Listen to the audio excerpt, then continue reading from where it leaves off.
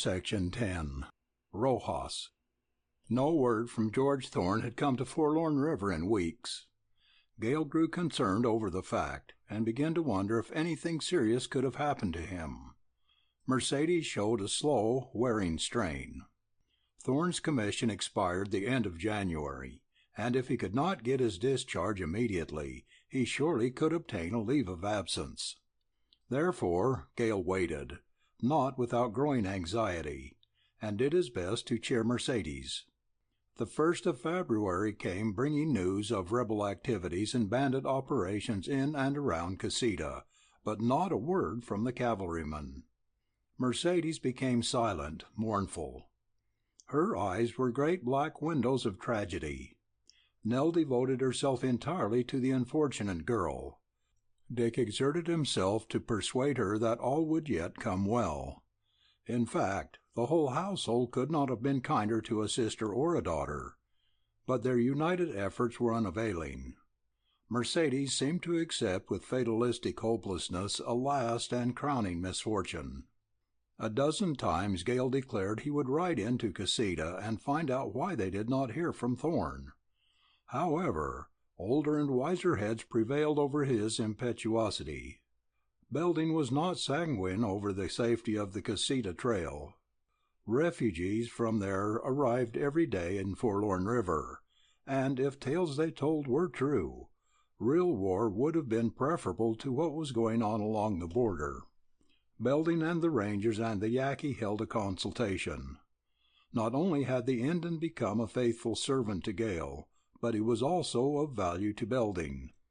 Yaqui had all the craft of his class and superior intelligence.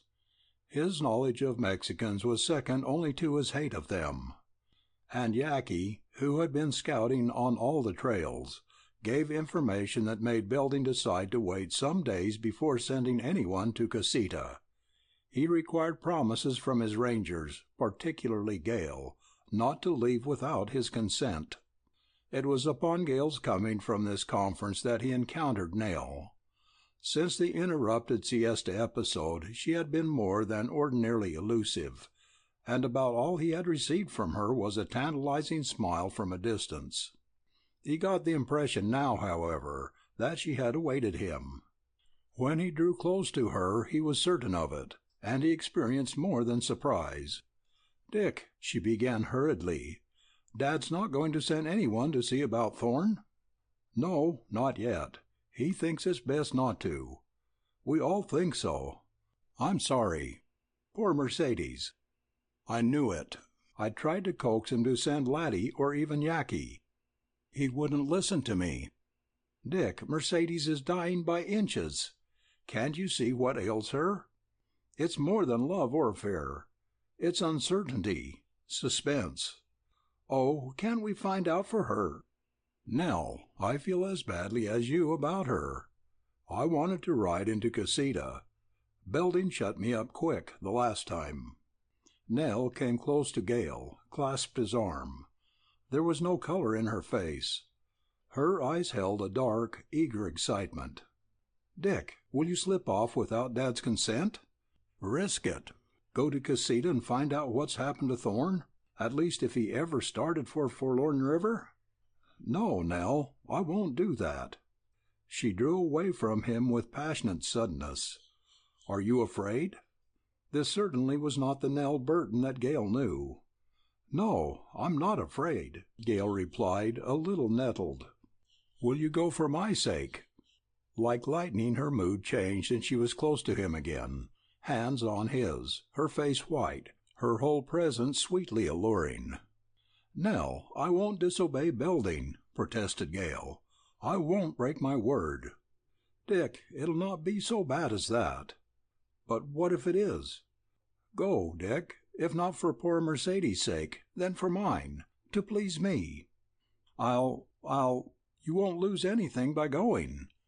I think I know how Mercedes feels. Just a word from Thorne or about him would save her. Take Blanco Sol and go, Dick. What rebel outfit could ever ride you down on that horse? Why, Dick, if I was up on Sol I wouldn't be afraid of the whole rebel army." My dear girl, it's not a question of being afraid. It's my word, my duty to Belding. You said you loved me. If you love me, you will go. You don't love me. Gale could only stare at this transformed girl. Dick, listen. If you go, if you fetch some word of Thorn to comfort Mercedes, you will have your reward. Nell! Her dangerous sweetness was as amazing as this newly revealed character. Dick, will you go? No, no, cried Gale, in violence, struggling with himself. Nell Burton, I'll tell you this. To have the reward I want would mean pretty near heaven for me. But not even for that will I break my word to your father. She seemed the incarnation of girlish scorn and wilful passion. Gracias, senor, she replied mockingly. Adios. Then she flashed out of his sight. Gale went to his room at once, disturbed and thrilling, and did not soon recover from that encounter. The following morning at the breakfast table Nell was not present. Mrs. Belding evidently considered the fact somewhat unusual, for she called out into the patio and then into the yard. Then she went to Mercedes's room, but Nell was not there either. She's in one of her tantrums lately, said Belding. Wouldn't speak to me this morning. Let her alone, mother. She's spoiled enough, without running after her. She's always hungry. She'll be on hand presently. Don't mistake me. Notwithstanding Belding's conviction, which Gale shared, Nell did not appear at all during the hour. When Belding and the Rangers went outside, Yaqui was eating his meal on the bench where he always sat. Yaqui, lluvia de oro, see? Asked Belding, waving his hand toward the corrals. The Indian's beautiful name for Nell meant shower of gold, and Belding used it in asking Yaqui if he had seen her. He received a negative reply. Perhaps half an hour afterward, as Gale was leaving his room, he saw the Yaqui running up the path from the fields. It was markedly out of the ordinary to see the Indian run. Gale wondered what was the matter. Yaqui ran straight to Belding, who was at work at his bench under the wagon shed. In less than a moment Belding was bellowing for his Rangers. Gale got to him first, but Lad and Lash were not far behind. "Blanco Sol gone!" yelled Belding in a rage. "In broad daylight, with the Indian a-watchin'?" queried Lad. "It happened while Yaqui was at breakfast." "That's sure. He just watered Sol." "Raiders!" exclaimed Jim Lash. "Lord only knows. Yaqui says it wasn't raiders. Maybe Sol's just walked off somewheres. He was haltered in the corral." "Send Yaqui to find the hoss's trail and let's figurin'," said Lad. "Show this is no raider job." In the swift search that ensued Gale did not have anything to say, but his mind was forming a conclusion. When he found his old saddle and bridle missing from the peg in the barn, his conclusion became a positive conviction, and it made him, for the moment, cold and sick and speechless. "Hey, Dick, don't take it so much to heart," said Belding. "We'll likely find Sol, and if we don't, there's other good horses." "I'm not thinking of Sol," replied Gale. Lad cast a sharp glance at Gale, snapped his fingers, and said, "Damn me if I ain't guessed it too." "What's wrong with you locoed gents?" bluntly demanded Belding. "Nell has slipped away on Sol," answered Dick. There was a blank pause, which presently Belding broke. "Well, that's all right, if Nell's on him. I was afraid we'd lost the horse." "Belding, you're tracking bad," said Lad, wagging his head. "Nell has started for Casita," burst out Gale. "She has gone to fetch Mercedes some word about Thorn." "Oh, Belding, you needn't shake your head." "I know she's gone. She tried to persuade me to go, and was furious when I wouldn't." "I don't believe it," replied Belding hoarsely. "Nell may have a temper. She's a little devil at times, but she always had good sense." "Tom, you can gamble she's gone," said Lad. "Ah, hell no."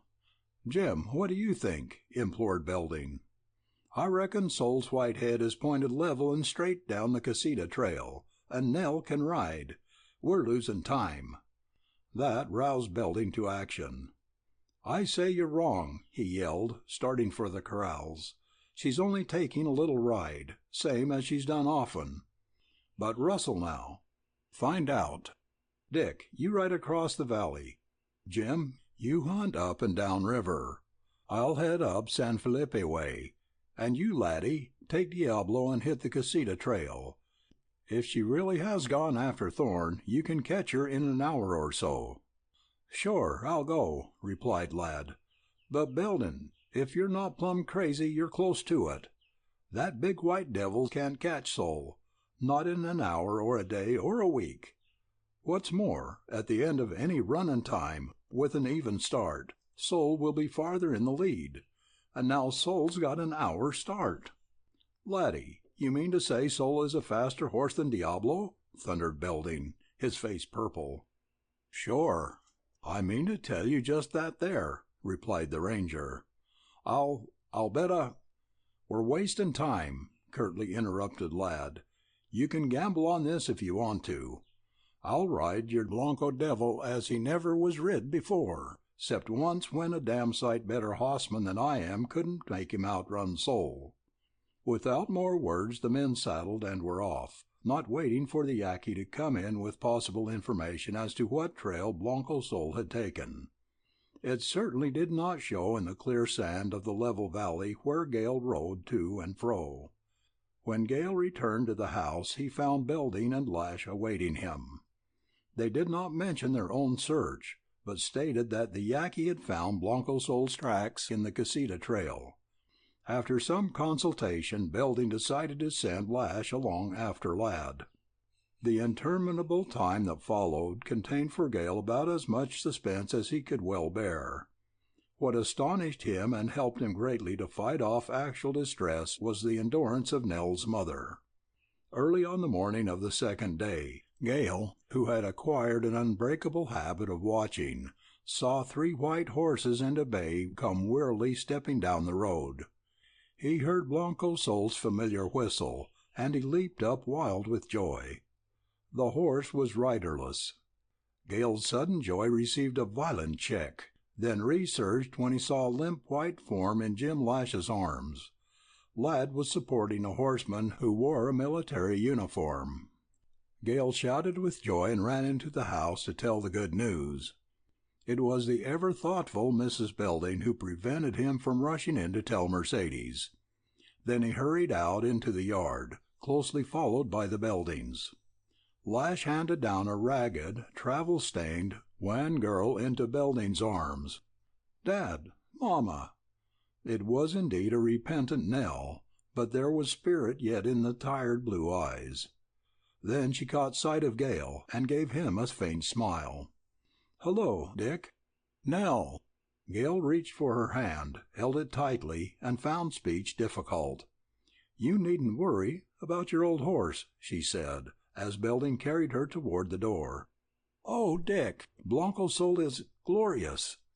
Gale turned to greet his friend. Indeed, it was but a haggard ghost of the cavalryman. Thorne looked ill or wounded. Gale's greeting was also a question full of fear. Thorne's answer was a faint smile. He seemed ready to drop from the saddle. Gale helped Ladd hold Thorne upon the horse until they reached the house. Belding came out again. His welcome was checked as he saw the condition of the cavalryman. Thorne reeled into Dick's arms, but he was able to stand and walk. "I'm not hurt, only weak, starved," he said. "Is Mercedes? Take me to her." "She'll be well the minute she sees him," averred Belding, as he and Gale led the cavalryman to Mercedes's room. There they left him, and Gale, at least, felt his ears ringing with the girl's broken cry of joy. When Belding and Gale hurried forth again, the rangers were tending the tired horses. Upon returning to the house, Jim Lash calmly lit his pipe, and Ladd declared that, hungry as he was, he had to tell his story. "Sure, Belding," began Ladd. "That was funny about Diablo's catching Blanco Sol. Funny ain't the word. I nearly laughed myself to death." Well, I rode in Sol's tracks all the way to Casita. Never seen a rebel or a raider till I got to town. Figured Nell made the trip in 5 hours. I went straight to the camp of the cavalrymen, and found them just cooling off and dressing down their hosses after what looked to me like a big ride. I got there too late for the fireworks. Some soldier took me to an officer's tent. Nell was there, some white and all in. She just said, "Laddie." Thorne was there too, and he was being worked over by the camp doctor. I didn't ask no questions, because I seen quiet was needed round that tent. After satisfying myself that Nell was all right, and Thorne in no danger, I went out. Sure, there was so darn many fellers who wanted and tried to tell me what had come off, I thought I'd never find out. But I got the story piece by piece, and here's what happened. Nell rode Blanco Sol a-tearin' into camp, and had a crowd round her in a jiffy. She told who she was, where she'd come from, and what she wanted. Well, it seemed a day or so before Nell got there, the cavalrymen had heard word of Thorne. You see, Thorne had left camp on leave of absence some time before. He was sure mysterious, they said, and told nobody where he was going. A week or so after he left camp, some greaser give it away that Rojas had a prisoner in a adobe shack near his camp. Nobody paid much attention to what the greaser said. He wanted money for mescal, and it was usual for Rojas to have prisoners. But in a few more days it turned out pretty sure that for some reason Rojas was holding Thorne. Now it happened when this news come, Colonel Weed was in Nogales with his staff, and the officer left in charge didn't know how to proceed. Rojas's camp was across the line in Mexico, and riding over there was serious business. It meant a whole lot more than just scattering one greaser camp. It was what had been bothering more'n one colonel along the line. Thorne's feller soldiers was anxious to get him out of a bad fix, but they had to wait for orders. When Nell found out Thorne was being starved and beat in a adobe shack no more than 2 miles across the line, she sure stirred up that cavalry camp. She told them soldiers Rojas was holding Thorne, torturing him to make him tell where Mercedes was. She told about Mercedes, how sweet and beautiful she was, how her father had been murdered by Rojas, how she had been hounded by the bandit, how ill and miserable she was, waiting for her lover, and she begged the cavalrymen to rescue Thorne. From the way it was told to me, I reckon them cavalrymen went up in the air. Fine fiery lot of young bloods, I thought, aching for a scrap. But the officer in charge, being in a ticklish place, still held out for higher orders. Then Nell broke loose. You all know Nell's tongue is sometimes like a cholla thorn. I'd have give something to see her work up that soldier outfit. Nell's never so pretty as when she's mad. And this last stunt of hers was no girly tantrum, as Belding calls it. She must have been raging with all the hell there is in a woman. Can't you fellers see her on Blanco Sol with her eyes turning black? Lad mopped his sweaty face with his dusty scarf. He was beaming. He was growing excited, hurried in his narrative. Right out then Nell swore she'd go after Thorne. If them cavalrymen couldn't ride with a Western girl to save a brother American, let them hang back. One feller, under orders, tried to stop Blanco Sol, and that feller invited himself to the hospital. Then the cavalrymen went flying for their hosses. Maybe Nell's move was just foxy, woman's cunning. But I'm thinkin', as she felt then, she'd have sent Blanco Sol straight into Rojas's camp, which, I'd forgot to say, was in plain sight. It didn't take long for every cavalryman in that camp to get wind of what was comin' off. Sure, they must have been wild. They strung out after Nell in a thunderin' troop. Say, I wish you fellers could see the lane that bunch of hosses left in the greasewood and cactus. Looks like there'd been a cattle stampede on the desert. Blanco Sol stayed out in front, you can gamble on that, right into Rojas's camp. Sabe, you senors? God Almighty, I never had grief that hold a candle to this one of being too late to see Nell and Sol in their one best race. Rojas and his men vamoosed without a shot. That ain't surprisin'. There wasn't a shot fired by anybody. The cavalrymen soon found Thorne and hurried with them back on Uncle Sam's land. Thorne was half naked, black and blue all over, thin as a rail. He looked mighty sick when I seen him first. That was a little after midday. He was given food and drink. Sure, he seemed a starved man, but he picked up wonderful, and by the time Jim came along he was wanting to start for Forlorn River. So was Nell. By main strength as much as persuasion we kept the two of them quiet till next evening at dark.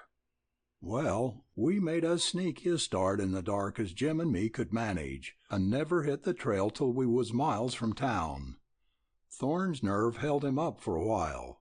Then all at once he tumbled out of his saddle.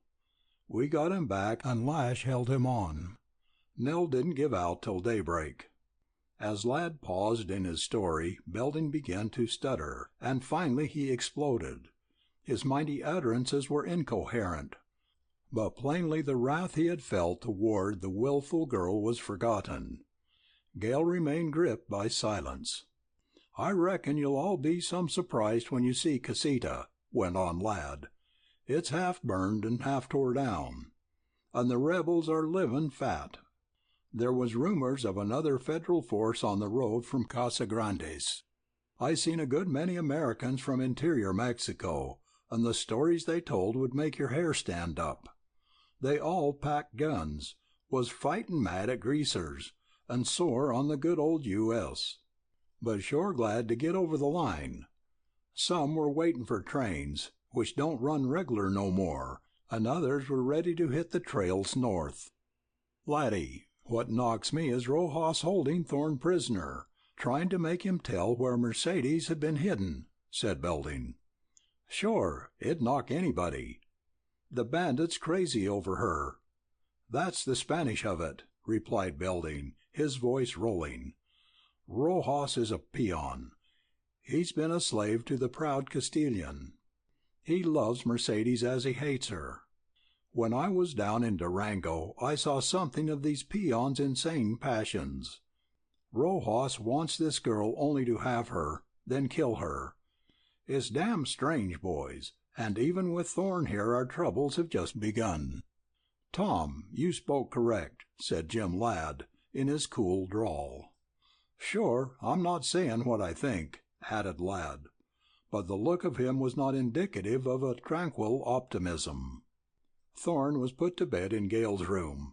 He was very weak, yet he would keep Mercedes's hand and gaze at her with unbelieving eyes. Mercedes, failing hold on hope and strength, seemed to have been a fantasy. She was again vivid, magnetic, beautiful, shot through and through with intense and throbbing life. She induced him to take food and drink. Then, fighting sleep with what little strength he had left, at last he succumbed. For all Dick could ascertain, his friend never stirred an eyelash nor a finger for 27 hours. When he awoke he was pale, weak, but the old Thorne.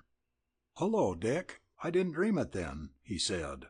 "There you are, and my darling with the proud dark eyes. She's here?" "Why, yes, you locoed cavalryman. Say, what's happened to you? It can't be those clothes and a little bronze on your face. Dick, you're older. You've changed. You're not so thickly built. By gad, if you don't look fine." "Thanks. I'm sorry I can't return the compliment. You're about the seediest, hungriest looking fellow I ever saw. Say, old man, you must have had a tough time." A dark and somber fire burned out the happiness in Thorne's eyes. "Dick, don't make me. Don't let me think of that fiend Rojas. I'm here now. I'll be well in a day or two. Then—" Mercedes came in, radiant and soft-voiced. She fell upon her knees beside Thorne's bed, and neither of them appeared to see Nell enter with a tray.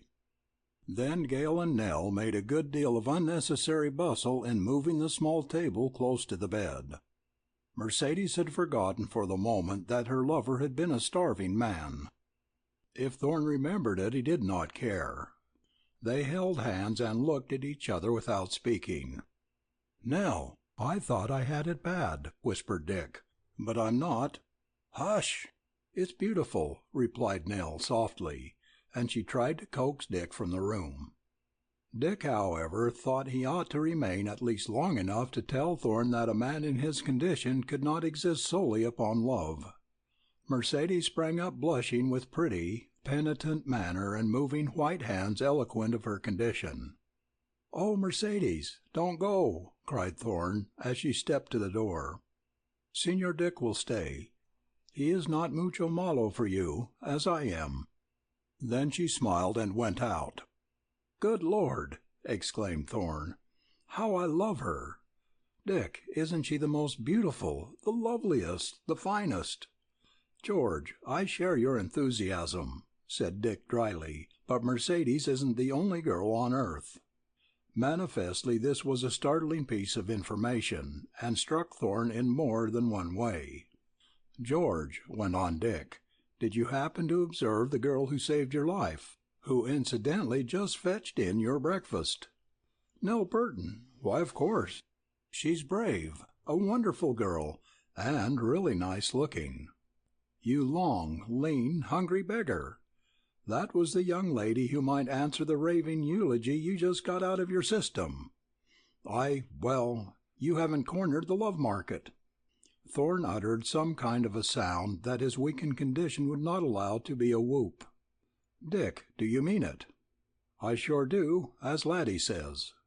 "I'm glad, Dick, with all my heart. I wondered at the changed look you wear. Why, boy, you've got a different front. Call the lady in, and you bet I'll look her over right. I can see better now. Eat your breakfast. There's plenty of time to dazzle you afterward." Thorne fell upon his breakfast and made it vanish with magic speed. Meanwhile Dick told him something of a ranger's life along the border. "You needn't waste your breath," said Thorne. "I guess I can see. Belding and those rangers have made you the real thing, the real Western goods. What I want to know is all about the girl." "Well, Laddie swears she's got your girl roped in the corral for looks." "That's not possible. I'll have to talk to Laddie. But she must be a wonder, or Dick Gale would never have fallen for her. Isn't it great, Dick? I'm here. Mercedes is well, safe. You've got a girl. Oh, but say, I haven't a dollar to my name. I had a lot of money, Dick, and those robbers stole it. My watch, everything. Damn that little black greaser. He got Mercedes's letters. I wish you could have seen him trying to read them. He's simply nutty over her, Dick. I could have borne the loss of money and valuables, but those beautiful, wonderful letters, they're gone. Cheer up. You have the girl. Belding will make you a proposition presently. The future smiles, old friend. If this rebel business was only ended. Dick, you're going to be my savior twice over. Well, now listen to me." His gay excitement changed to earnest gravity. "I want to marry Mercedes at once. Is there a padre here?" "Yes, but are you wise in letting any Mexican, even a priest, know Mercedes is hidden in Forlorn River? It couldn't be kept much longer." Gale was compelled to acknowledge the truth of this statement. "I'll marry her first, then I'll face my problem. Fetch the padre, Dick, and ask our kind friends to be witnesses at the ceremony." Much to Gale's surprise, neither Belding nor Ladd objected to the idea of bringing a padre into the household, and thereby making known at least to one Mexican the whereabouts of Mercedes Castaneda. Belding's caution was wearing out in wrath at the persistent, unsettled condition of the border, and Ladd grew only the cooler and more silent as possibilities of trouble multiplied. Gale fetched the padre, a little, wizened, timid man who was old and without interest or penetration. Apparently he married Mercedes and Thorne as he told his beads or mumbled a prayer. It was Mrs. Belding who kept the occasion from being a merry one, and she insisted on not exciting Thorne. Gale marked her unusual pallor and singular depth and sweetness of her voice. "Mother, what's the use of making a funeral out of a marriage?" protested Belding. "A chance for some fun doesn't come often to Forlorn River. You're a fine doctor. Can't you see the girl is what Thorne needed? He'll be well tomorrow. Don't mistake me. George, when you're all right again, we'll add something to present congratulations," said Gale. "We sure will," put in Lad. So with parting jests and smiles they left the couple to themselves. Belding enjoyed a laugh at his good wife's expense, for Thorne could not be kept in bed, and all in a day, it seemed, he grew so well and so hungry that his friends were delighted, and Mercedes was radiant. In a few days his weakness disappeared, and he was going round of the fields and looking over the ground marked out in Gale's plan of water development. Thorne was highly enthusiastic, and at once staked out his claim for 160 acres of land adjoining that of Belding and the Rangers. These 5 tracts took in all the ground necessary for their operations, but in case of the success of the irrigation project the idea was to increase their squatter holdings by purchase of more land down the valley. 100 families had lately moved to Forlorn River. More were coming all the time, and Belding vowed he could see a vision of the whole Altar Valley green with farms. Meanwhile everybody in Belding's household, except the quiet Lad and the watchful Yaqui, in the absence of disturbance of any kind along the border, grew freer and more unrestrained, as if anxiety was slowly fading in the peace of the present. Jim Lash made a trip to the Soneita oasis, and Lad patrolled 50 miles of the line eastward without incident or sight of raiders. Evidently all the border hawks were in at the picking of Castaneda. February nights were cold, with a dry, icy, penetrating coldness that made a warm fire most comfortable. Belding's household usually congregated in the sitting-room, where burning mesquite logs crackled in the open fireplace. Belding's one passion besides horses was the game of checkers, and he was always wanting to play. On this night he sat playing with Lad, who never won a game and never could give up trying. Mrs. Belding worked with her needle, stopping from time to time to gaze with thoughtful eyes into the fire. Jim Lash smoked his pipe by the hearth and played with the cat on his knee. Thorne and Mercedes were at the table with pencil and paper, and he was trying his best to keep his attention from his wife's beautiful animated face long enough to read and write a little Spanish. Gale and Nell sat in a corner watching the bright fire. There came a low knock on the door. It may have been an ordinary knock, for it did not disturb the women, but to Belding and his Rangers it had a subtle meaning. "Who's that?" asked Belding, as he slowly pushed back his chair and looked at Lad. "Yaqui," replied the Ranger. "Come in," called Belding. The door opened, and the short, square, powerfully built Indian entered. He had a magnificent head, strangely staring, somber black eyes, and very darkly bronzed face. He carried a rifle and strode with impressive dignity. "Yaqui, what do you want?" asked Belding, and repeated his question in Spanish. "Señor Dick," replied the Indian. Gale jumped up, stifling an exclamation, and he went outdoors with Yaqui. He felt his arm gripped, and allowed himself to be led away without asking a question. Yaqui's presence was always one of gloom, and now his stern action boded catastrophe. Once clear of the trees he pointed to the level desert across the river, where a row of campfires shone bright out of the darkness. "Raiders!" ejaculated Gale. Then he cautioned Yaqui to keep sharp lookout, and hurriedly returning to the house, he called the men out and told them there were rebels or raiders camping just across the line.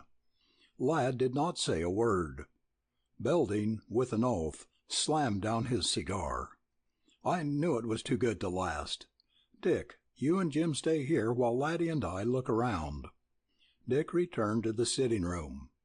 The women were nervous and not to be deceived, so Dick merely said Yaqui had sighted some lights off in the desert, and they probably were campfires. Belding did not soon return, and when he did he was alone, and saying he wanted to consult with the men, he sent Mrs. Belding and the girls to their rooms. His gloomy anxiety had returned. "Laddie's gone over to scout around and try to find out who the outfit belongs to and how many are in it," said Belding. "I reckon if they're raiders with bad intentions we wouldn't see no fires," remarked Jim calmly. "It'd be useless, I suppose, to send for the cavalry," said Gale. "Whatever's coming off would be over before the soldiers could be notified, let alone reach here." "Hell, fellows, I don't look for an attack on Forlorn River," burst out Belding. "I can't believe that possible. These rebel raiders have little sense. They wouldn't spoil their game by pulling U.S. soldiers across the line from Yuma to El Paso. But, as Jim says, if they wanted to steal a few horses or cattle, they wouldn't build fires. I'm afraid it's—" Belding hesitated and looked with grim concern at the cavalryman. "What?" queried Thorne. "I'm afraid it's Rojas." Thorne turned pale but did not lose his nerve. "I thought of that at once. If true, it'll be terrible for Mercedes and me. But Rojas will never get his hands on my wife. If I can't kill him, I'll kill her. Belding, this is tough on you. This risk we put upon your family. I regret—" "Cut that kind of talk," replied Belding bluntly. "Well, if it is Rojas, he's acting damn strange for a raider. That's what worries me. We can't do anything but wait. With Laddie and Yaqui out there, we won't be surprised. Let's take the best possible view of the situation until we know more. That'll not likely be before tomorrow." The women of the house might have gotten some sleep that night, but it was certain the men did not get any. Morning broke cold and gray, the 19th of February. Breakfast was prepared earlier than usual, and an air of suppressed waiting excitement pervaded the place. Otherwise, the ordinary details of the morning's work continued as on any other day. Ladd came in hungry and cold, and said the Mexicans were not breaking camp. He reported a good-sized force of rebels, and was taciturn as to his idea of forthcoming events. About an hour after sunrise, Yaqui ran in with the information that part of the rebels were crossing the river. "That can't mean a fight yet," declared Belding, "but get in the house, boys, and make ready anyway. I'll meet them." "Drive them off the place same as if you had a company of soldiers backing you," said Ladd. "Don't give them an inch. We're in bad, and the bigger bluff we put up, the more likely our chance. Belding, you're an officer of the United States. Mexicans are much impressed by show of authority." "I've seen that often in camp," said Thorne. "Oh, I know the white-livered greasers better than any of you, don't mistake me," replied Belding. He was pale with rage, but kept command over himself. The Rangers, with Yaqui and Thorne, stationed themselves at the several windows of the sitting room. Rifles and smaller arms and boxes of shells littered the tables and window seats. No small force of besiegers could overcome a resistance such as Belding and his men were capable of making. "Here they come, boys," called Gale from his window. "Rebel raiders, I should say, laddie." "Sure, and a fine outfit of buzzards." "Reckon there's about a dozen in the bunch," observed the calm Lash. "Some hosses they're riding. Where in the hell do they get such hosses anyhow?" "Sure, Jim. They work hard and buy 'em with real silver pesos," replied Ladd sarcastically. "Do any of you see Rojas?" whispered Thorne. "Nix. No dandy bandit in that outfit." "It's too far to see," said Gale. The horsemen halted at the corrals.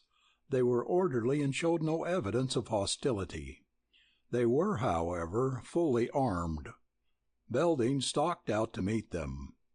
Apparently a leader wanted to parley with him, but Belding would hear nothing. He shook his head, waved his arms, stamped to and fro, and his loud, angry voice could be heard clear back at the house. Whereupon the detachment of rebels retired to the bank of the river, beyond the white post that marked the boundary line, and there they once more drew rein. Belding remained by the corrals watching them, evidently still in threatening mood. Presently a single rider left the troop and trotted his horse back down the road. When he reached the corrals he was seen to halt and pass something to Belding. Then he galloped away to join his comrades. Belding looked at whatever it was he held in his hand, shook his burly head, and started swiftly for the house. He came striding into the room holding a piece of soiled paper. "Can't read it and don't know as I want to," he said savagely. "Belding, sure we'd better read it," replied Ladd. "What we want is a line on them greasers. Whether they're Campos men or Salazar's, or just a wanderin' bunch of rebels, or Rojas's bandits. Sabe, senor?" Not one of the men was able to translate the garbled scrawl. "Sure, Mercedes can read it," said Ladd. Thorne opened a door and called her. She came into the room followed by Nell and Mrs. Belding. Evidently all three divined a critical situation. "My dear, we want you to read what's written on this paper," said Thorne, as he led her to the table. "It was sent in by rebels, and we fear contains bad news for us." Mercedes gave the writing one swift glance, then fainted in Thorne's arms. He carried her to a couch, and with Nell and Mrs. Belding began to work over her. Belding looked at his strangers. It was characteristic of the man that, now when catastrophe appeared inevitable, all the gloom and care and angry agitation passed from him. "Laddie, it's Rojas all right. How many men has he out there?" "Maybe 20, not more." "We can lick twice that many greasers." "Sure." Jim Lash removed his pipe long enough to speak. "I reckon. But it ain't sense to start a fight when maybe we can avoid it." "What's your idea?" "Let's stave the greaser off till dark. Then Laddie and me and Thorne'll take Mercedes and hit the trail for Yuma." "Camino del Diablo! That awful trail with a woman!" "Jim, do you forget how many hundreds of men have perished on the Devil's Road?" "I reckon I ain't forgetting nothing," replied Jim. "The water holes are full now. There's grass, and we can do the job in 6 days. It's 300 miles to Yuma." "Belding, Jim's idea hits me pretty reasonable," interposed Lab. "Lord knows that's about the only chance we've got except fighting. But suppose we do stave Rojas off, and you get safely away with Mercedes. Isn't Rojas going to find out quick? Then what'll he try to do to us who are left here?" "I reckon he'd find out by daylight," replied Jim.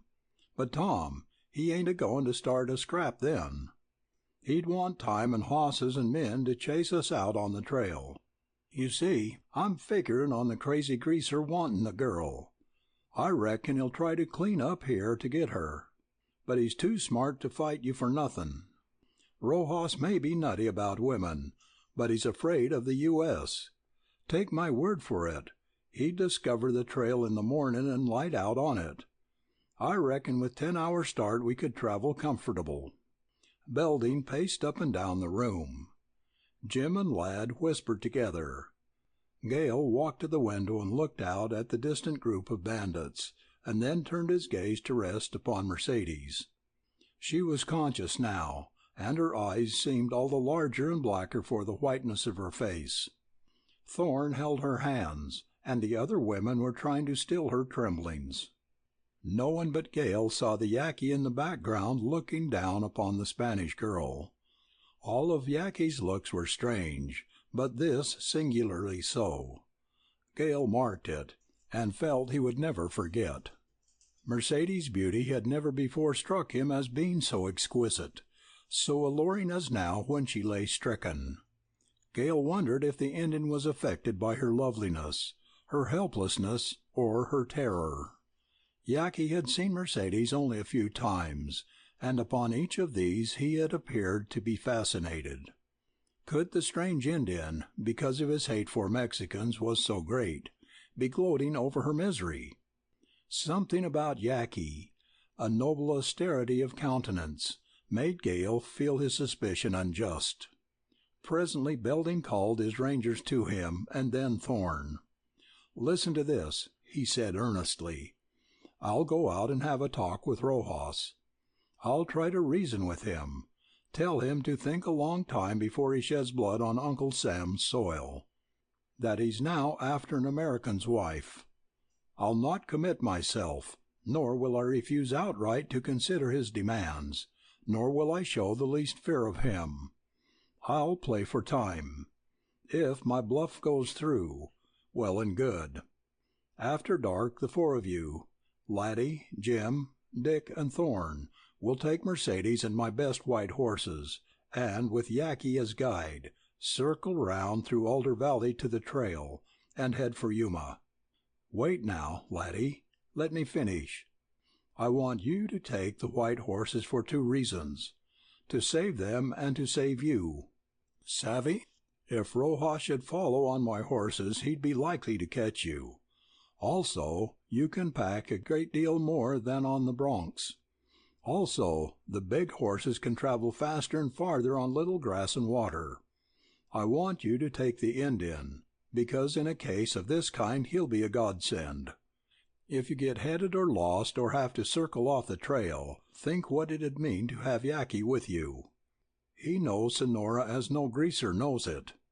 He could hide you, find water and grass, when you would absolutely believe it impossible. The Indian is loyal. He has his debt to pay, and he'll pay it. Don't mistake me. When you're gone, I'll hide Nell so Rojas won't see her if he searches the place. Then I think I could sit down and wait without any particular worry." The Rangers approved of Belding's plan, and Thorne choked in his efforts to express his gratitude. "All right, we'll chance it," concluded Belding. "I'll go out now and call Rojas and his outfit over. Say, it might be as well for me to know just what he said in that paper." Thorne went to the side of his wife. "Mercedes, we've planned to outwit Rojas. Will you tell us just what he wrote?"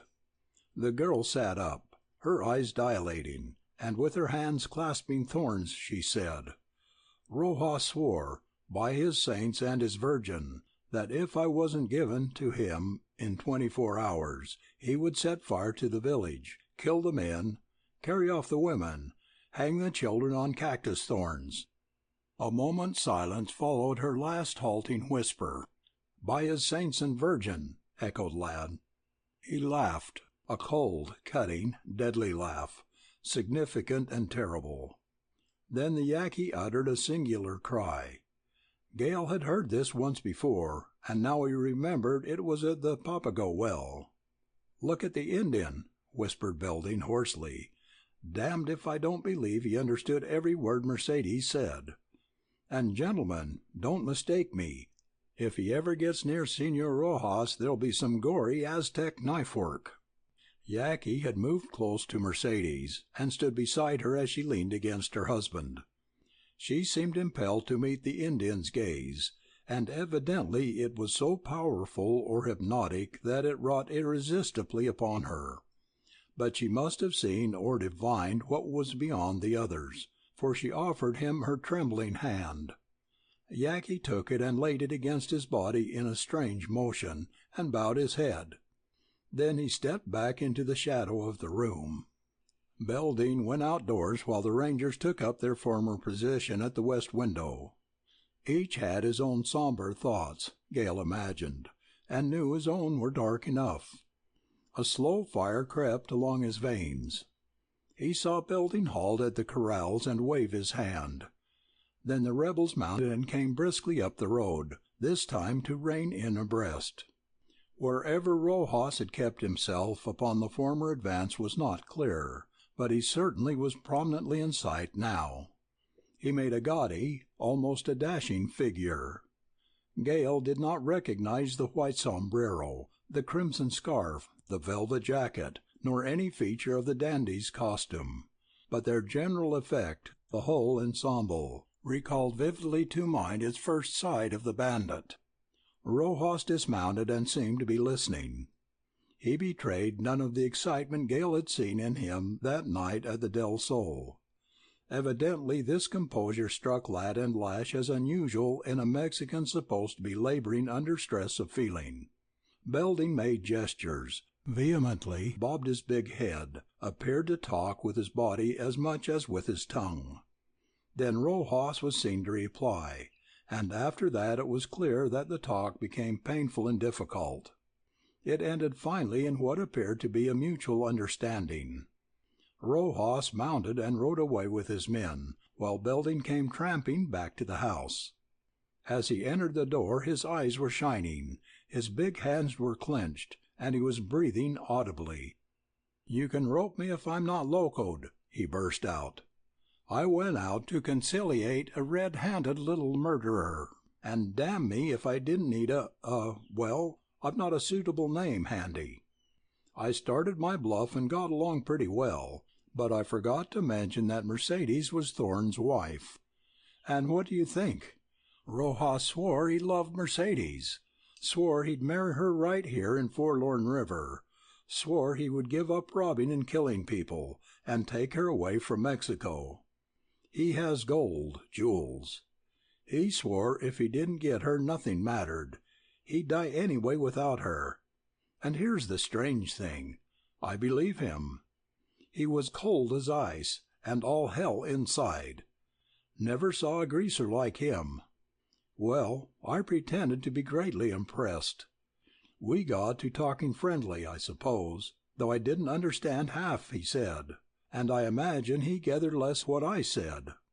Anyway, without my asking, he said for me to think it over for a day, and then we'd talk again." "Sure we're born lucky," ejaculated Lad. "I reckon Rojas'll be smart enough to string his outfit across the few trails leading out of Forlorn River," remarked Jim. "That needn't worry us.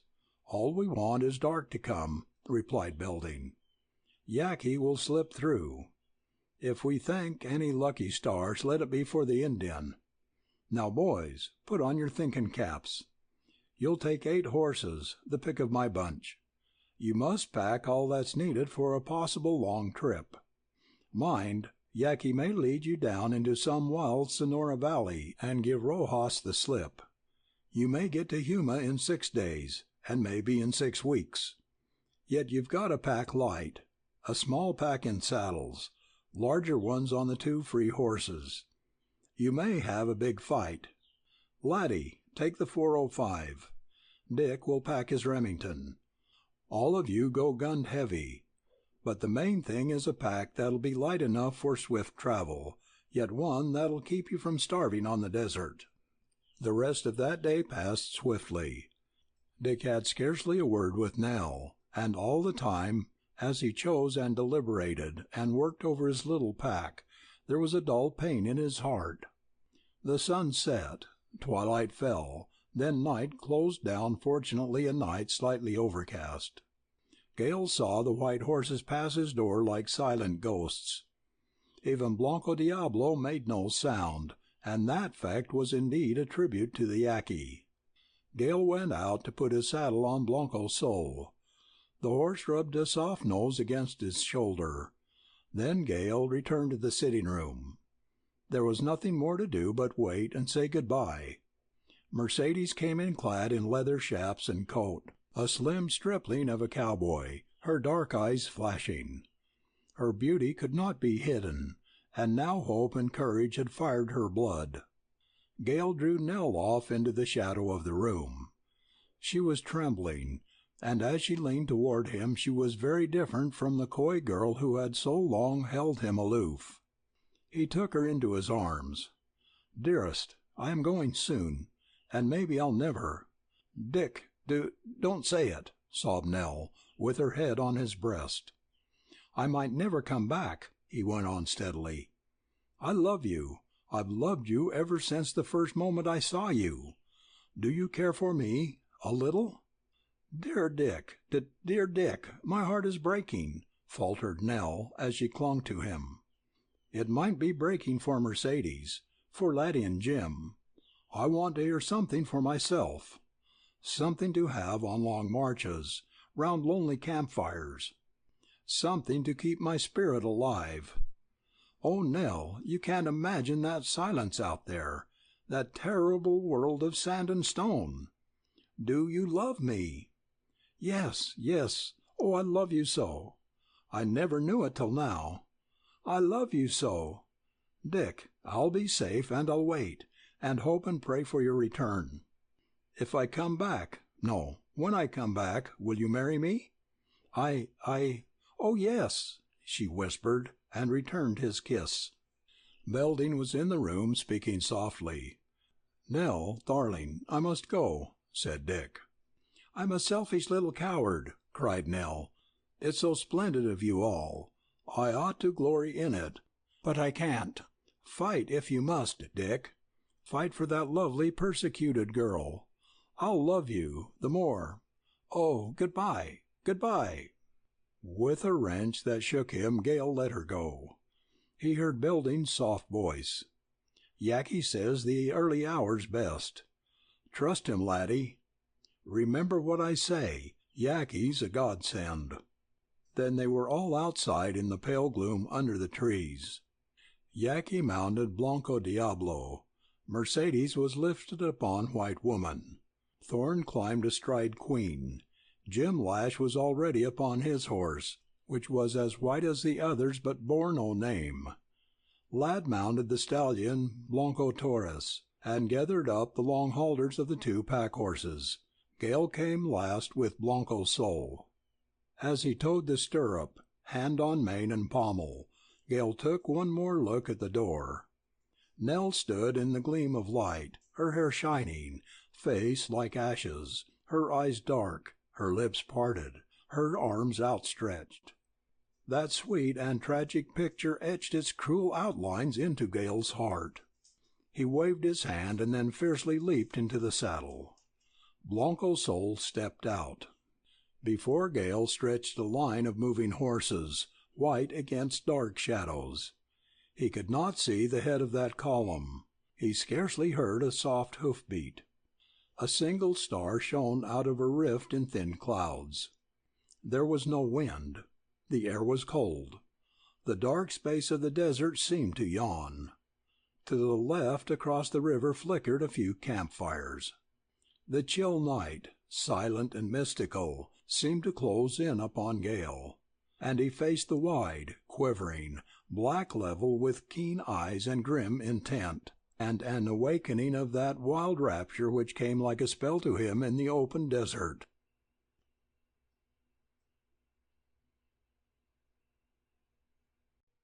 Section 11. Across Cactus and Lava. Blanco Sol showed no inclination to bend his head to the alfalfa which swished softly about his legs. Gale felt the horse's sensitive, almost human alertness. Sol knew as well as his master the nature of that flight. At the far corner of the field Yaqui halted, and slowly the line of white horses merged into a compact mass. There was a trail here leading down to the river. The campfires were so close that the bright blazes could be seen in movement, and dark forms crossed in front of them. Yaqui slipped out of his saddle. He ran his hand over Diablo's nose and spoke low, and repeated this action for each of the other horses. Gale had long ceased to question the strange Indian's behavior. There was no explaining or understanding many of his maneuvers, but the results of them were always thought-provoking. Gale had never seen a horse stand so silently as in this instance. No stamp, no chomp of bit, no toss of head, no shake of saddle or pack, no heave or snort. It seemed they had become imbued with the spirit of the Indian.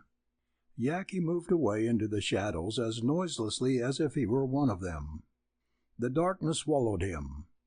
He had taken a parallel with the trail. Gale wondered if Yaqui meant to try to lead his string of horses by the rebel sentinels. Lad had his head bent low, his ear toward the trail. Jim's long neck had the arch of a listening deer. Gale listened too, and as the slow, silent moments went by, his faculty of hearing grew more acute from strain. He heard Blanco Sol breathe.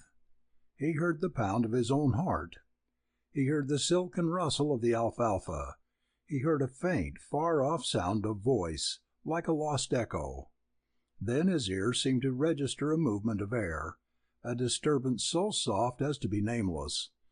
Then followed long, silent moments. Yaqui appeared as he had vanished.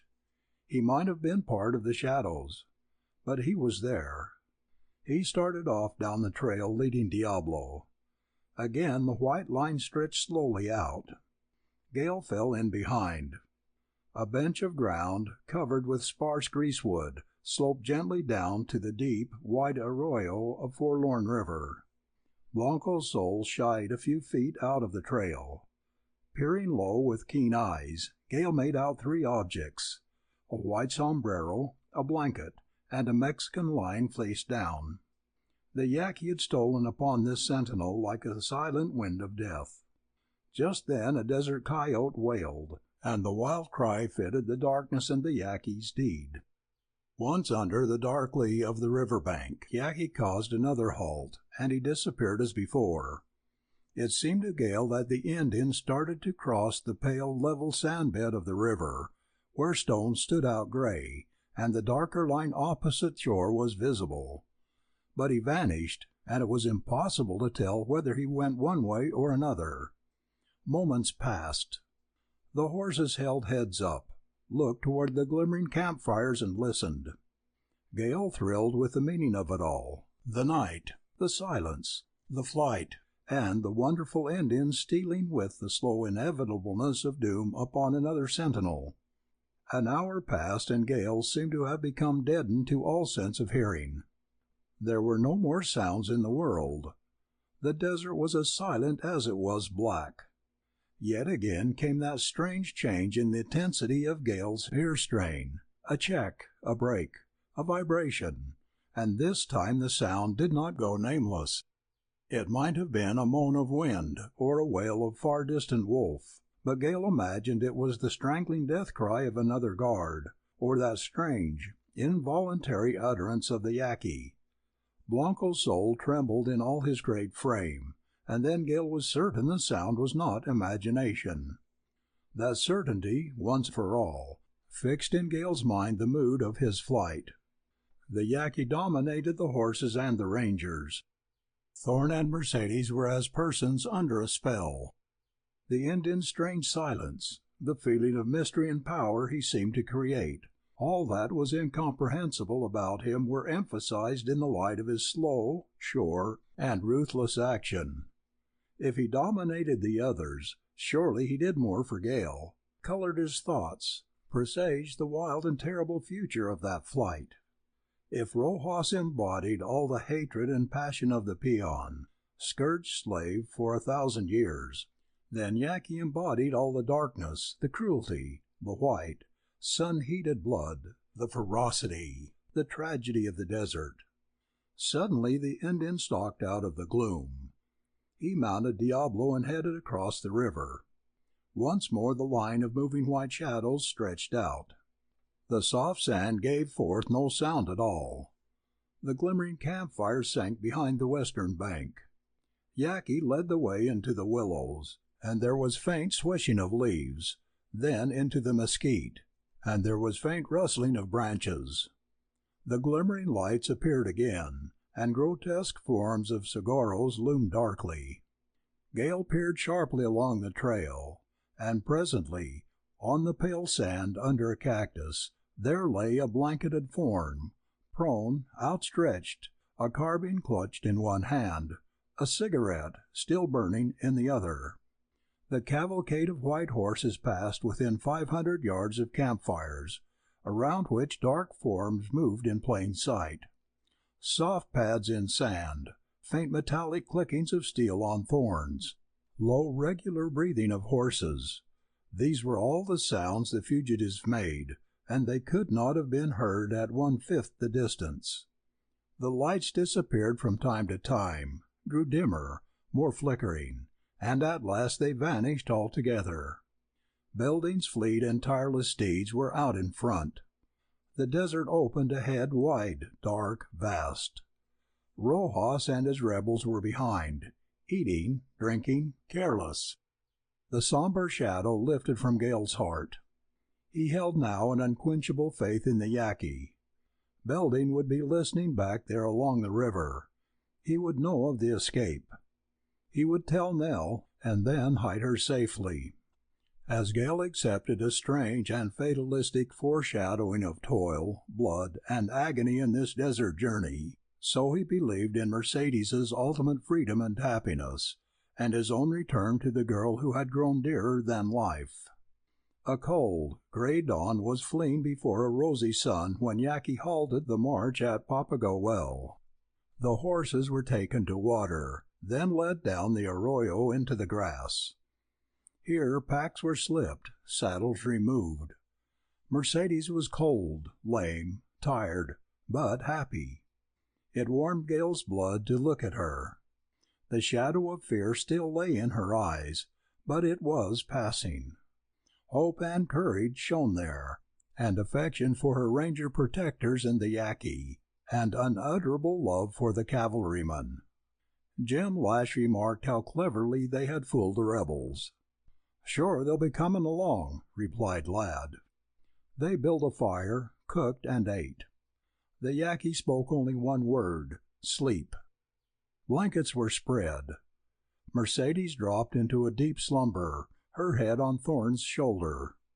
Excitement kept Thorne awake. The two rangers dozed beside the fire.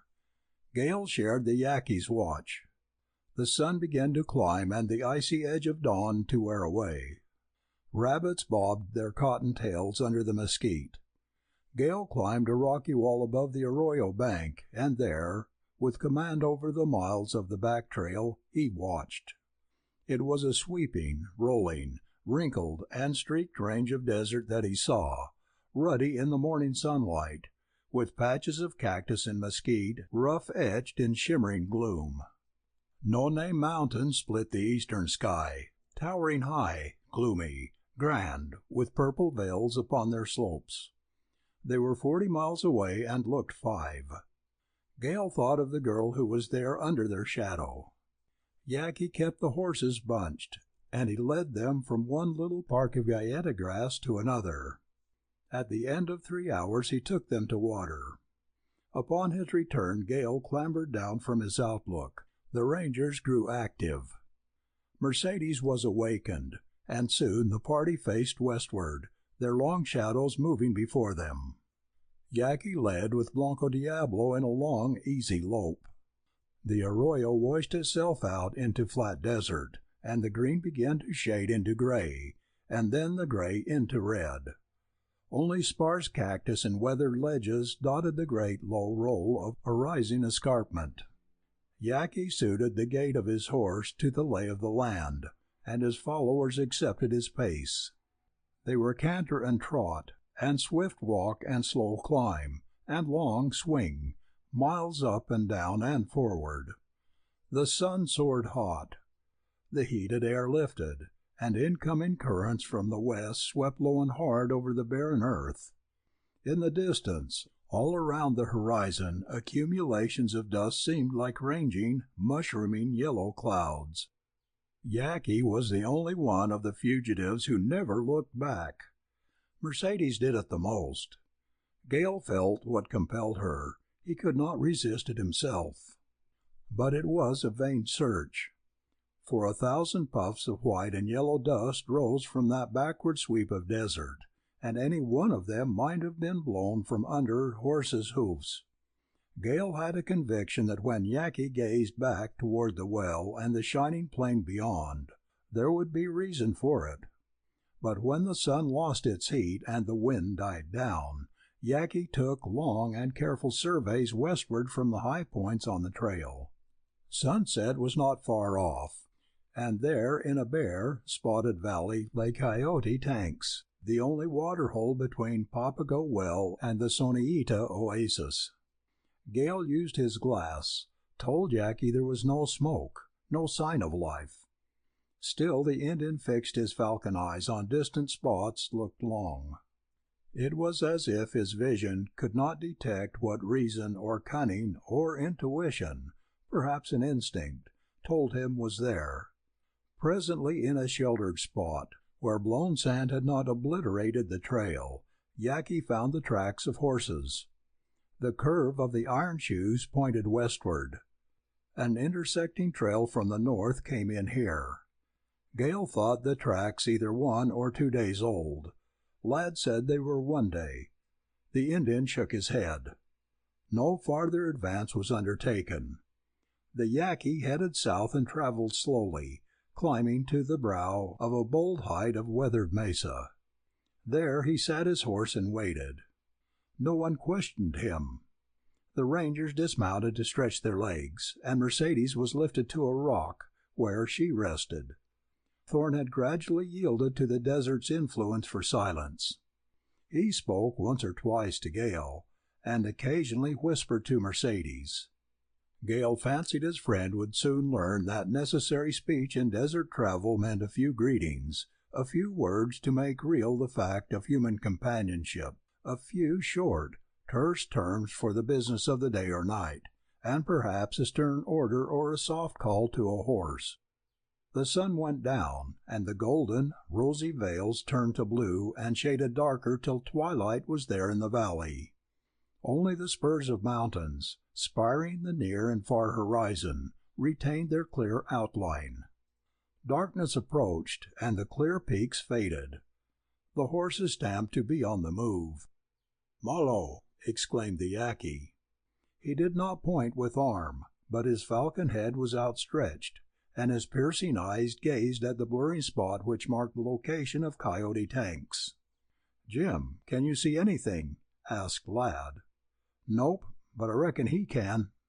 Darkness increased momentarily till night shaded the deepest part of the valley. Then Ladd suddenly straightened up, turned to his horse, and muttered low under his breath. "I reckon so," said Lash, and for once his easy, good-natured tone was not in evidence. His voice was harsh. Gale's eyes, keen as they were last of the rangers to see tiny, needle points of light just faintly perceptible in the blackness.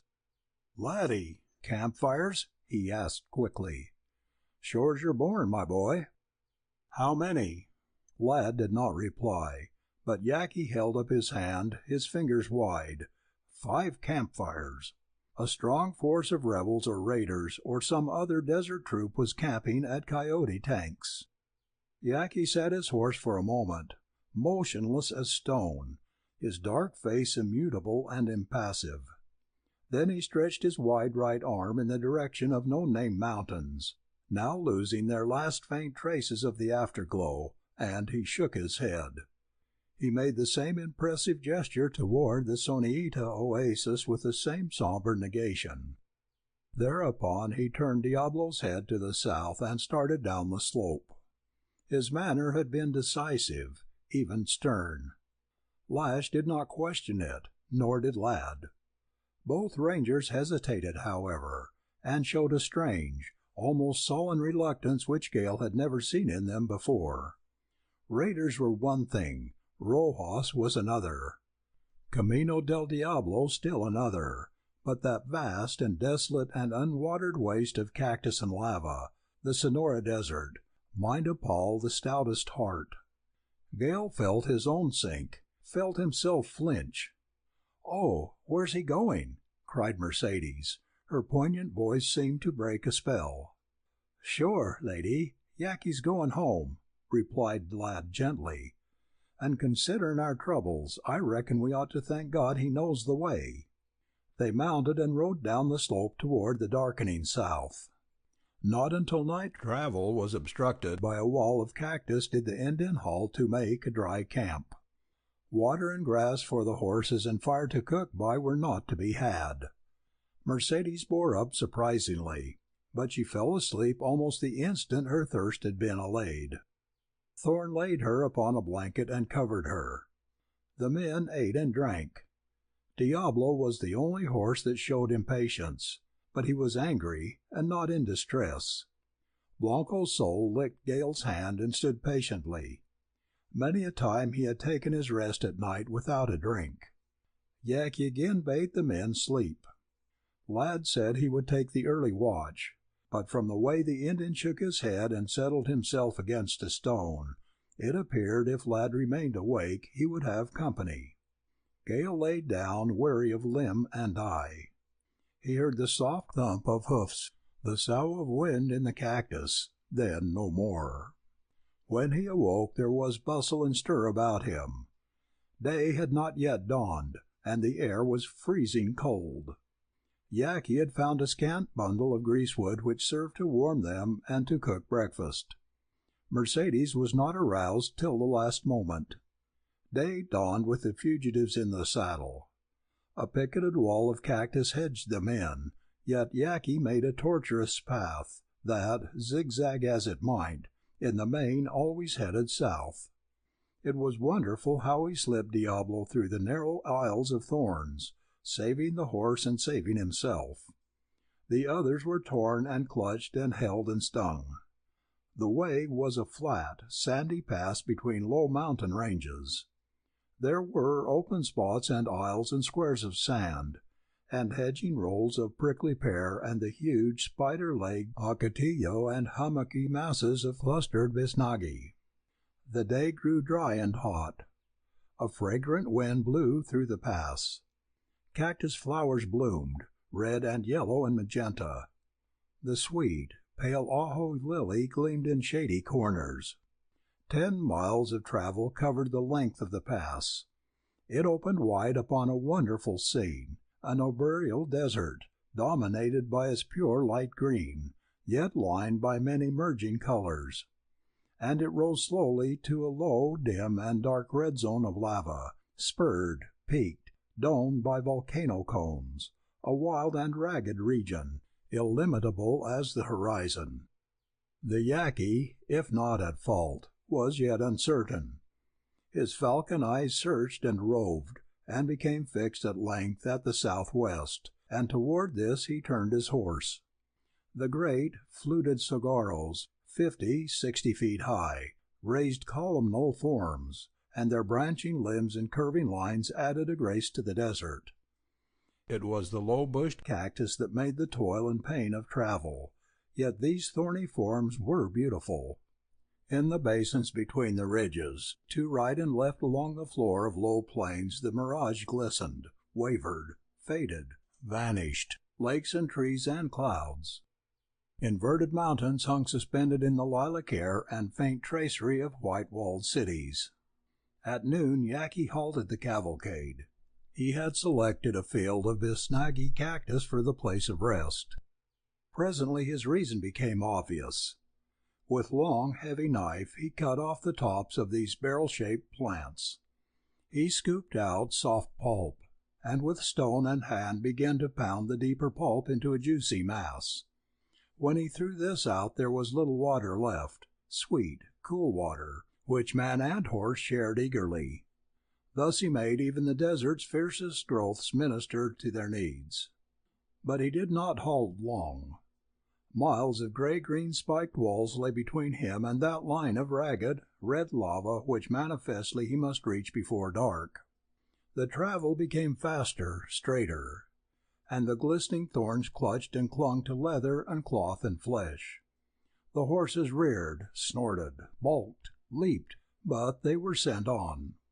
Only Blanco Sol, the patient, the plodding, the indomitable, needed no goad or spur. Waves and scarfs and wreaths of heat smoked up from the sand. Mercedes reeled in her saddle. Thorn bade her drink, bathed her face, supported her, and then gave way to Lad, who took the girl with him on Tor's broad back. Yaqui's unflagging purpose and iron arm were bitter and hateful to the proud and haughty spirit of Blanco Diablo. For once Belding's great white devil had met his master. He fought rider, bit, bridle, cactus, sand, and yet he went on, zigzagging, turning, winding, crashing through the barbed growths. The middle of the afternoon saw Thorn reeling in his saddle, and then, whenever possible, Gale's powerful arm lent him strength to hold his seat. The giant cactus came to be only in name.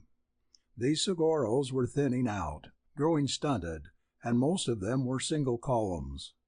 Gradually other cactus forms showed a harder struggle for existence, and the spaces of sand between were wider. But now the dreaded, glistening cholla began to show pale and gray and white upon the rising slope. Rounded top hills, sunset-colored above, blue-black below, intervened to hide the distant spurs and peaks. Mile and mile, long tongues of red lava streamed out between the hills and wound down to stop abruptly upon the slope. The fugitives were entering a desolate, burned-out world. It rose above them in limitless, gradual ascent and spread wide to east and west. Then the waste of sand began to yield to cinders. The horses sank to their fetlocks as they toiled on. A fine, choking dust blew back from the leaders, and men coughed and horses snorted. The huge, round hills rose smooth, symmetrical, colored as if the setting sun was shining on bare, blue-black surfaces. But the sun was now behind the hills. In between ran the streams of lava. The horsemen skirted the edge between slope of hill and perpendicular ragged wall. This red lava seemed to have flowed and hardened there only yesterday. It was broken, sharp, dull rust color, full of cracks and caves and crevices, and everywhere upon its jagged surface grew the white thorned cholla. Again twilight encompassed the travelers, but there was still light enough for Gale to see the constricted passage open into a wide, deep space where the dull color was relieved by the gray of gnarled and dwarfed mesquite. Blanco Sol, keenest of scent, whistled his welcome herald of water. The other horses answered, quickened their gait. Gale smelled it too, sweet, cool, damp on the dry air. Yaqui turned the corner of a pocket in the lava wall. The file of white horses rounded the corner after him, and Gale, coming last, saw the pale, glancing gleam of a pool of water beautiful in the twilight. Next day the Yaqui's relentless driving demand on the horses was no longer in evidence. He lost no time, but he did not hasten. His course wound between the low cinder dunes which limited their view of the surrounding country.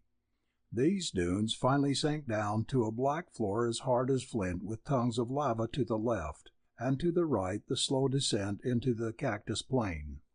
Yaqui was now traveling due west.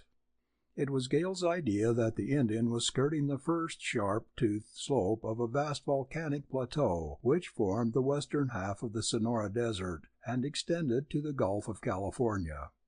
Travel was slow, but not exhausting for rider or beast.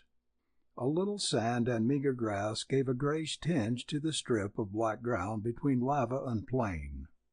That day, as the manner rather than the purpose of the Yaqui changed, so there seemed to be subtle differences in the others of the party. Gale himself lost a certain sickening dread, which had not been for himself, but for Mercedes and Nell, and Thorne and the Rangers. Jim, good-natured again, might have been patrolling the boundary line. Lad lost his taciturnity, and his gloom changed to a cool, careless air. A mood that was almost defiance began to be manifested in Thorne. It was in Mercedes, however, that Gale marked the most significant change. Her collapse the preceding day might never have been. She was lame and sore. She rode her saddle sidewise, and often she had to be rested and helped, but she had found a reserve fund of strength, and her mental condition was not the same as it had been. Her burden of fear had been lifted. Gale saw in her the difference he always felt in himself after a few days in the desert. Already Mercedes and he, and all of them, had begun to respond to the desert spirit. Moreover, Yaqui's strange influence must have been a call to the primitive. 30 miles of easy stages brought the fugitives to another waterhole, a little round pocket under the heaved-up edge of lava. There was spare, short, bleached grass for the horses, but no wood for a fire. This night there was question and reply, conjecture, doubt, opinion, and conviction expressed by the men of the party. But the Indian, who alone could have told them where they were going, what chance they had to escape, maintained his stoical silence. Gale took the early watch, Ladd the midnight one, and Lash that of the morning. The day broke rosy, glorious, cold as ice. Action was necessary to make useful benumbed hands and feet. Mercedes was fed while yet wrapped in blankets. Then, while the packs were being put on horses and saddled, she walked up and down, slapping her hands, warming her ears. The rose color of the dawn was in her cheeks, and the wonderful clearness of desert light in her eyes. Thorn's eyes sought her constantly. The rangers watched her. The Yaqui bent his glance upon her only seldom, but when he did look it seemed that his strange, fixed, and inscrutable face was about to break into a smile. Yet that never happened. Gale himself was surprised to find out how often his own glance found the slender, dark, beautiful Spaniard. Was this because of her beauty, he wondered. He thought not altogether. Mercedes was a woman. She represented something in life that men of all races for thousands of years have loved to see and own, to revere and debase, to fight and die for. It was a significant index to the day's travel that Yaqui should keep a blanket from the pack and tear it into strips to bind the legs of the horses. It meant the dreaded cholla and the knife-edged lava. That Yaqui did not mount Diablo was still more significant. Mercedes must ride, but the others must walk. The Indian led off into one of the gray notches between the tumbled streams of lava. These streams were about 30 feet high, a rotting mass of splintered lava, rougher than any other kind of roughness in the world. At the apex of the notch, where two streams met, a narrow gully wound and ascended. Gale caught sight of the dim, pale shadow of a one-time trail. Near at hand it was invisible. He had to look far ahead to catch the faint tracery. Yaqui led Diablo into it, and then began the most laborious and vexatious and painful of all slow travel. Once upon top of that lava bed, Gale saw stretching away, breaking into millions of crests and ruts, a vast, red-black field sweeping onward and upward, with ragged, low ridges and mounds, and spurs leading higher and higher to a great, split escarpment wall, above which dim peaks shone hazily blue in the distance. He looked no more in that direction. To keep his foothold, to save his horse, cost him all energy and attention. The course was marked out for him in the tracks of the other horses. He had only to follow. But nothing could have been more difficult. The disintegrating surface of a lava bed was at once the roughest, the hardest, the meanest, the cruelest, the most deceitful kind of ground to travel. It was rotten, yet it had corners as hard and sharp as pikes. It was rough, yet as slippery as ice. If there was a foot of level surface, that space would be one to break through under a horse's hoofs. It was seamed, lined, cracked, rigid, knotted iron. This lava bed resembled a tremendously magnified clinker. It had been a running sea of molten flint, boiling, bubbling, spouting, and it had burst its surface into a million sharp facets as it hardened. The color was dull, dark, angry red, like no other red, inflaming to the eye. The millions of minute crevices were dominated by deep fissures and holes, ragged and rough beyond all comparison. The fugitives made slow progress. They picked a cautious, winding way to and fro in little steps here and there along the many twists of the trail, up and down the unavoidable depressions, round and round the holes. At noon, so winding back upon itself had been their course, they appeared to have come only a short distance up the lava slope. It was rough work for them. It was terrible work for the horses. Blanco Diablo refused to answer to the power of the Yaqui. He balked, he plunged, he bit and kicked. He had to be pulled and beaten over many places. Mercedes's horse almost threw her, and she was put upon Blanco Sol. The white charger snorted a protest, then, obedient to Gale's stern call, patiently lowered his noble head and pawed the lava for a footing that would hold. The lava caused Gale toil and worry and pain, but he hated the chollas. As the travel progressed, this species of cactus increased in number of plants and in size. Everywhere the red lava was spotted with little round patches of glistening frosty white. And under every bunch of cholla along in the trail were the discarded joints, like little frosty pine cones covered with spines. It was utterly impossible always to be on the lookout for these, and when Gale stepped on one, often as not the steel-like thorns pierced leather and flesh. Gale came almost to believe what he had heard claimed by desert travelers, that the cholla was alive and leaped at man or beast. Certain it was when Gale passed one, if he did not put all attention to avoiding it, he was hooked through his chaps and held by barbed thorns. The pain was almost unendurable. It was like no other. It burned, stung, beat, almost seemed to freeze. It made useless arm or leg. It made him bite his tongue to keep from crying out.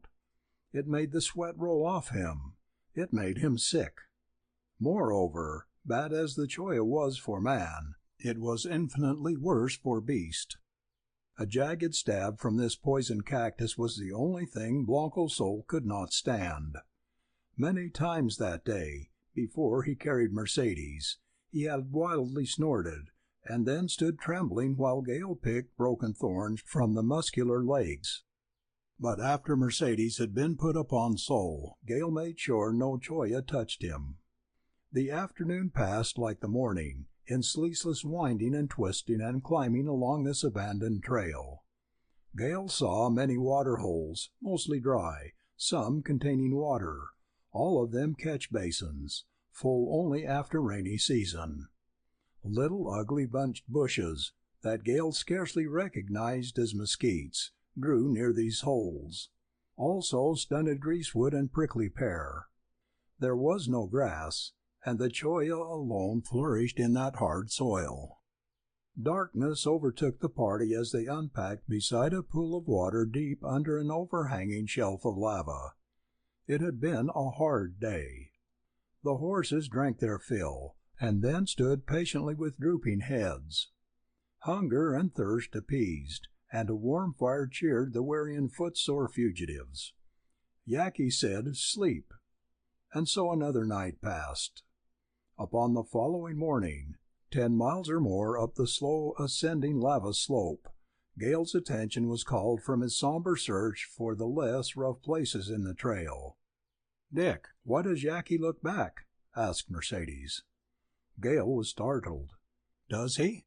"Every little while," replied Mercedes. Gale was in the rear of all the other horses, so as to take, for Mercedes' sake, the advantage of the broken trail. Yaqui was leading Diablo, winding around a break. His head was bent as he stepped slowly and unevenly upon the lava. Gale turned to look back, the first time in several days. The mighty hollow of the desert below seemed wide strip of red, wide strip of green, wide strip of gray, streaking to purple peaks.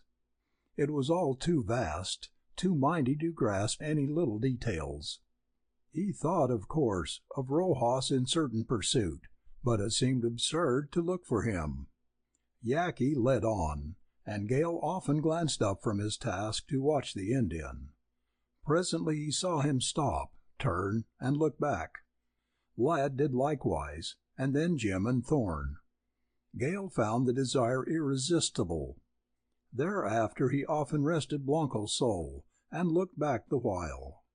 He had his field glass, but did not choose to use it. "Rojas will follow," said Mercedes. Gale regarded her in amaze. The tone of her voice had been indefinable.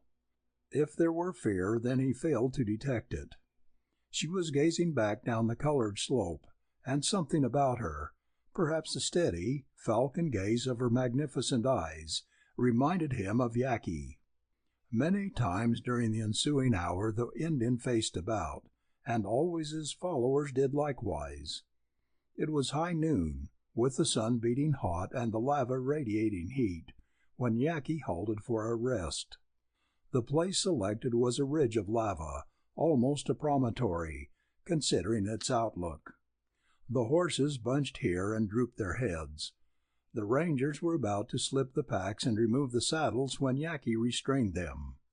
He fixed a changeless, gleaming gaze on the slow descent, but did not seem to look afar. Suddenly he muttered his strange cry, the one Gale considered involuntary, or else significant of some tribal trait or feeling. It was incomprehensible, but no one could have doubted its potency. Yaqui pointed down the lava slope, pointed with finger and arm and neck and head. His whole body was instinct with direction. His whole being seemed to have been animated and then frozen.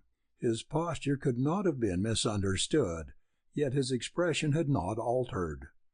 Gale had never seen the Indian's face change its hard, red bronze calm. It was the color and the flintiness and the character of the lava at his feet. "Sure he sees something," said Lad, "but my eyes are not good." "I reckon I ain't sure of mine," replied Jim. "I'm bothered by a dim moving streak down there." Thorne gazed eagerly down as he stood beside Mercedes, who sat motionless facing the slope. Gale looked and looked till he hurt his eyes. Then he took his glass out of its case on Sol's saddle.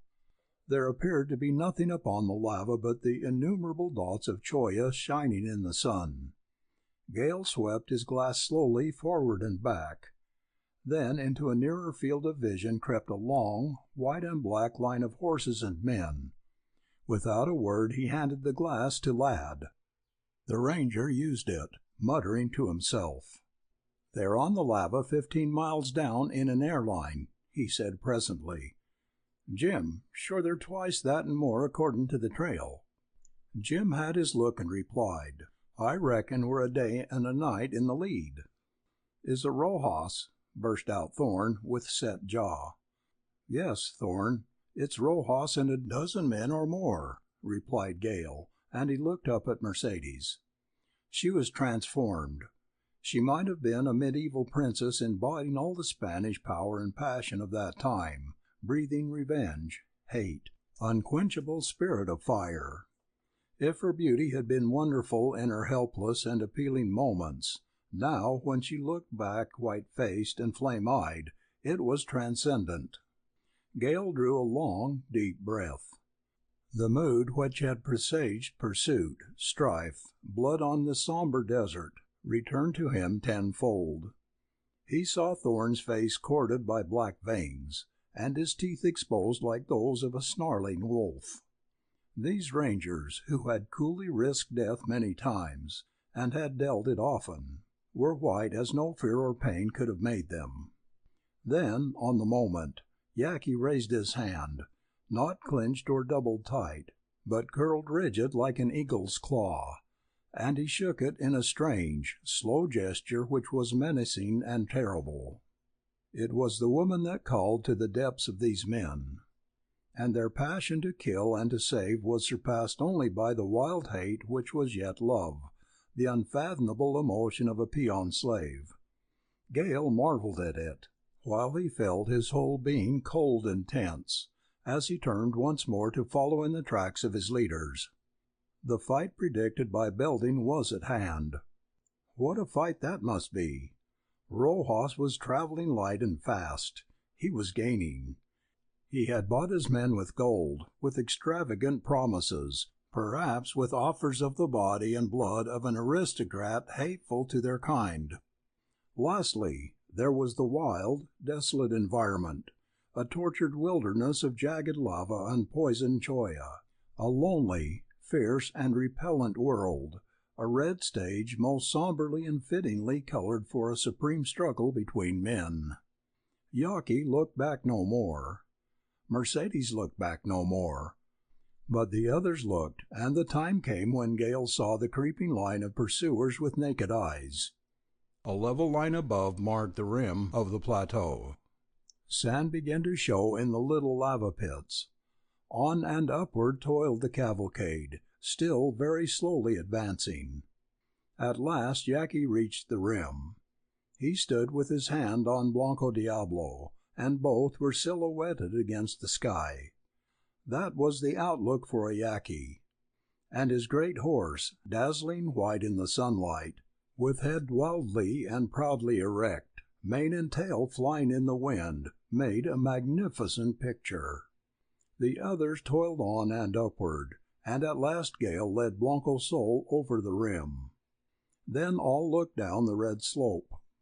But shadows were gathering there, and no moving line could be seen. Yaqui mounted and wheeled Diablo away. The others followed. Gale saw that the plateau was no more than a vast field of low, ragged circles, levels, mounds, cones, and whirls of lava. The lava was of a darker red than that down upon the slope, and it was harder than flint. In places fine sand and cinders covered the uneven floor. Strange varieties of cactus vied with the omnipresent cholla. Yaqui, however, found ground that his horse covered at a swift walk. But there was only an hour, perhaps, of this comparatively easy going. Then the Yaqui led them into a zone of craters. The top of the earth seemed to have been blown out in holes from a few rods in width to large craters, some shallow, others deep, and all red as fire. Yaqui circled close to abysses which yawned sheer from a level surface, and he appeared always to be turning upon his course to avoid them. The plateau had now a considerable dip to the west. Gale marked the slow heave and ripple of the ocean of lava to the south, where high, rounded peaks marked the center of this volcanic region. The uneven nature of the slope westward prevented any extended view, until suddenly the fugitives emerged from a rugged break to come upon a sublime and awe-inspiring spectacle. They were upon a high point of the western slope of the plateau. It was a slope, but so many leagues long in its descent that only from a height could any slant have been perceptible. Yaqui and his white horse stood upon the brink of a crater miles in circumference, 1,000 feet deep, with its red walls patched in frost-colored spots by the silvery cholla. The giant tracery of lava streams waved down the slope to disappear in undulating sand dunes, and these bordered a seemingly endless arm of blue sea. This was the Gulf of California. Beyond the gulf rose dim, bold mountains, and above them hung the setting sun, dusky red, flooding all that barren empire with a sinister light. It was strange to Gale then, and perhaps to the others, to see their guide lead Diablo into a smooth and well-worn trail along the rim of the awful crater. Gale looked down into that red chasm. It resembled an inferno. The dark cliffs upon the opposite side were veiled in blue haze that seemed like smoke. Here Yaqui was at home. He moved and looked about him as a man coming at last into his own. Gale saw him stop and gaze out over that red-ribbed void to the gulf. Gale divined that somewhere along this crater of hell the Yaqui would make his final stand, and one look into his strange, inscrutable eyes made imagination picture a fitting doom for the pursuing Rojas.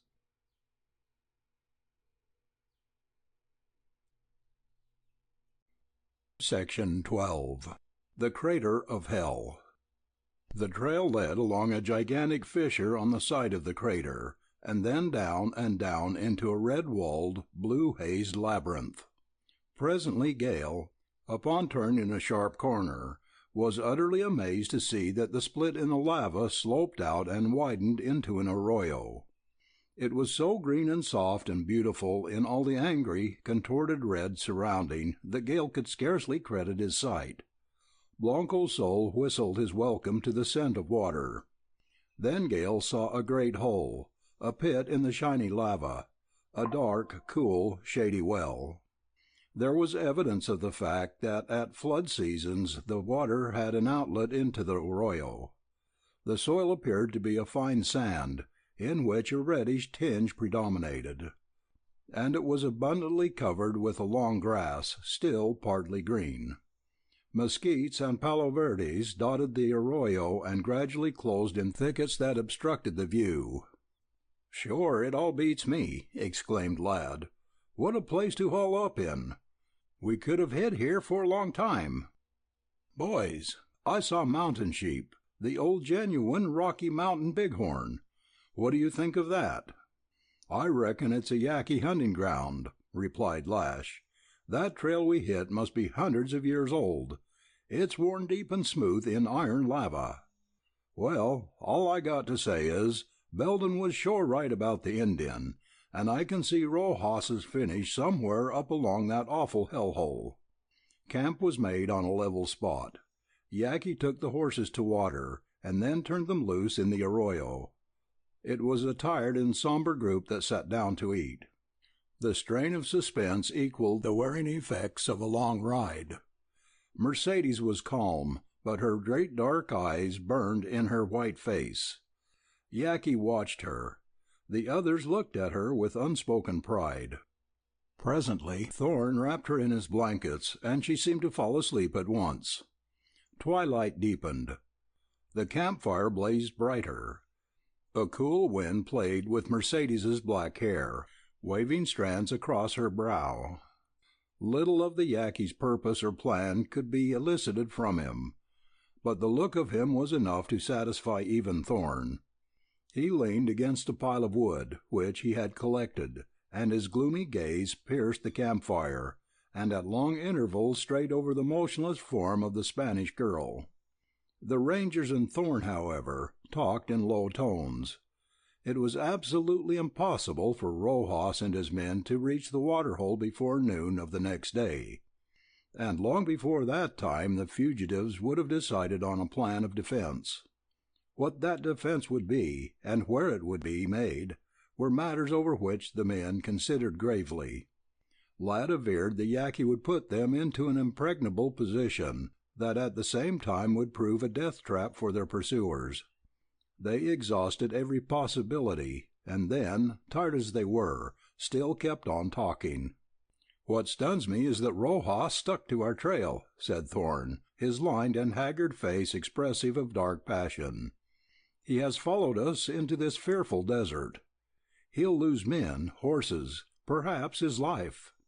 He's only a bandit, and he stands to win no gold. If ever he gets out of here, it'll be by Herculean labor and by terrible hardship. All for a poor little helpless woman, just a woman. My God, I can't understand it."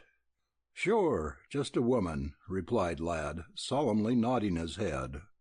Then there was a long silence, during which the men gazed into the fire. Each, perhaps, had some vague conception of the enormity of Rojas's love or hate, some faint and amazing glimpse of the gulf of human passion.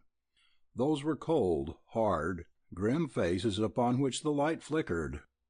"Sleep," said the Yaqui. Thorne rolled in his blanket close beside Mercedes. Then one by one the Rangers stretched out, feet to the fire. Gale found that he could not sleep. His eyes were weary, but they would not stay shut.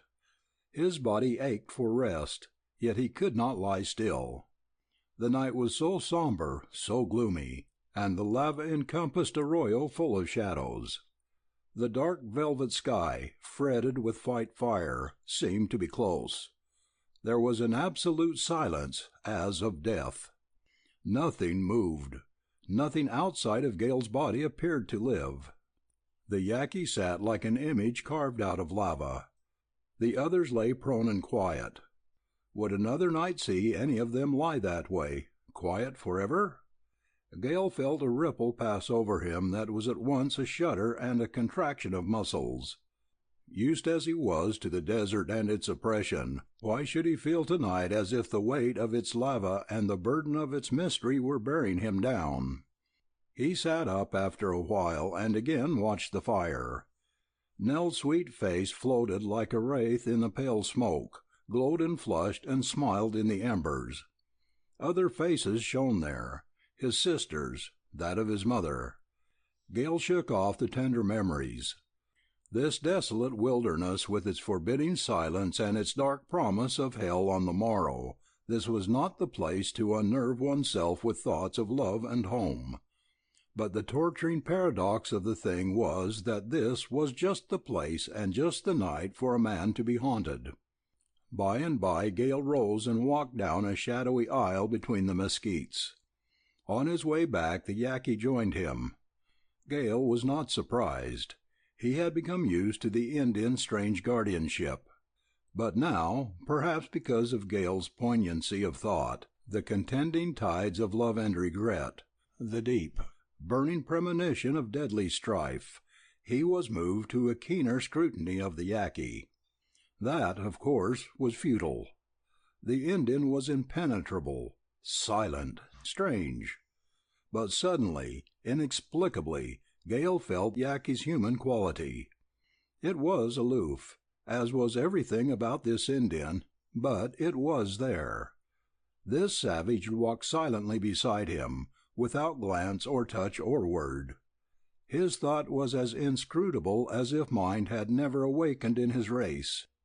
Yet Gale was conscious of greatness, and, somehow, he was reminded of the Indian story.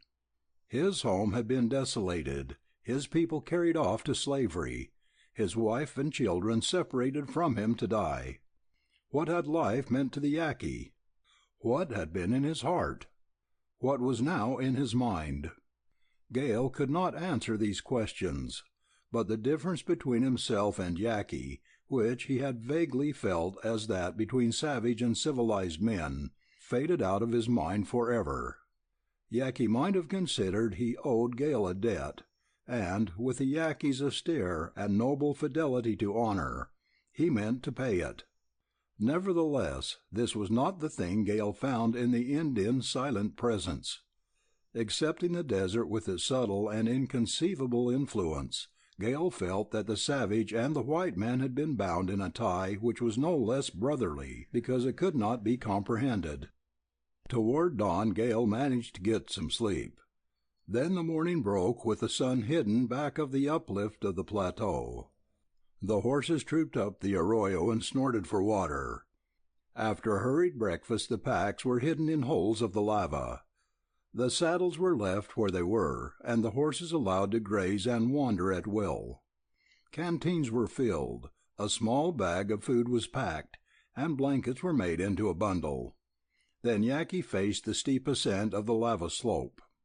The trail he followed led up on the right side of the fissure, opposite to the one he had come down. It was a steep climb, and encumbered as the men were, they made but slow progress. Mercedes had to be lifted up smooth steps and across crevices. They passed places where the rims of the fissure were but a few yards apart. At length the rims widened out, and the red, smoky crater yawned beneath. Yaqui left the trail and began clambering down over the rough and twisted convolutions of lava which formed the rim. Sometimes he hung sheer over the precipice. It was with extreme difficulty that the party followed him. Mercedes had to be held on narrow, foot-wide ledges. The cholla was there to hinder passage. Finally the Indian halted upon a narrow bench of flat, smooth lava, and his followers worked with exceeding care and effort down to his position. At the back of this bench, between bunches of cholla, was a niche, a shallow cave with floor lined apparently with mold. Lad said the place was a refuge which had been inhabited by mountain sheep for many years. Yaqui spread blankets inside, left the canteen and sack of food, and with a gesture at once humble, yet that of a chief, he invited Mercedes to enter. A few more gestures and fewer words disclosed his plan. In this inaccessible nook Mercedes was to be hidden. The men were to go around upon the opposite rim, and block the trail leading down to the waterhole. Gale marked the nature of this area. It was the wildest and most rugged place he had ever stepped upon. Only a sheep could have climbed up the wall above or along the slanting shelf of lava beyond. Below glistened the whole bank of cholla, frosty in the sunlight, and it overhung an apparently bottomless abyss. Ladd chose the smallest gun in the party and gave it to Mercedes.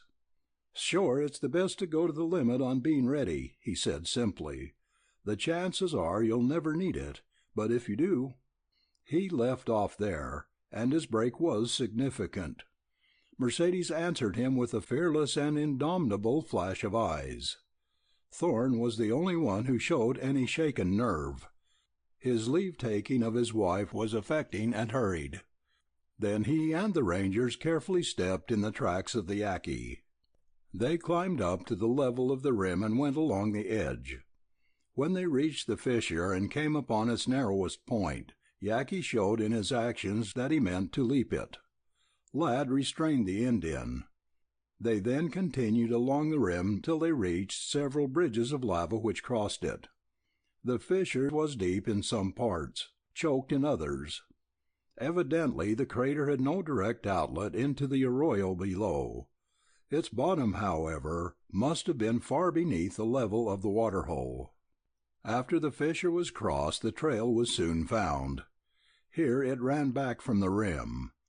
Yaqui waved his hand to the right, where along the corrugated slope of the crater there were holes and crevices and coverts for 100 men. Yaqui strode upon the trail toward a higher point, where presently his dark figure stood motionless against the sky. The Rangers and Thorne selected a deep depression, out of which led several ruts deep enough for cover. According to Ladd, it was as good a place as any, perhaps not so hidden as others, but freer from the dreaded cholla. Here the men laid down rifles and guns, and, removing their heavy cartridge belts, settled down to wait. Their location was close to the rim wall and probably 500 yards from the opposite rim, which was now seen to be considerably below them. The glaring red cliff presented a deceitful and baffling appearance. It had 1,000 ledges and holes in its surfaces, and one moment it looked perpendicular, and the next there seemed to be a long slant. Thorne pointed out where he thought Mercedes was hidden. Ladd selected another place, and Lash still another. Gale searched for the bank of cholla he had seen under the bench where Mercedes' retreat lay, and when he found it the others disputed his opinion. Then Gale brought his field glass into requisition, proving that he was right. Once located and fixed in sight, the white patch of cholla, the bench, and the sheep eyrie stood out from the other features of that rugged wall. But all the men were agreed that Yaqui had hidden Mercedes where only the eyes of a vulture could have found her. Jim Lash crawled into a little strip of shade and bided the time tranquilly. Ladd was restless and impatient and watchful, every little while rising to look up the far-reaching slope, and then to the right, where Yaqui's dark figure stood out from a high point of the rim. Thorne grew silent, and seemed consumed by a slow, sullen rage. Gale was neither calm nor free of a gnawing suspense nor of a waiting wrath. But as best he could he put the pending action out of mind. It came over him all of a sudden that he had not grasped the stupendous nature of this desert setting. There was the measureless red slope, its lower ridges finally sinking into white sand dunes toward the blue sea. The cold, sparkling light, the white sun, the deep azure of the sky, the feeling of boundless expanse all around him, these meant high altitude. Southward the barren red simply merged into distance. The field of craters rose in high, dark wheels toward the dominating peaks. When Gale withdrew his gaze from the magnitude of these spaces and heights, the crater beneath him seemed dwarfed. Yet while he gazed it spread and deepened and multiplied its ragged lines. No, he could not grasp the meaning of size or distance here. There was too much to stun the sight. But the mood in which nature had created this convulsed world of lava seized hold upon him. Meanwhile the hours passed. As the sun climbed, the clear, steely lights vanished, the blue hazes deepened, and slowly the glistening surfaces of lava turned redder. Lad was concerned to discover that Yaqui was missing from his outlook upon the high point.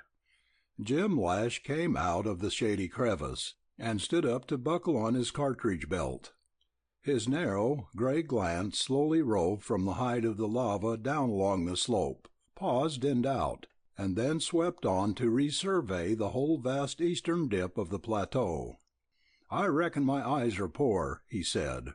"Maybe it's this damn red glare. Anyway, what's them creepin' spots up there?" "Sure, I seen them. Mountain sheep," replied Lad. "Guess again, laddie. Nick, I reckon you'd better flash the glass up the slope." Gale adjusted the field glass and began to search the lava, beginning close at hand and working away from him. Presently the glass became stationary. "I see half a dozen animals, brown in color. They look like sheep, but I couldn't distinguish mountain sheep from antelope." "Sure, they're bighorn," said Laddie. "I reckon if you'll pull round to the east and search under that long wall of lava, there, you'll see what I see," added Jim. The glass climbed and circled, wavered an instant, then fixed steady as a rock. There was a breathless silence. 14 horses, 2 packed, some mounted, others without riders, and lame, said Gale, slowly. Yaqui appeared far up the trail, coming swiftly. Presently he saw the rangers and halted to wave his arms and point. Then he vanished as if the lava had opened beneath him. "Lemme that glass," suddenly said Jim Lash. "I'm seeing red. I tell you, well, poor as my eyes are, they had it right. Rojas and his outfit have left the trail." "Jim, you ain't meanin' they've taken to that awful slope?" queried Lad. "I sure do. There they are, still comin', but goin' down too. Maybe Rojas is crazy, but it begins to look like he... Laddie, I'll be danged if the greaser bunch ain't vamoosed, gone out of sight. Right there, not a half-mile away, the whole caboodle gone." "Sure, they're behind a crust or have gone down into a rut," suggested Lad. "They'll show again in a minute. Look sharp, boys, for I'm figuring Rojas will spread his men." Minutes passed, but nothing moved upon the slope. Each man crawled up to a vantage point along the crest of the rotting lava. The watchers were careful to peer through little notches or from behind a spur, and the constricted nature of their hiding place kept them close together. Lad's muttering grew into a growl, then lapsed into silence that marked his companions. From time to time the rangers looked inquiringly at Gale. The field glass, however, like the naked sight, could not catch the slightest moving object out there upon the lava. A long hour of slow, mounting suspense wore on. "Sure, it's all going to be as queer as the Yaqui," said Lad. Indeed, the strange mien, the silent action, the somber character of the Indian had not been without effect upon the minds of the men. Then the weird, desolate, tragic scene added to the vague sense of mystery. And now the disappearance of Rojas's band, the long wait in the silence, the boding certainty of invisible foes crawling, circling closer and closer, lent to the situation a final touch that made it unreal. "I'm reckoning there's a mine behind them greasers," replied Jim. "Or maybe we ain't done Rojas credit. If something would only come off." That Lash, the coolest, most provokingly nonchalant of men in times of peril, should begin to show a nervous strain was all the more indicative of a subtle pervading unreality. "Boys, look sharp!" suddenly called Lash. "Low down to the left, maybe 300 yards. See, along by them seams of lava, behind the chollas. First off I thought it was a sheep, but it's the Yaqui, crawling swift as a lizard. Can't you see him?" It was a full moment before Jim's companions could locate the Indian. Flat as a snake, Yaqui wound himself along with incredible rapidity. His advance was all the more remarkable for the fact that he appeared to pass directly under the dreaded chollas. Sometimes he paused to lift his head and look. He was directly in line with the huge whirl of lava that rose higher than any point on the slope. This spur was a quarter of a mile from the position of the Rangers. "Sure he's heading for that high place," said Ladd. "He's going slow now. There, he's stopped behind some chollas. He's getting up. No, he's kneeling. Now what the hell?" "Laddie, take a peek at the side of that lava ridge," sharply called Jim. "I guess maybe something ain't coming off. See? There's Rojas in his outfit climbing. Don't make out no hosses. Dick, use your glass and tell us what's doing. I'll watch Yaqui and tell you what his move means." Clearly and distinctly, almost as if he could have touched them, Gale had Rojas and his followers in sight. They were toiling up through the rough lava on foot. They were heavily armed. Spurs, chaps, jackets, scarves were not in evidence. Gale saw the lean, swarthy faces, the black, straggly hair, the ragged, soiled garments which had once been white. "They're almost up now," Gale was saying. "There, they hauled on top. I see Rojas. He looks wild. By fellows, an Indian. It's a Papago. Belding's old herder." The Indian points, this way, then down. He's showing Rojas the lay of the trail. "Boys, Yaqui's in range of that bunch," said Jim swiftly. "He's raising his rifle slow. Lord, how slow he is! He's covered someone. Which one I can't say, but I think he'll pick Rojas. The Yaqui can shoot. He'll pick Rojas," added Gale grimly. "Rojas? Yes, yes," cried Thorne, in passion of suspense. "Not on your life," Ladd's voice cut in with scorn. "Gentlemen, you can gamble Yaqui'll kill the Papago. That traitor Indian knows these sheep haunts. He's telling Rojas."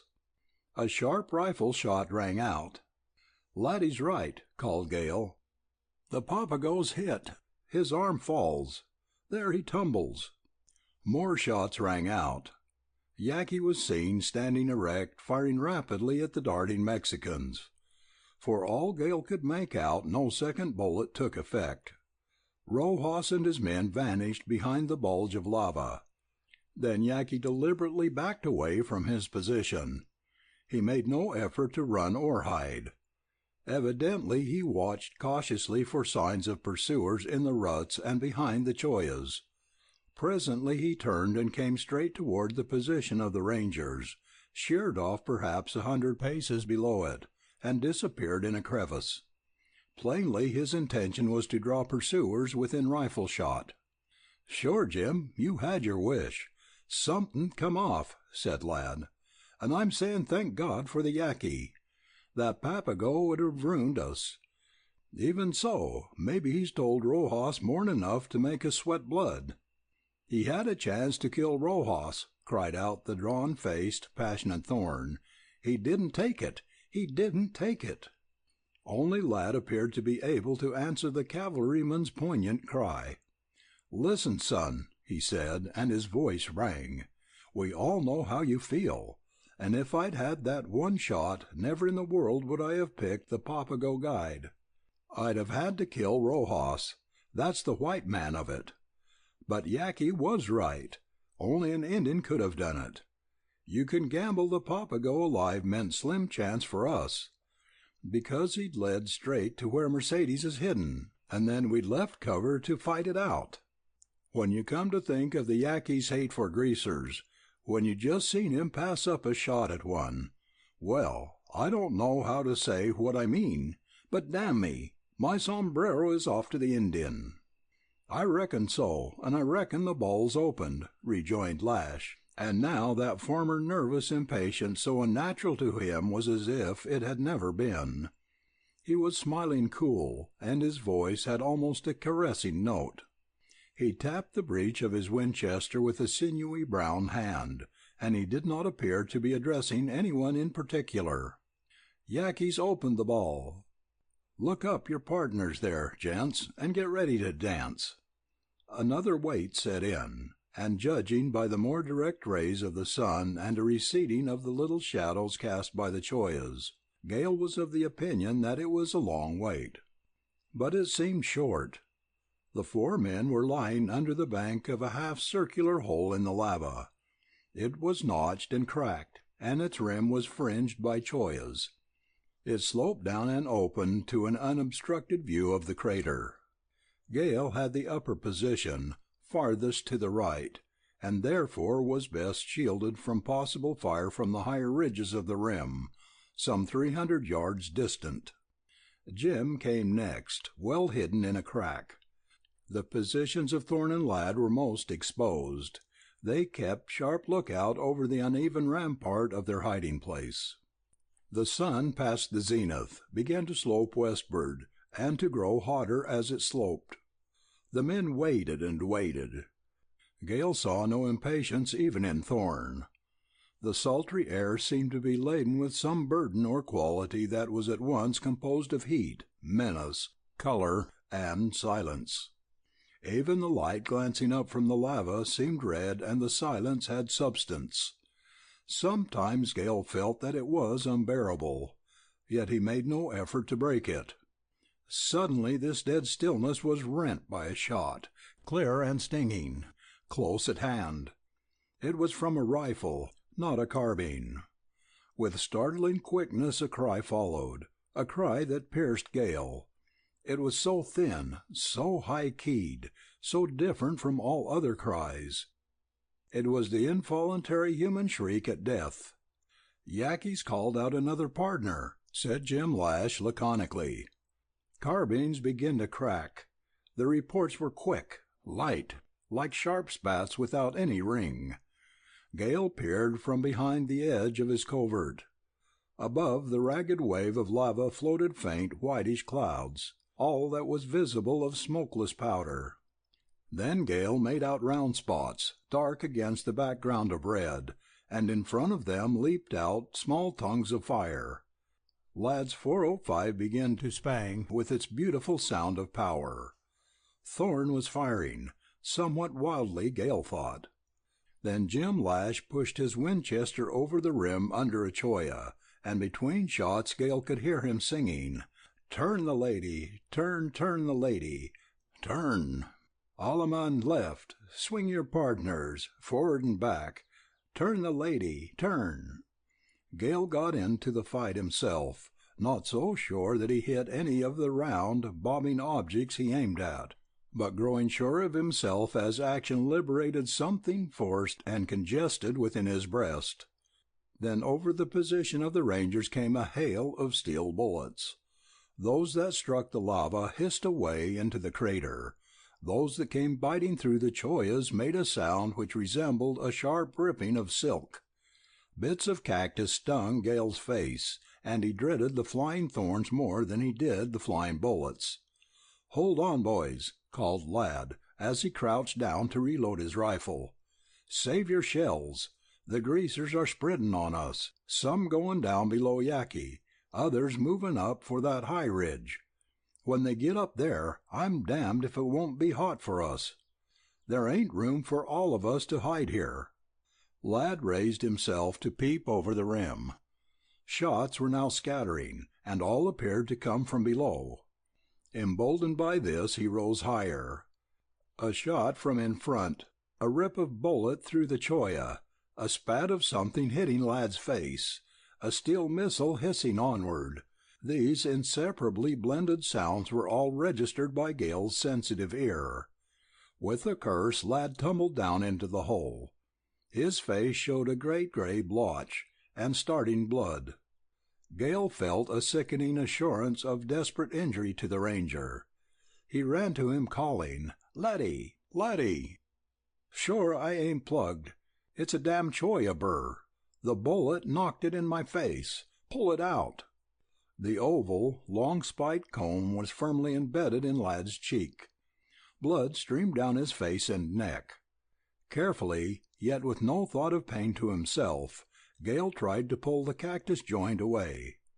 It was as firm as if it had been nailed there.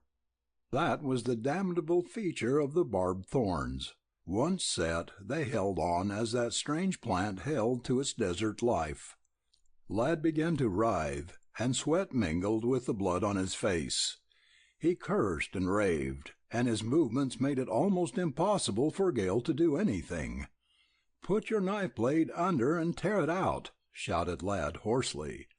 Thus ordered, Gale slipped a long blade between the embedded thorns, and with a powerful jerk literally tore the choya out of Ladd's quivering flesh. Then, where the ranger's face was not red and raw, it certainly was white. A volley of shots from a different angle was followed by the quick ring of steel bullets striking the lava all around Gale. His first idea, as he heard the projectiles sing and hum and whine away into the air, was that they were coming from above him. He looked up to see a number of low, white and dark knobs upon the high point of lava. They had not been there before. Then he saw little, pale, leaping tongues of fire. As he dodged down, he distinctly heard a bullet strike Ladd. At the same instant he seemed to hear Thorne cry out and fall, and Lash's boots scrape rapidly away. Ladd fell backward, still holding the .405. Gale dragged him into the shelter of his own position, and, dreading to look at him, took up the heavy weapon. It was with a kind of strange savage strength that he gripped the rifle, and it was with cold and deadly intent that he aimed and fired. The first greaser huddled low, let his carbine go clattering down, and then crawled behind the rim. The second and third jerked back. The fourth seemed to flop over the crest of lava. A dark arm reached for him, clutched his leg, tried to drag him up. It was in vain. Wildly grasping at the air, the bandit fell, slid down a steep shelf, rolled over the rim, to go hurtling down out of sight. Fingering the hot rifle with close-pressed hands, Gale watched the skyline along the high point of lava. It remained unbroken. As his passion left him, he feared to look at his companions, and the cold chill returned to his breast.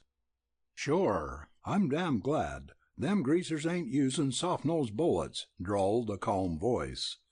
Swift as lightning, Gale whirled. "Laddie, I thought you were done for," cried Gale, with a break in his voice. "I ain't a-mindin' the bullet much, but that choya joint took my nerve, and you can gamble on it. Dick, this hole's pretty high up, ain't it?" The ranger's blouse was open at the neck, and on his right shoulder under the collarbone was a small hole just beginning to bleed. "Sure, it's high, laddie," replied Gale, gladly. "Went clear through, clean as a whistle."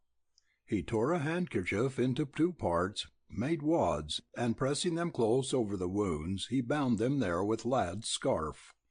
"Sure, it's funny how a bullet can floor a man and then not do any damage," said Ladd. "I felt a zip of wind and something like a pat on my chest, and down I went. Well, so much for the small caliber with their steel bullets.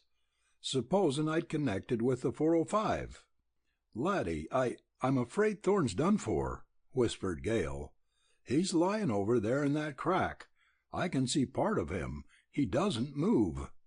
I was wondering if I'd have to tell you that. Dick, he went down hard hit, fallen, limp and soggy. It was a moral cinch one of us would get it in this fight. But God, I'm sorry Thorne had to be the man." "Laddie, maybe he's not dead," replied Gale. He called aloud to his friend. There was no answer. Ladd got up, and after peering keenly at the height of lava, he strode swiftly across the space. It was only a dozen steps to the crack in the lava where Thorne had fallen head first. Ladd bent over, went to his knees, so that Gale saw only his head. Then he appeared rising with arms around the cavalryman. He dragged him across the hole to the sheltered corner that alone afforded protection. He had scarcely reached it when a carbine cracked and a bullet struck the flinty lava, striking sparks, then singing away into the air. Thorne was either dead or unconscious, and Gale, with a contracting throat and numb heart, decided for the former. Not so Ladd, who probed the bloody gash on Thorne's temple, and then felt his breast. "He's alive, and not bad hurt. The bullet hit him glancin'. Sure, them steel bullets are some lucky for us. Dick, you needn't look so glum. I tell you he ain't bad hurt. I felt his skull with my finger. There's no hole in it. Wash him off and tie. Wow! Did you get that wind off that one? And maybe it didn't sing off the lava. Dick, look after Thorne now while I... The completion of his speech was the stirring ring of the 405, and then he uttered a laugh that was unpleasant. Sure, Greaser, there's a man-sized bullet for you. No slim, sharp-pointed steel jacket nail. I'm taking it on me to believe you're appreciating of the 405, seeing as you don't make no fuss. It was indeed a joy to Gale to find that Thorne had not received a wound necessarily fatal, though it was serious enough. Gale bathed and bound it, and laid the cavalryman against the slant of the bank, his head high to lessen the probability of bleeding. As Gale straightened up, Lad muttered low and deep, and swung the heavy rifle around to the left. Far along the slope a figure moved. Lad began to work the lever of the Winchester and to shoot. At every shot the heavy firearm sprang up, and the recoil made Lad's shoulder give back. Gale saw the bullet strike the lava beside, before the fleeing Mexican, sending up dull puffs of dust. On the sixth shot he plunged down out of sight, either hit or frightened into seeking cover. Dick, maybe there's one or two left above, but we needn't figure much on it, said Lad, as loading the rifle. He jerked his fingers quickly from the hot breech. Listen, Jim and Yaqui are hitting it up lively down below. I'll sneak down there. You stay here and keep about half an eye peeled up yonder, and keep the rest my way. Lad crossed the hole, climbed down into the deep crack where Thorne had fallen, and then went stooping along with only his head above the level. Presently he disappeared. Gale, having a little to fear from the high ridge, directed most of his attention toward the point beyond which Lad had gone. The firing had become desultory, and the light carbine shots outnumbered the sharp rifle shots 5 to 1.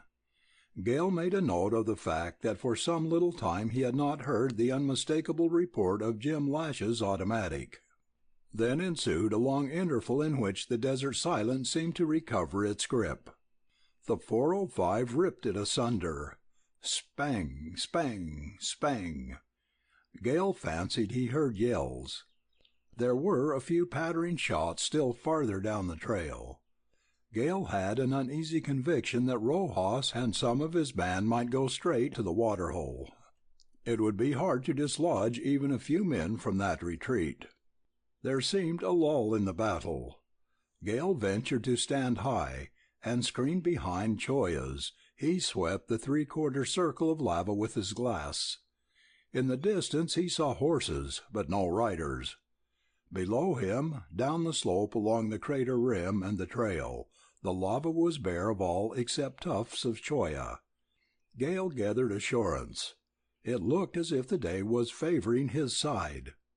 Then Thorne, coming partly to consciousness, engaged Gale's care. The cavalryman stirred and moaned, called for water, and then for Mercedes. Gale held him back with a strong hand, and presently he was once more quiet. For the first time in hours, as it seemed, Gale took note of the physical aspect of his surroundings. He began to look upon them without keen gaze strained for crouching form, or bobbing head, or spouting carbine. Either Gale's sense of color and proportion had become deranged during the fight, or the encompassing air and the desert had changed. Even the sun had changed. It seemed lowering, oval in shape, magenta in hue, and it had a surface that gleamed like oil on water. Its red rays shone through red haze. Distances that had formerly been clearly outlined were now dim, obscured. The yawning chasm was not the same. It circled wider, redder, deeper. It was a weird, ghastly mouth of hell. Gale stood fascinated, unable to tell how much he saw was real, How much was exaggeration of overwrought emotions? There was no beauty here, but an unparalleled grandeur, a sublime scene of devastation and desolation which might have had its counterpart upon the burned-out moon. The mood that gripped Gale now added to its sombre portent an unshakable foreboding of calamity. He wrestled with the spell as if it were a physical foe. Reason and intelligence had their voices in his mind, but the moment was not one wherein these things could wholly control. He felt life strong within his breast, yet there, a step away, was death, yawning, glaring, smoky red. It was a moment, an hour for a savage, born, bred, developed in this scarred and blasted place of jagged depths and red distances and silences never meant to be broken. Since Gale was not a savage, he fought that call of the red gods which sent him back down the long ages toward his primitive day. His mind combated his sense of sight and the hearing that seemed useless, and his mind did not win all the victory. Something fatal was here, hanging in the balance, as the red haze hung along the vast walls of that crater of hell. Suddenly harsh, prolonged yells brought him to his feet, and the unrealities vanished. Far down the trails where the crater rims closed in the deep fissure he saw moving forms. They were 3 in number. 2 of them ran nimbly across the lava bridge. The third staggered far behind. It was Ladd. He appeared hard hit. He dragged at the heavy rifle which he seemed unable to raise. The yells came from him. He was calling the Yaqui. Gale's heart stood still momentarily. Here, then, was the catastrophe. He hardly dared sweep that fissure with his glass. The 2 fleeing figures halted, turned to fire at Ladd. Gale recognized the foremost one, small, compact, gaudy. Rojas. The bandit's arm was outstretched. Puffs of white smoke rose, and shots rapped out. When Ladd went down, Rojas threw his gun aside and with a wild yell bounded over the lava. His companion followed. A tide of passion, first hot as fire, then cold as ice, rushed over Gale when he saw Rojas take the trail toward Mercedes's hiding place. The little bandit appeared to have the sure-footedness of a mountain sheep. The Mexican following was not so sure or fast. He turned back. Gale heard the trenchant bark of the 405. Ladd was kneeling. He shot again. The retreating bandit seemed to run full into an invisible obstacle, then fell lax, inert, lifeless. Rojas sped on, unmindful of the spurts of dust about him. Yaqui, high above Ladd, was also firing at the bandit. Then both rifles were emptied. Rojas turned at a high break in the trail. He shook a defiant hand, and his exulting yell pealed faintly to Gale's ears. About him there was something desperate, magnificent. He clambered down the trail. Ladd dropped the 405, and rising, gun in hand, he staggered toward the bridge of lava. Before he had crossed it, Yaqui came bounding down the slope, and in one splendid leap he cleared the fissure. He ran beyond the trail and disappeared on the lava above. Rojas had not seen this sudden, darting move of the Indian. Gale felt himself bitterly powerless to aid in that pursuit. He could only watch. He wondered fearfully what had become of Lash. Presently, when Rojas came out of the cracks and ruts of lava, there might be a chance of disabling him by a long shot. His progress was now slow, but he was making straight for Mercedes's hiding place. What was it leading him there? An eagle eye, or hate, or instinct? Why did he go on when there could be no turning back for him on that trail? Ladd was slow, heavy, staggering on the trail, but he was relentless. Only death could stop the ranger now. Surely Rojas must have known that when he chose the trail. From time to time Gale caught glimpses of Yaqui's dark figure, stealing along the higher rim of the crater. He was making for a point above the bandit. Moments, endless moments dragged by. The lowering sun colored only the upper half of the crater walls. Far down the depths were murky blue. Again Gale felt the insupportable silence. The red haze became a transparent veil before his eyes. Sinister, evil, brooding, waiting, seemed that yawning abyss. Ladd staggered along the trail. At times he crawled. The Yaqui gained. He might have had wings. He leaped from jagged crust to jagged crust. His sure-footedness was a wonderful thing. But for Gale the marvel of that endless period of watching was the purpose of the bandit Rojas. He had now no weapon. Gale's glass made this fact plain. There was death behind him, death below him, death before him, and though he could not have known it, death above him. He never faltered, never made a misstep upon the narrow, flinty trail.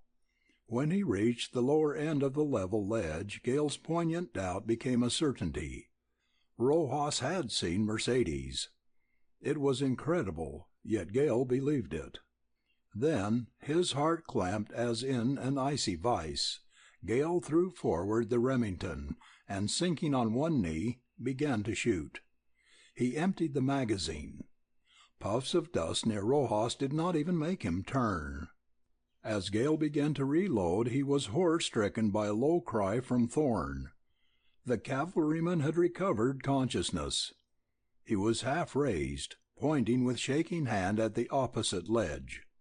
His distended eyes were riveted upon Rojas. He was trying to utter speech that would not come. Gale wheeled, rigid now, steeling himself to one last forlorn hope, that Mercedes could defend herself. She had a gun. He doubted not at all that she would use it. But, remembering her terror of this savage, he feared for her. Rojas reached the level of the ledge. He halted. He crouched. It was the act of a panther. Manifestly he saw Mercedes within the cave. Then faint shots patted the air, broke in quick echo. Rojas went down as if struck a heavy blow. He was hit. But even as Gale yelled in sheer madness, the bandit leaped erect. He seemed too quick, too supple to be badly wounded. A slight, dark figure flashed out of the cave. Mercedes! She backed against the wall.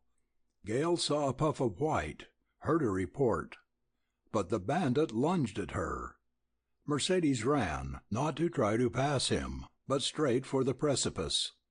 Her intention was plain, but Rojas outstripped her, even as she reached the verge. Then a piercing scream pealed across the crater, a scream of despair. Gale closed his eyes. He could not bear to see more. Thorne echoed Mercedes's scream. Gale looked round just in time to leap and catch the cavalryman as he staggered, apparently for the steep slope. And then, as Gale dragged him back, both fell. Gale saved his friend, but he plunged into a cholla. He drew his hands away full of the great glistening cones of thorns. "For God's sake, Gale, shoot! Shoot! Kill her! Kill her! Can't you see, Rojas?" Thorne fainted. Gale, stunned for the instant, stood with uplifted hands, and gazed from Thorne across the crater. Rojas had not killed Mercedes. He was overpowering her. His actions seemed slow, wearing, purposeful. Hers were violent, like a trapped she-wolf. Mercedes was fighting. She tore, struggled, flung herself. Rojas's intention was terribly plain.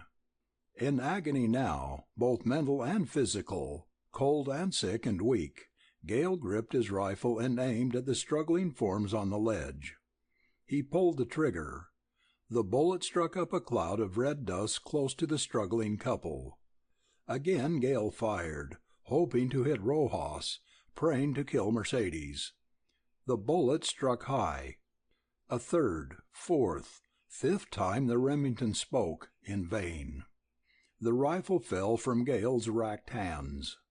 How horribly plain that fiend's intention! Gale tried to close his eyes, but could not. He prayed wildly for a sudden blindness, to faint as Thorn had fainted. But he was transfixed to the spot with eyes that pierced the red light. Mercedes was growing weaker, seemed about to collapse. "Oh, Jim Lash, are you dead?" cried Gale. "Oh, laddie! Oh, Yaqui!"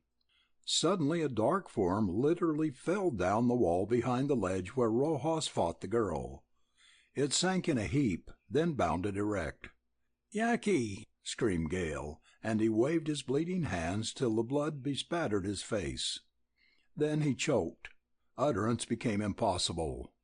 The Indian bent over Rojas and flung him against the wall. Mercedes, sinking back, lay still. When Rojas got up, the Indian stood between him and escape from the ledge. Rojas backed the other way along the narrowing shelf of lava. His manner was abject, stupefied. Slowly he stepped backward. It was then that Gale caught the white gleam of a knife in Yaqui's hand. Rojas turned and ran. He rounded a corner of wall where the footing was precarious. Yaqui followed slowly. His figure was dark and menacing, but he was not in a hurry. When he passed off the ledge, Rojas was edging farther and farther along the wall. He was clinging now to the lava, creeping inch by inch. Perhaps he had thought to work around the buttress or climb over it. Evidently he went as far as possible, and there he clung, an unscalable wall above, the abyss beneath. The approach of the Yaqui was like a slow, dark shadow of gloom. If it seemed so to the stricken Gale, what must it have been to Rojas? He appeared to sink against the wall. The Yaqui stole closer and closer. He was the savage now, and for him the moment must have been glorified. Gale saw him gaze up at the great circling walls of the crater, then down into the depths. Perhaps the red haze hanging above him, or the purple haze below, or the deep caverns in the lava, held for Yaqui spirits of the desert, his gods to whom he called. Perhaps he invoked shadows of his loved ones and his race, calling them in this moment of vengeance. Gale heard, or imagined he heard, that wild, strange Yaqui cry. Then the Indian stepped close to Rojas, and bent low, keeping out of reach. How slow were his motions! Would Yaqui never end it? A wail drifted across the crater to Gale's ears. Rojas fell backward and plunged sheer. The bank of white chollas caught him, held him upon their steel spikes. How long did Gale sit there watching Rojas wrestling and writhing in convulsive frenzy? The bandit now seemed mad to win the delayed death. When he broke free he was a white patched object no longer human, a ball of cholla burrs, and he slipped off the bank to shoot down and down into the purple depths of the crater.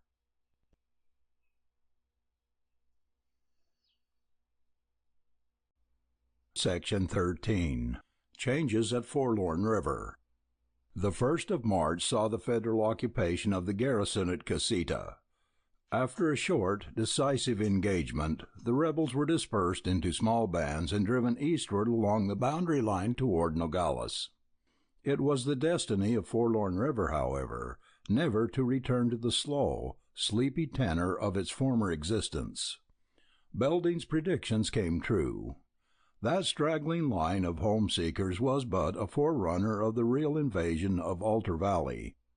Refugees from Mexico and from Castaneda spread the word that water, wood, and grass and land were to be had at Forlorn River, and as if by magic, the white tents and red adobe houses sprang up to glisten in the sun. Belding was happier than he had been for a long time. He believed that evil days for Forlorn River, along with the apathy and lack of enterprise, were in the past. He hired a couple of trustworthy Mexicans to ride the boundary line, and he settled down to think of ranching and irrigation and mining projects. Every morning he expected to receive some word from Sonoita or Yuma, telling him that Yaqui had guided his party safely across the desert. Belding was simple-minded, a man more inclined to action than reflection. When the complexities of life hemmed him in, he groped his way out, never quite understanding. His wife had always been a mystery to him.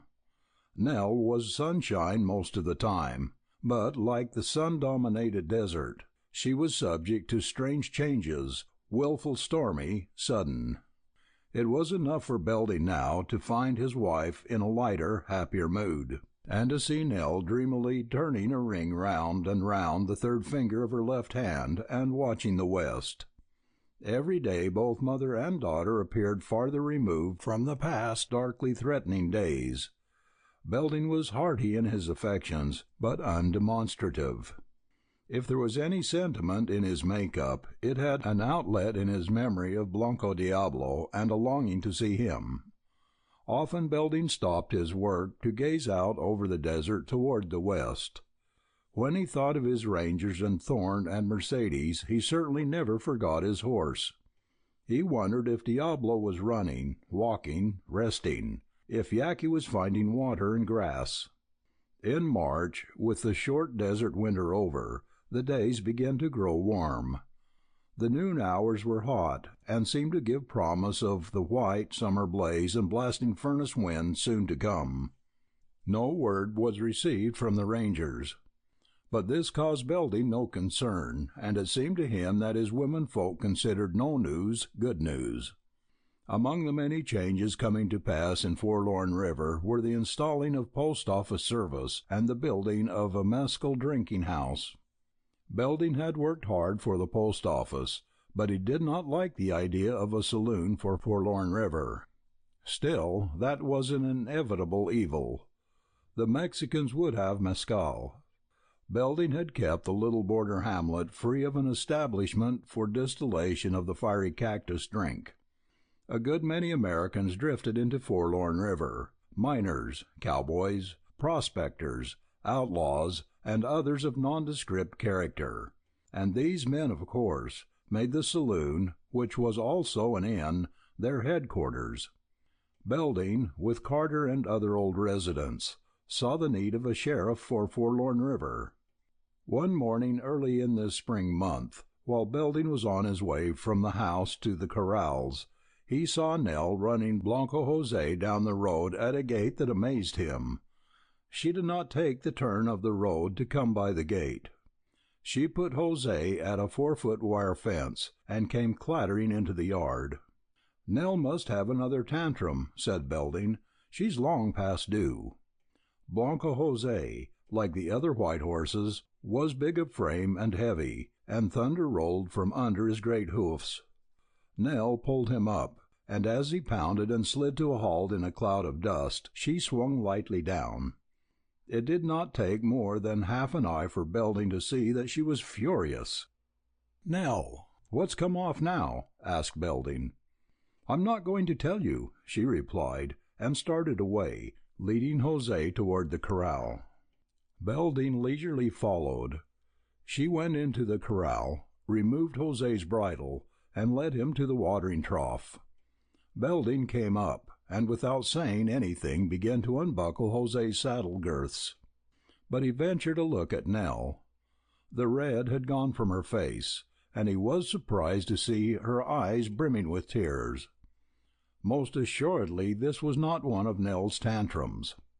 While taking off Jose's saddle and hanging it in the shed, Belding pondered in his slow way. When he came back to the corral, Nell had her face against the bars, and she was crying. He slipped a big arm around her and waited. Although it was not often expressed, there was a strong attachment between them. "Dad, I don't want you to think me a baby any more," she said. "I've been insulted." With the specific fact to make clear thought in Belding's mind, he was never slow. "I knew something unusual had come off. I guess you'd better tell me." "Dad, I will, if you promise." "What?" "Not to mention it to Mother, not to pack a gun down there, and never, never tell Dick." Belding was silent. Seldom did he make promises readily. "Nell, sure something must have come off, for you to ask all that." "If you don't promise, I'll never tell, that's all," she declared firmly. Belding deliberated a little longer. He knew the girl. "Well, I promise not to tell Mother," he said presently, "and seeing you're here safe and well, I guess I won't go packing a gun down there, wherever that is. But I won't promise to keep anything from Dick that perhaps he ought to know." "Dad, what would Dick do if he were here and I were to tell him I'd been horribly insulted?" "I guess that'd depend. Mostly, you know, Dick does what you want. But you couldn't stop him. Nobody could, if there was a reason, a man's reason, to get started. Remember what he did to Rojas. Nell, tell me what's happened." Nell, regaining her composure, wiped her eyes and smoothed back her hair. "The other day, Wednesday," she began, "I was coming home, and in front of that mescal drinking place there was a crowd. It was a noisy crowd. I didn't want to walk out into the street or seem afraid, but I had to do both. There were several young men, and if they weren't drunk they certainly were rude. I never saw them before, but I think they must belong to the mining company that was run out of Sonora by rebels. Mrs. Carter was telling me. Anyway, these young fellows were Americans. They stretched themselves across the walk and smiled at me. I had to go out in the road. One of them, the rudest, followed me. He was a big fellow, red-faced, with prominent eyes and a bold look. He came up beside me and spoke to me. I ran home, and as I ran I heard his companions jeering. Well, today, just now, when I was riding up the valley road I came upon the same fellows. They had instruments and were surveying. Remembering Dick and how he always wished for an instrument to help work out his plan for irrigation, I was certainly surprised to see these strangers surveying upon Laddie's plot of land.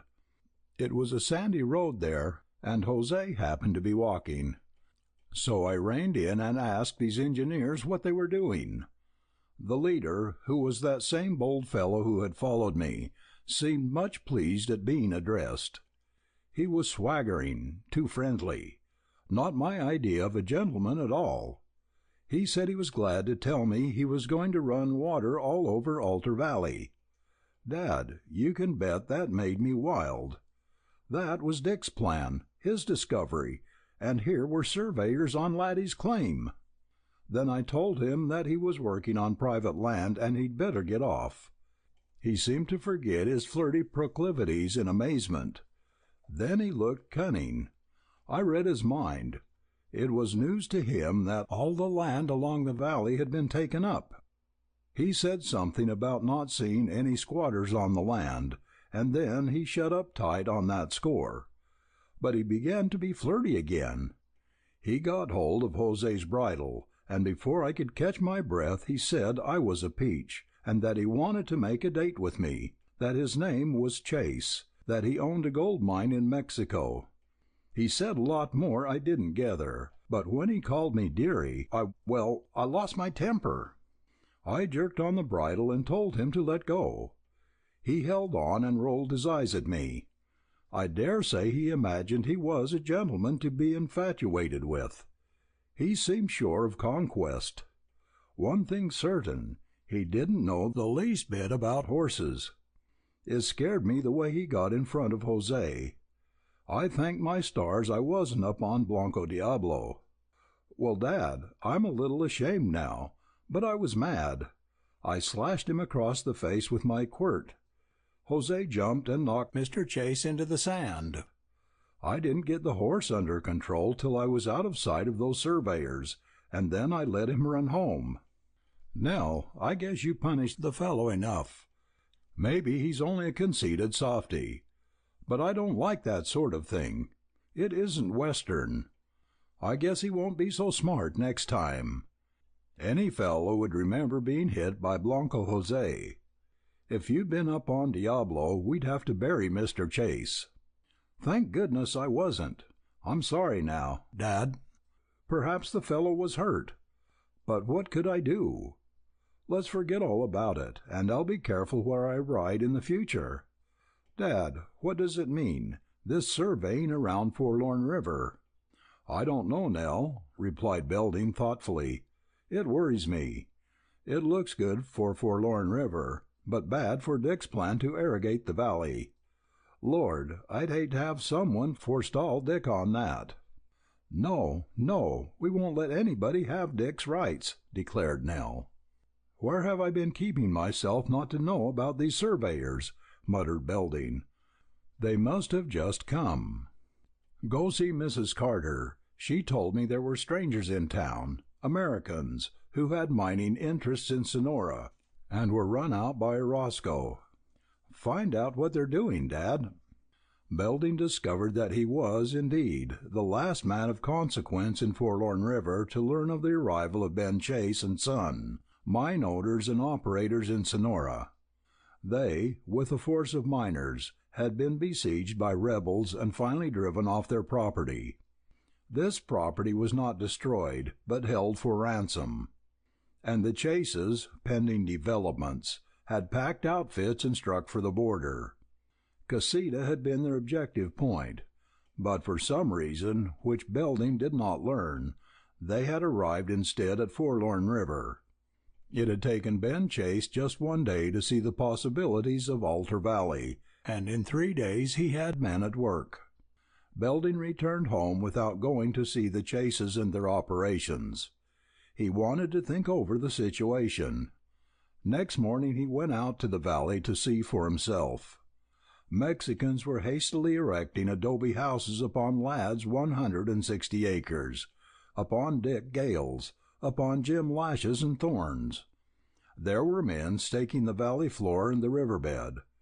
That was sufficient for Belding. He turned back toward town and headed for the camp of these intruders. In fact, the surroundings of Forlorn River, except on the riverside, reminded Belding of the mushroom growth of a newly discovered mining camp.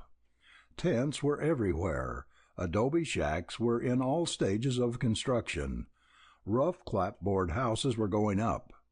The latest of this work was new and surprising to Belding, all because he was a busy man, with no chance to hear village gossip. When he was directed to the headquarters of the Chase Mining Company, he went thither in slow-growing wrath. He came to a big tent with a huge canvas fly stretched in front, under which sat several men in their shirt-sleeves. They were talking and smoking. "My name is Belding. I want to see this Mr. Chase," said Belding gruffly.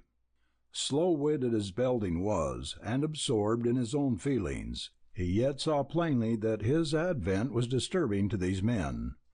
They looked alarmed, exchanged glances, and then quickly turned to him. One of them, a tall, rugged man with sharp face and shrewd eyes and white hair, got up and offered his hand. "I'm Chase Sr.," he said. "My son Radford Chase is here somewhere. You're Belding, the line inspector, I take it. I meant to call on you." He seemed a rough and ready, loud-spoken man, withal cordial enough.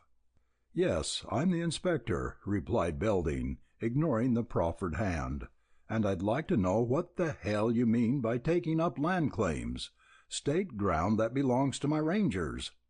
"Land claims," slowly echoed Chase, studying his man. "We're taking up only unclaimed land." "That's a lie. You couldn't miss the stakes."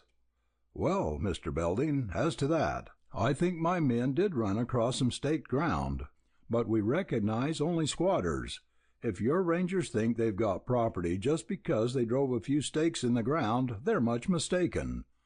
A squatter has to build a house and live on his land so long, according to law, before he owns it." This argument was unanswerable, and Belding knew it. "According to law!" exclaimed Belding. "Then you own up. You've jumped our claims." "Mr. Belding, I'm a plain businessman. I come along. I see a good opening. Nobody seems to have tenable grants. I stake out claims, locate squatters, Start to build. It seems to me your rangers have overlooked certain precautions. That's unfortunate for them. I'm prepared to hold my claim and back all the squatters who work for me. If you don't like it, you can carry the matter to Tucson. The law will uphold me." "The law?" "Say, on this southwest border we haven't any law except a man's word and a gun." "Then you'll find United States law has come along with Ben Chase," replied the other, snapping his fingers. He was still smooth, outspoken, but his mask had fallen. "You're not a Westerner?" queried Belding. "No, I'm from Illinois." "I thought the West hadn't bred you. I know your kind. You'd last a long time on the Texas border now, wouldn't you? You're one of the land and water hogs that has come to root in the West. You're like the timber sharks, take it all and leave none for those who follow. Mr. Chase, the West would fare better and last longer if men like you were driven out." "You can't drive me out." "I'm not so sure of that. Wait till my rangers come back. I wouldn't be in your boots. Don't mistake me. I don't suppose you could be accused of stealing another man's ideas or plan, but sure you've stolen these 4 claims. Maybe the law might uphold you, but the spirit, not the letter, counts with us bordermen." "See here, Belding, I think you're taking the wrong view of the matter. I'm going to develop this valley. You'd do better to get in with me. I've a proposition to make you about that strip of land of yours facing the river." "You can't make any deals with me. I won't have anything to do with you." Belding abruptly left the camp and went home. Nell met him, probably intended to question him, but one look into his face confirmed her fears. She silently turned away. Belding realized he was powerless to stop Chase, and he was sick with disappointment for the ruin of Dick's hopes and his own.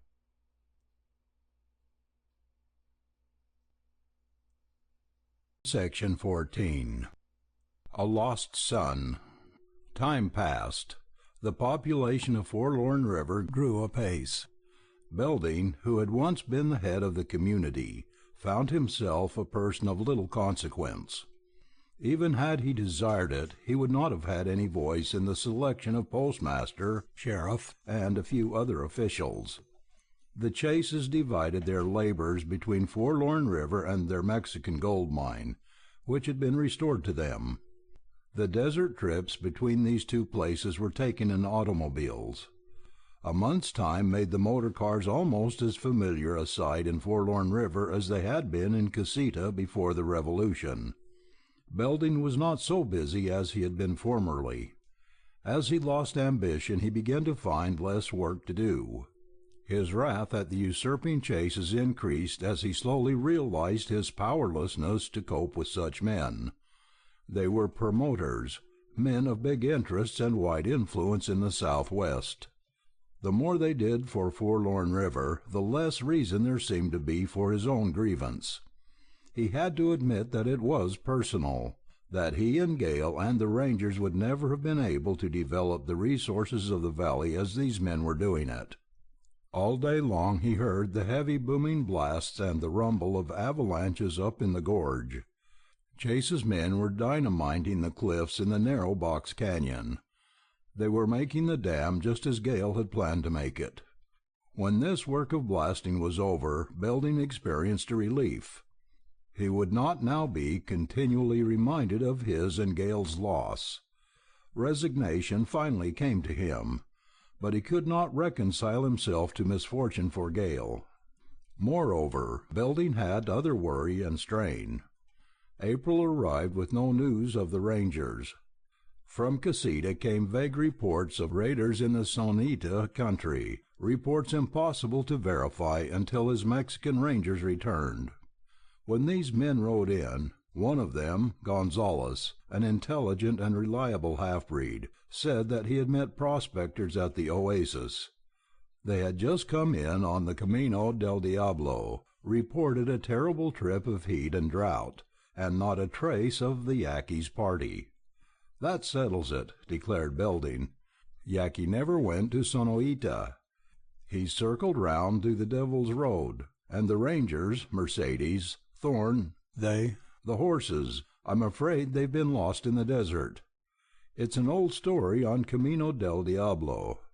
He had to tell Nell that, and it was an ordeal which left him weak. Mrs. Belding listened to him, and was silent for a long time while she held the stricken Nell to her breast. Then she opposed his convictions with that quiet strength so characteristic of her arguments. Well, then, decided Belding, Rojas headed the Rangers up Papago Well or the tanks. Tom, when you are down in the mouth you use poor judgment, she went on. You know only by a miracle could Rojas or anybody have headed those white horses. Where's your old stubborn confidence? Yaqui was up on Diablo, Dick was up on Sol, and there were the other horses. They could not have been headed or caught. Miracles don't happen. All right, Mother, it's sure good to hear you, said Belding. She always cheered him, and now he grasped at straws. I'm not myself these days, don't mistake that. Tell us what you think. You always say you feel things when you really don't know them. I can say little more than what you said yourself the night Mercedes was taken away. You told Laddie to trust Yaqui, that he was a godsend. He might go south into some wild Sonora valley. He might lead Rojas into a trap. He would find water and grass where no Mexican or American could. But, Mother, they're gone 7 weeks. 7 weeks. At the most I gave them 6 weeks. 7 weeks in the desert. How do the Yaquis live? She asked. Belding could not reply to that, but hope revived in him. He had faith in his wife, though he could not in the least understand what he imagined was something mystic in her. Years ago, when I was searching for my father, I learned many things about this country, said Mrs. Belding. You can never tell how long a man may live in the desert. The fiercest, most terrible, and inaccessible places often have their hidden oasis. In his later years my father became a prospector. That was strange to me, for he never cared for gold or money. I learned that he was often gone in the desert for weeks, once for months. Then the time came when he never came back. That was years before I reached the southwest border and heard of him. Even then I did not for long give up hope of his coming back. I know now. Something tells me. Indeed, it seems his spirit tells me. He was lost. But I don't have that feeling for Yaqui and his party. Yaqui has given Rojas the slip or has ambushed him in some trap. Probably that took time and a long journey to Sonora. The Indian is too wise to start back now over dry trails. He'll curb the Rangers. He'll wait.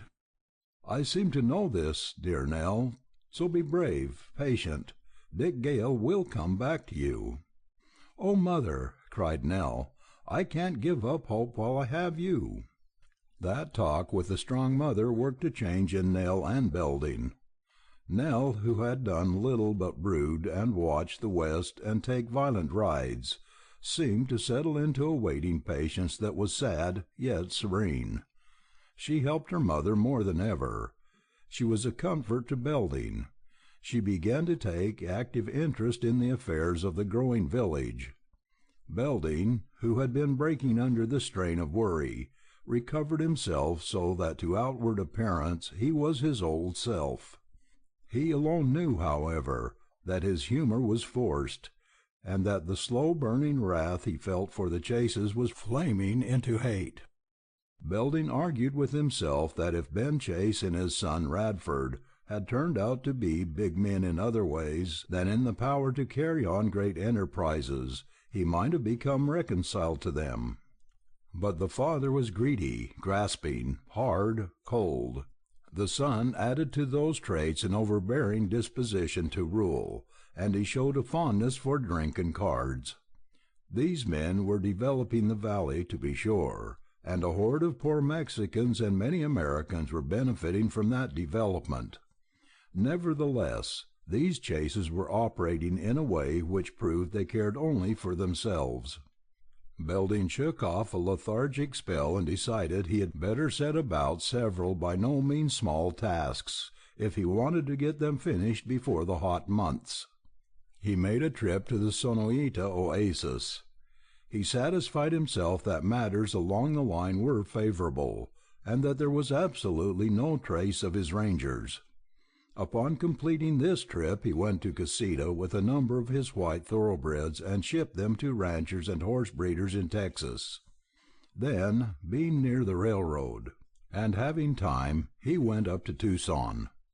There he learned some interesting particulars about the chases. They had an office in the city, influential friends in the capital. They were powerful men in the rapidly growing finance of the West.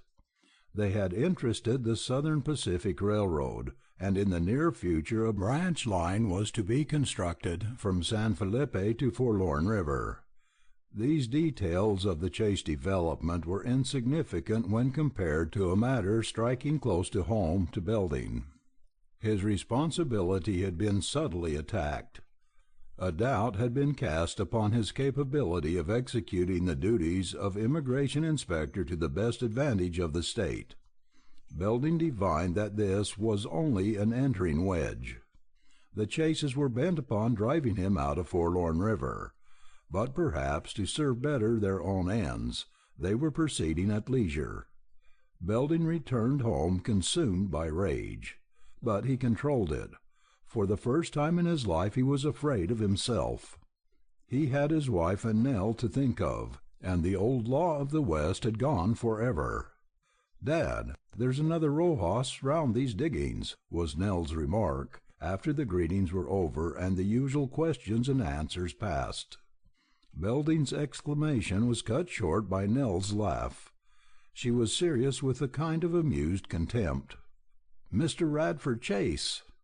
"Now, Nell, what the—" roared Belding. "Hush, Dad, don't swear," interrupted Nell. "I only meant to tease you." "Humph, humph. Say, my girl, that name Chase makes me see red. If you must tease me, hit me on some other way." "Sabe, señorita?" Si, Dad." "Nell, you may as well tell him and have it over," said Mrs. Belding quietly. "You promised me once, Dad, that you'd not go packing a gun off down there, didn't you?" "Yes, I remember," replied Belding, but he did not answer her smile. "Will you promise again?" she asked lightly. Here was Nell with arch eyes, yet not the old arch eyes, so full of fun and mischief. Her lips were tremulous, her cheeks seemed less round. "Yes," rejoined Belding, and he knew why his voice was a little thick. "Well, if you weren't such a good old blind, Dad, you'd have seen long ago the way Mr. Radford Chase ran round after me. At first it was only annoying, and I did not want to add to your worries. But these 2 weeks you've been gone I've been more than annoyed. After that time I struck Mr. Chase with my quirt he made all possible efforts to meet me. He did meet me wherever I went. He sent me letters till I got tired of sending them back. When you left home on your trips, I don't know how he grew bolder, but he had more opportunity. I couldn't stay in the house all the time. There were Mamma's errands and sick people and my Sunday school, and what not. Mr. Chase waylaid me every time I went out. If he works any more, I don't know when, unless it's when I'm asleep.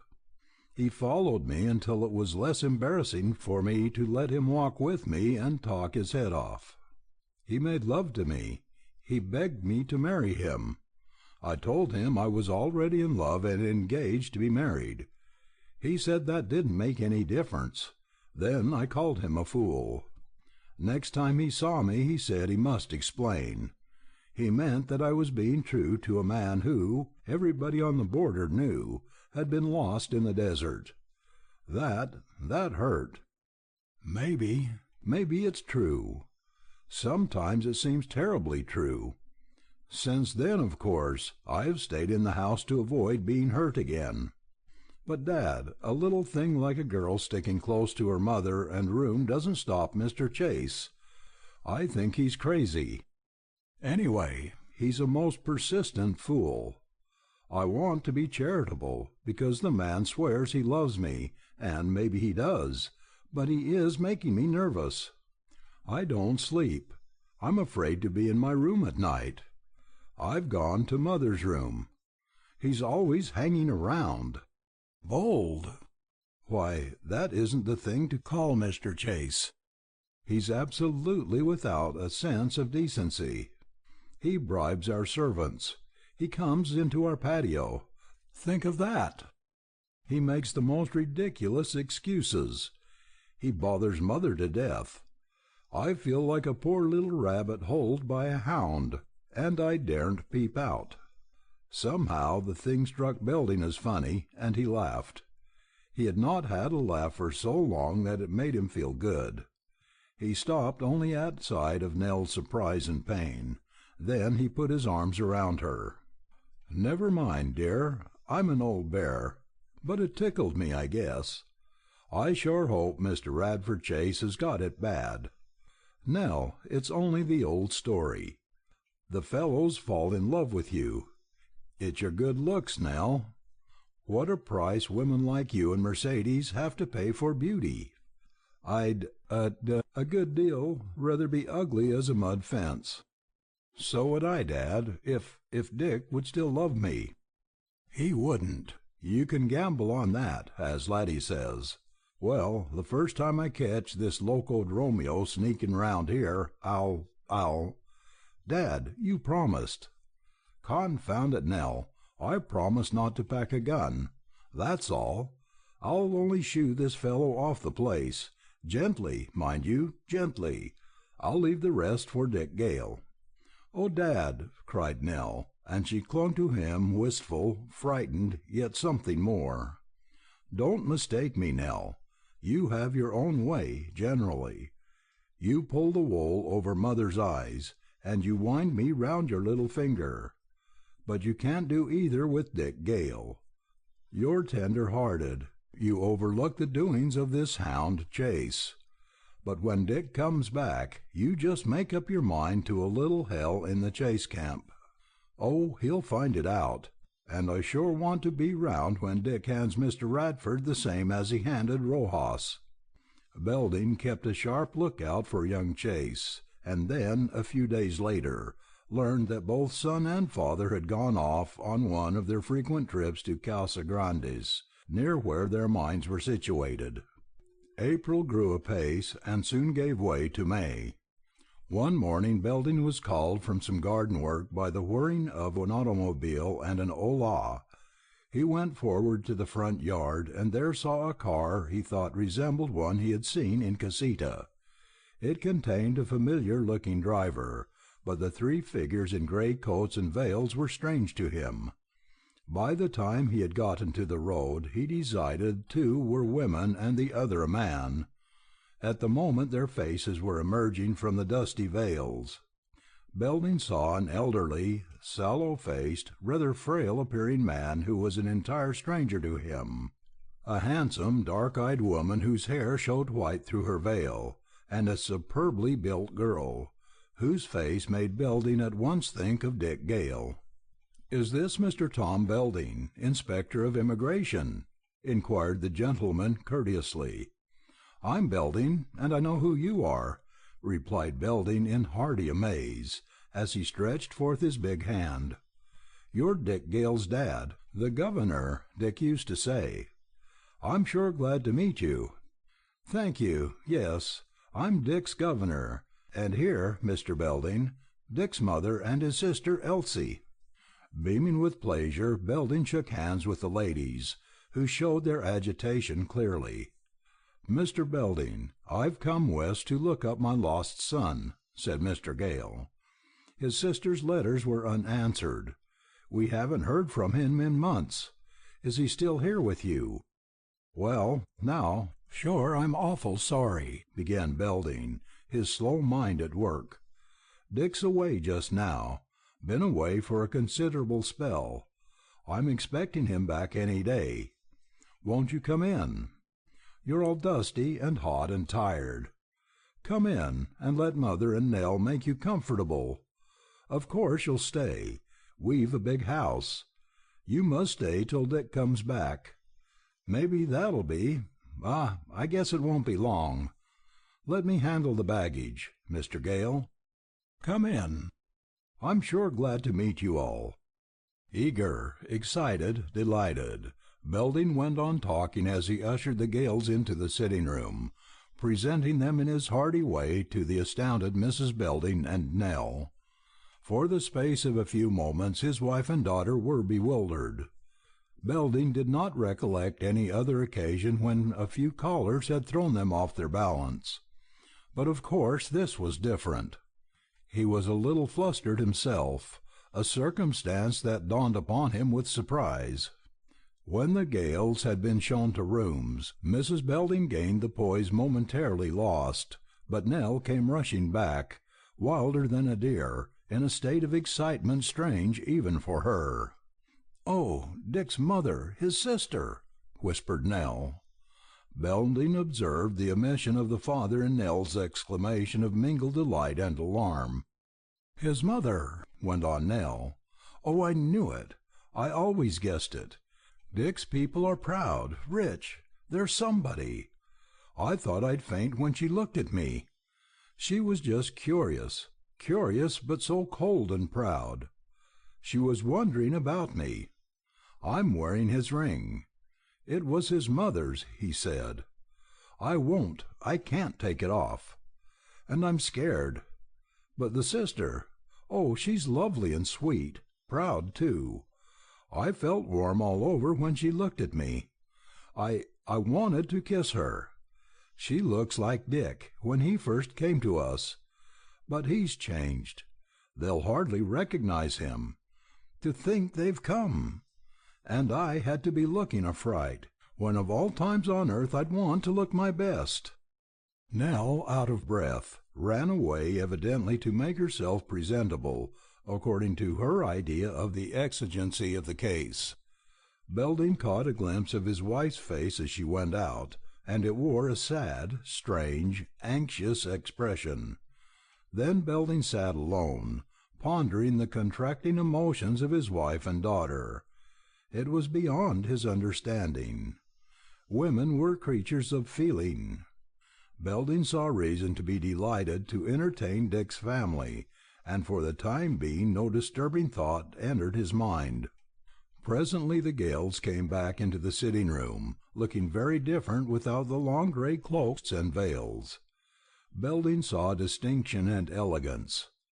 Mr. Gale seemed a grave, troubled, kindly person, ill in body and mind. Belding received the same impression of power that Ben Chase had given him, only here it was minus any harshness or hard quality. He gathered that Mr. Gale was a man of authority. Mrs. Gale rather frightened Belding, but he could not have told why. The girl was just like Dick as he used to be. Their manner of speaking also reminded Belding of Dick. They talked of the ride from Ash Fork down to the border, of the ugly and torn-up casita, of the heat and dust and cactus along the trail. Presently Nell came in, now cool and sweet in white, with a red rose at her breast. Belding had never been so proud of her.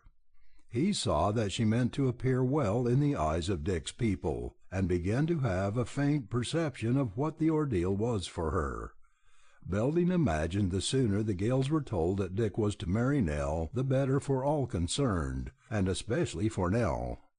In the general conversation that ensued he sought for an opening in which to tell this important news, but he was kept so busy answering questions about his position on the border, the kind of place Forlorn River was, the reason for so many tents, etc., that he was unable to find opportunity.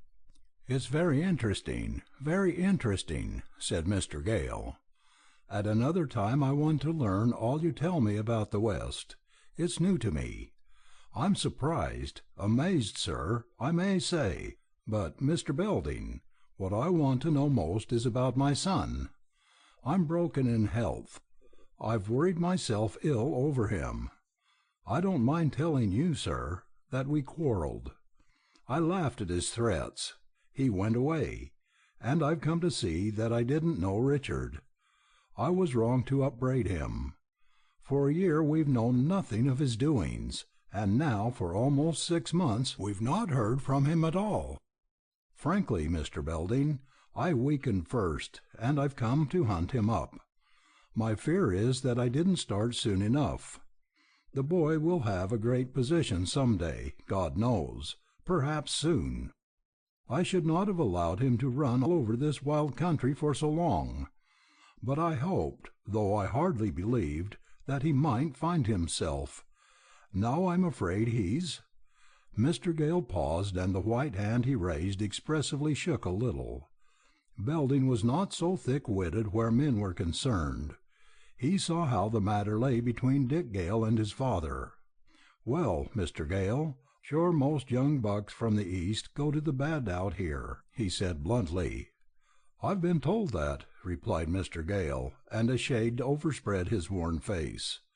"They blow their money, then go punching cows, take to whiskey." "Yes," rejoined Mr. Gale, feebly nodding. "Then they get to gambling, lose their jobs," went on Belding. Mr. Gale lifted haggard eyes. "Then it's bumming around, regular tramps, and to the bad generally." Belding spread wide his big arms, and when one of them dropped round Nell, who sat beside him, she squeezed his hand tight. "Sure, it's the regular thing," he concluded cheerfully.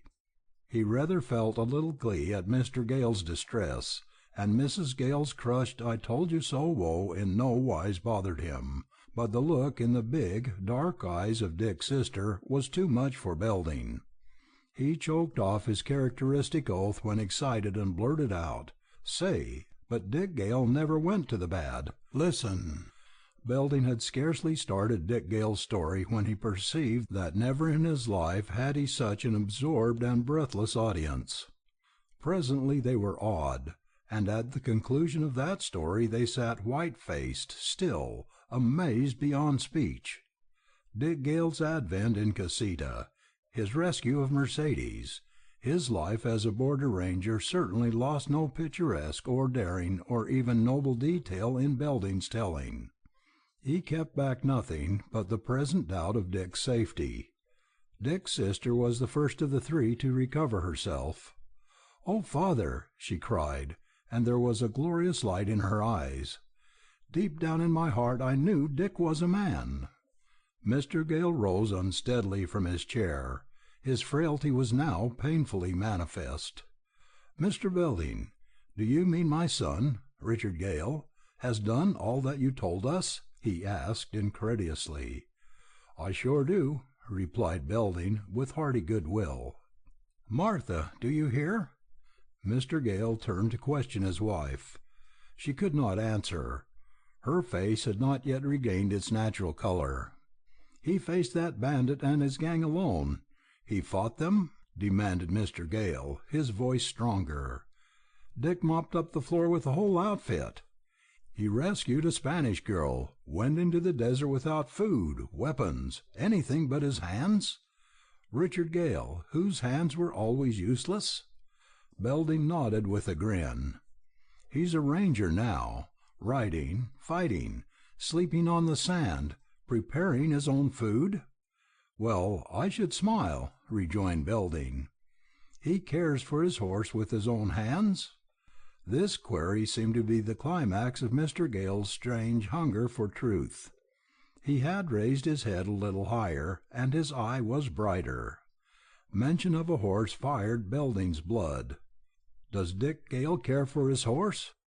"Say, there are not many men as well loved as that white horse of Dick's. Blanco Sol he is, Mr. Gale. That's Mex for white sun. Wait till you see Blanco Sol. Bar one, the whitest, biggest, strongest, fastest, grandest horse in the Southwest.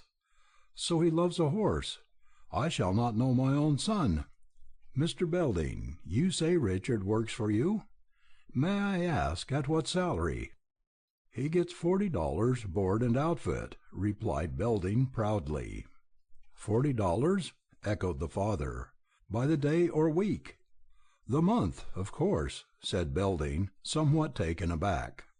$40 a month for a young man who spent $500 in the same time when he was at college, and who ran it into thousands when he got out!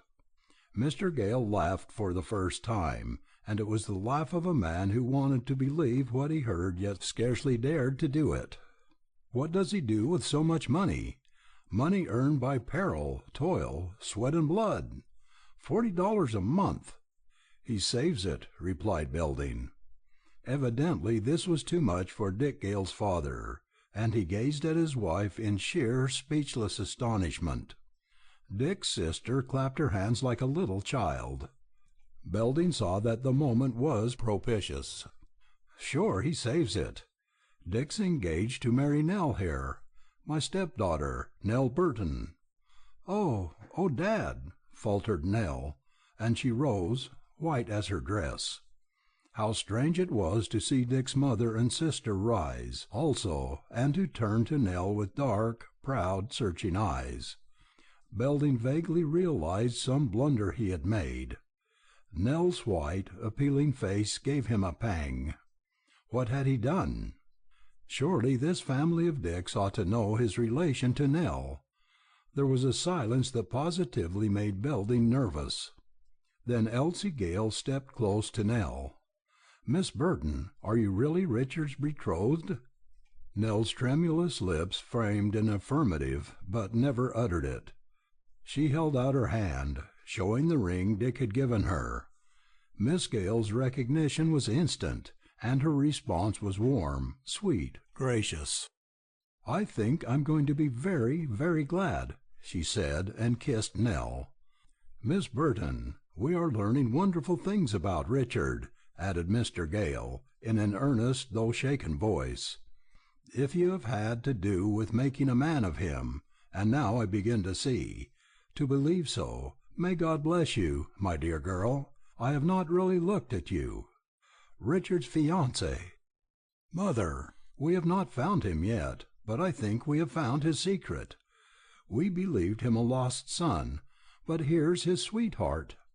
It was only then that the pride and hauteur of Mrs. Gale's face broke into an expression of mingled pain and joy.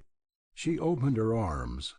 Nell, uttering a strange little stifled cry, flew into them. Belding suddenly discovered an unaccountable blur in his sight. He could not see perfectly, and that was why, when Mrs. Belding entered the sitting-room, he was not certain that her face was as sad and white as it seemed.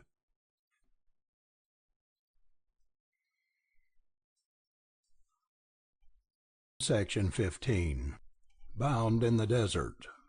Far away from Forlorn River, Dick Gale sat stunned, gazing down into the purple depths where Rojas had plunged to his death. The Yaqui stood motionless upon the steep red wall of lava from which he had cut the bandit's hold. Mercedes lay quietly where she had fallen. From across the depths there came to Gale's ear the Indian's strange wild cry. Then silence, hollow, breathless, stony silence enveloped the great abyss and its upheaved lava walls. The sun was setting. Every instant the haze reddened and thickened. Action on the part of the Yaqui loosened the spell which held Gale as motionless as his surroundings. The Indian was edging back toward the ledge. He did not move with his former lithe, sure freedom. He crawled, slipped, dragged himself, rested often, and went on again. He had been wounded. When at last he reached the ledge where Mercedes lay, Gale jumped to his feet, strong and thrilling, spurred to meet the responsibility that now rested upon him. Swiftly he turned to where Thorne lay. The cavalryman was just returning to consciousness. Gale ran for a canteen, bathed his face, made him drink. The look in Thorne's eyes was hard to bear. "Thorne, Thorne, it's all right, it's all right," cried Gale in piercing tones. "Mercedes is safe. Yaqui saved her. Rojas is done for. Yaqui jumped down the wall and drove the bandit off the ledge. Cut him loose from the wall, foot by foot, hand by hand. We've won the fight, Thorn." For Thorn these were marvelous, strength-giving words. The dark horror left his eyes, and they began to dilate, to shine. He stood up, dizzily but unaided, and he gazed across the crater. Yaqui had reached the side of Mercedes, was bending over her. She stirred. Yaqui lifted her to her feet. She appeared weak, unable to stand alone. But she faced across the crater and waved her hand. She was unharmed. Thorn lifted both arms above head, and from his lips issued a cry. It was neither a call, nor hola, nor welcome, nor answer. Like the Yaquis, it could scarcely be named, but it was deep, husky, prolonged, terribly human in its intensity. It made Gale shudder and made his heart beat like a trip-hammer. Mercedes again waved a white hand. The Yaqui waved too, and Gale saw in the action an urgent signal. Hastily taking up canteen and rifles, Gale put a supporting arm around Thorn. "Come, old man. Can you walk?" "Sure, you can walk. Lean on me, and we'll soon get out of this. Don't look across. Look where you step. We've not much time before dark. Oh, Thorn, I'm afraid Jim has cashed in. And the last I saw of Laddie, he was badly hurt." Gale was keyed up to a high pitch of excitement and alertness. He seemed to be able to do many things. But once off the ragged notched lava into the trail, he had not such difficulty with Thorn, and could keep his keen gaze shifting everywhere for sight of enemies. "Listen, Thorn, what's that?" asked Gale, halting as they came to a place where the trail led down through the rough breaks in the lava. The silence was broken by a strange sound, almost unbelievable considering the time and place. A voice was droning. "Turn the lady, turn, turn the lady, turn. All men left, all swing, turn the lady, turn." "Hello, Jim," called Gale, dragging Thorn round the corner of lava. "Where are you? Oh, you son of a gun! I thought you were dead. Oh, I'm glad to see you. Jim, are you hurt?" Jim Lash stood in the trail leaning over the butt of his rifle, which evidently he was utilizing as a crutch. He was pale but smiling. His hands were bloody. A scarf had been bound tightly round his left leg just above the knee. The leg hung limp, and the foot dragged. "I reckon I ain't injured much," replied Jim, "but my leg hurts like hell, if you want to know." "Laddie, oh, where's Laddie?" "He's just across the crack there. I was trying to get to him. We had it hot and heavy down here. Laddie was pretty bad shot up before he tried to head Rojas off the trail. Dick, did you see the Yaqui go after Rojas?" "Did I?" exclaimed Gale, grimly. "The finish was all that saved me from running loco plumb over the rim. You see, I was closer'n you to where Mercedes was hid. When Rojas and his last greaser started across, Laddie went after them, but I couldn't. Laddie did for Rojas's man, then went down himself, but he got up and fell, got up, went on, and fell again. Laddie kept doing that till he dropped for good. I reckon our chances are against finding him alive. I tell you, boys, Rojas was hell-bent. And Mercedes was game. I saw her shoot him. But maybe bullets couldn't stop him then. If I didn't sweat blood when Mercedes was fighting him on the cliff. Then the finish. Only a Yaqui could have done that. Thorn, you didn't miss it?" "Yes, I was down and out," replied the cavalryman. "It's a shame. Greatest stunt I ever seen. Thorn, you're standing up pretty fair. How about you? Dick, is he bad hurt?" "No, he's not. A hard knock on the skull and a scalp wound," replied Dick. "Here, Jim, let me help you over this place." Step by step, Gale got the two injured men down the uneven declivity and then across the narrow lava bridge over the fissure. Here he bade them rest while he went along the trail on that side to search for Laddie. Gale found the ranger stretched out, face downward, reddened hand clutching a gun. Gale thought he was dead. Upon examination, however, it was found that Ladd still lived, though he had many wounds. Gale lifted him and carried him back to the others. "He's alive, but that's all," said Dick, as he laid the ranger down. "Do what you can. Stop the blood. Laddie's tough as cactus, you know. I'll hurry back for Mercedes and Yaqui." Gale, like a fleet, sure-footed mountain sheep, ran along the trail. When he came across the Mexican, Rojas' last ally, Gale had evidence of the terrible execution of the 405. He did not pause.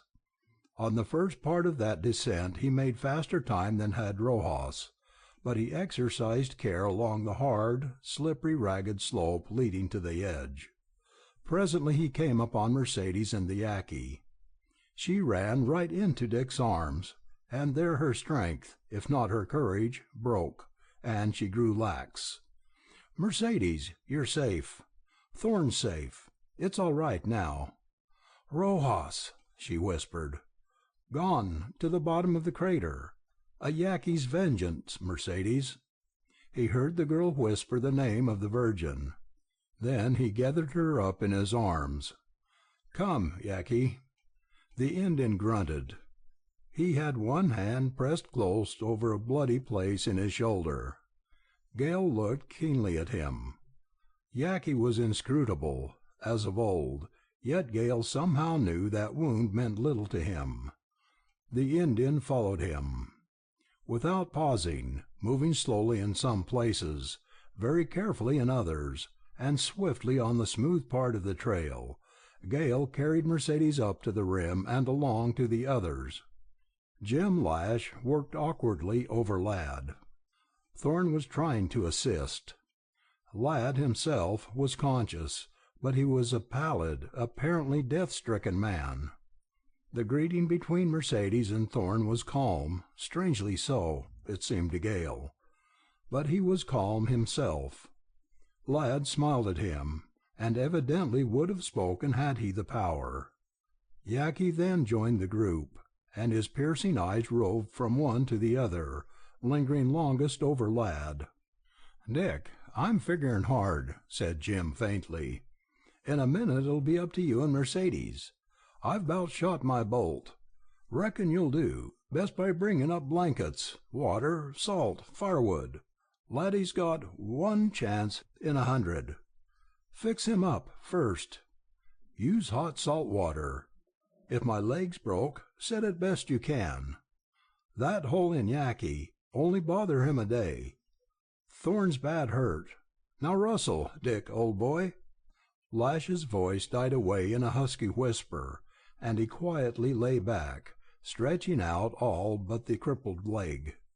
Gale examined it, assured himself the bones had not been broken, then rose ready to go down the trail. "Mercedes, hold Thorne's head up in your lap. So. Now I'll go." On the moment Yaqui appeared to have completed the binding of his wounded shoulder, and he started to follow Gale. He paid no attention to Gale's order for him to stay back. But he was slow, and gradually Gale forged ahead.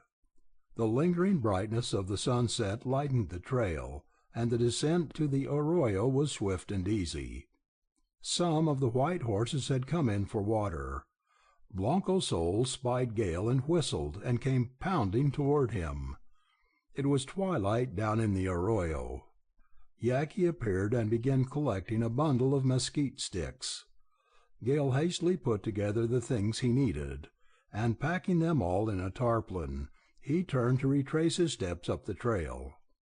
Darkness was setting in.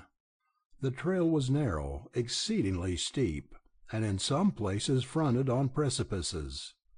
Gale's burden was not very heavy, but its bulk made it unwieldy, and it was always overbalancing him or knocking against the wall side of the trail. Gale found it necessary to wait for Yaqui to take the lead. The Indian's eyes must have seen as well at night as by day. Gale toiled upward, shouldering, swinging, dragging the big pack, and, though the ascent of the slope was not really long, it seemed endless.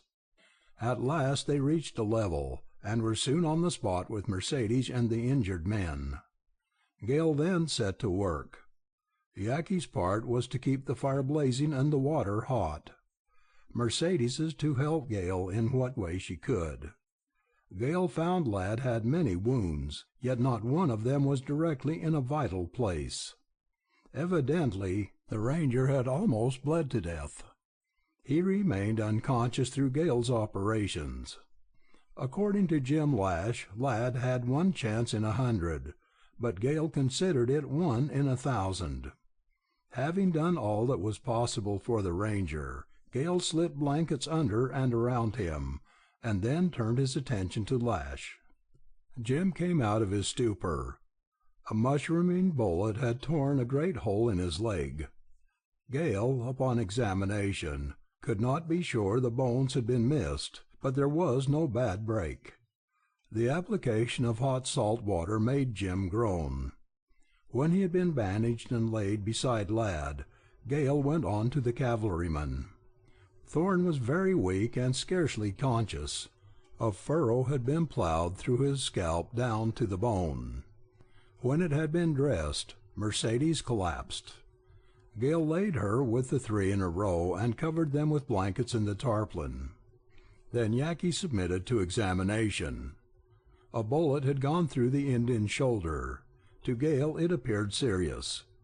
Yaqui said it was a flea bite, but he allowed Gale to bandage it, and obeyed when he was told to lie quiet in his blanket beside the fire. Gale stood guard. He seemed still calm, and wondered at what he considered a strange absence of poignant feeling. If he had felt weariness, it was gone now. He coaxed the fire with as little wood as would keep it burning. He sat beside it. He walked to and fro close by. Sometimes he stood over the 5 sleepers, wondering if 2 of them at least would ever awaken. Time passed swiftly, but as the necessity for immediate action had gone by, the hours gradually assumed something of their normal length. The night wore on. The air grew colder, the stars brighter, the sky bluer, and, if such could be possible, the silence more intense. The fire burned out, and for lack of wood could not be rekindled. Gale patrolled his short beat, becoming colder and damper as dawn approached. The darkness grew so dense that he could not see the pale faces of the sleepers. He dreaded the gray dawn and the light.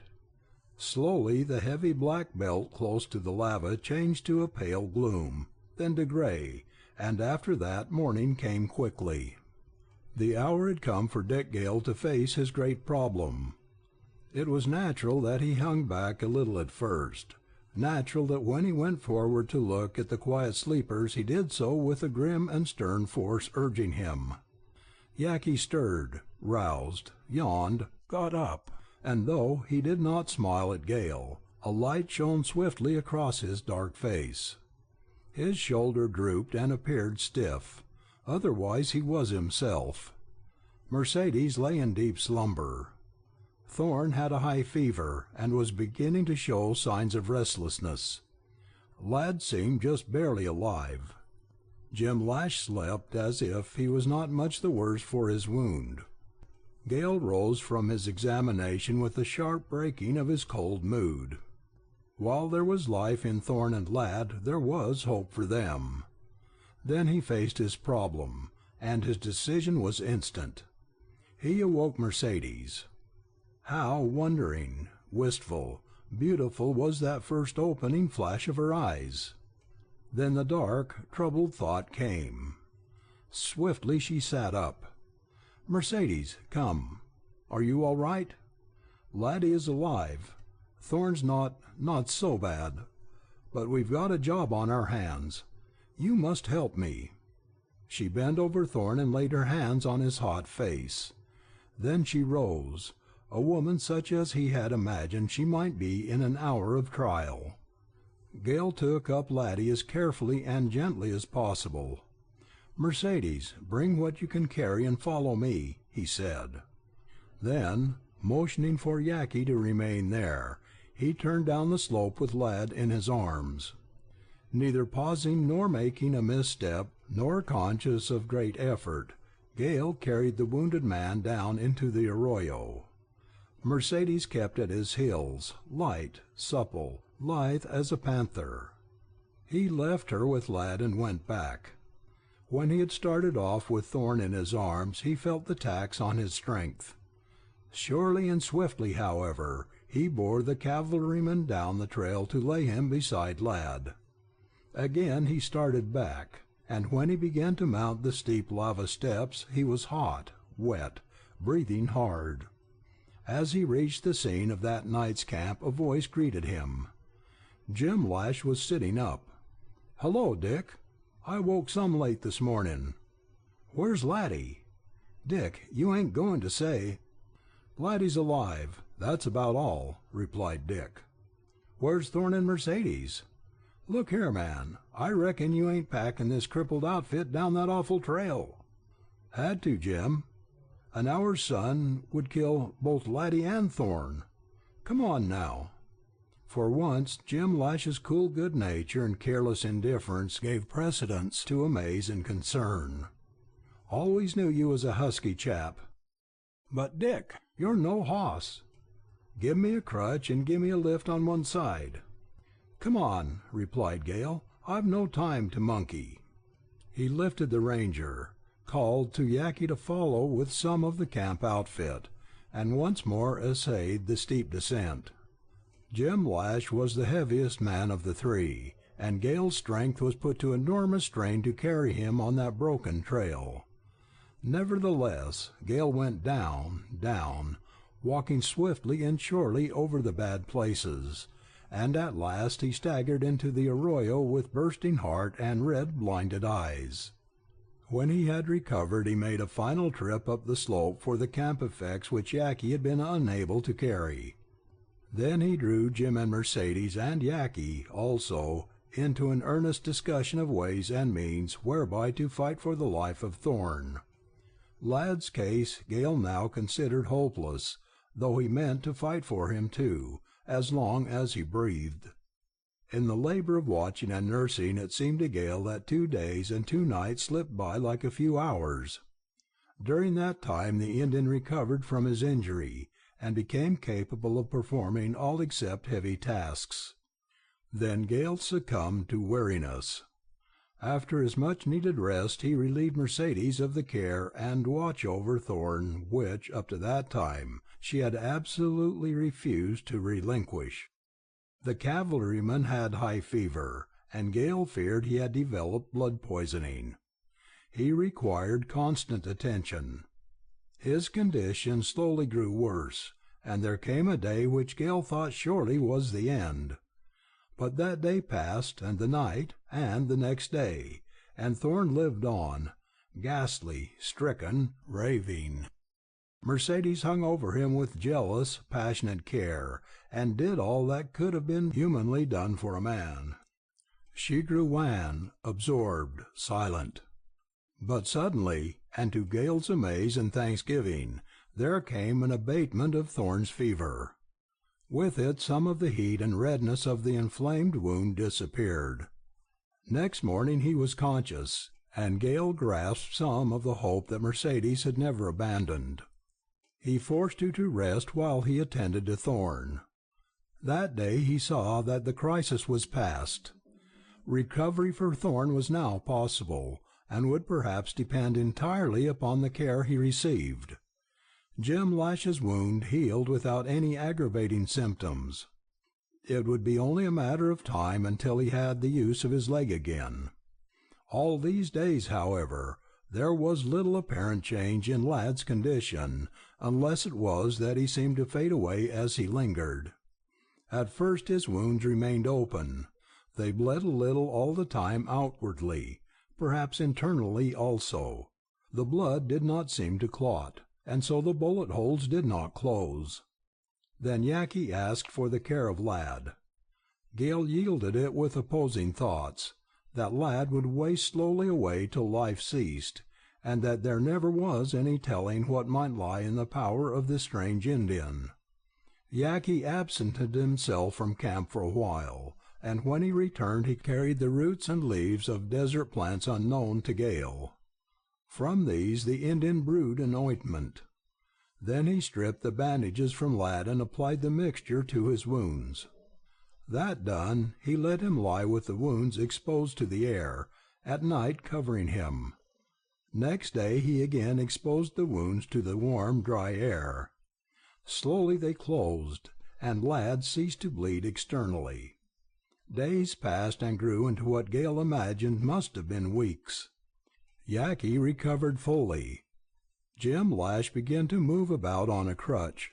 He shared the Indian's watch over Lad. Thorne lay haggard, emaciated ghost of his rugged self, but with life in the eyes that turned always toward Mercedes. Lad lingered and lingered. The life seemingly would not leave his bullet-pierced body.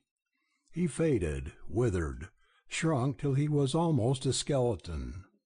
He knew those who worked and watched over him, but he had no power of speech. His eyes and eyelids moved. The rest of him seemed stone.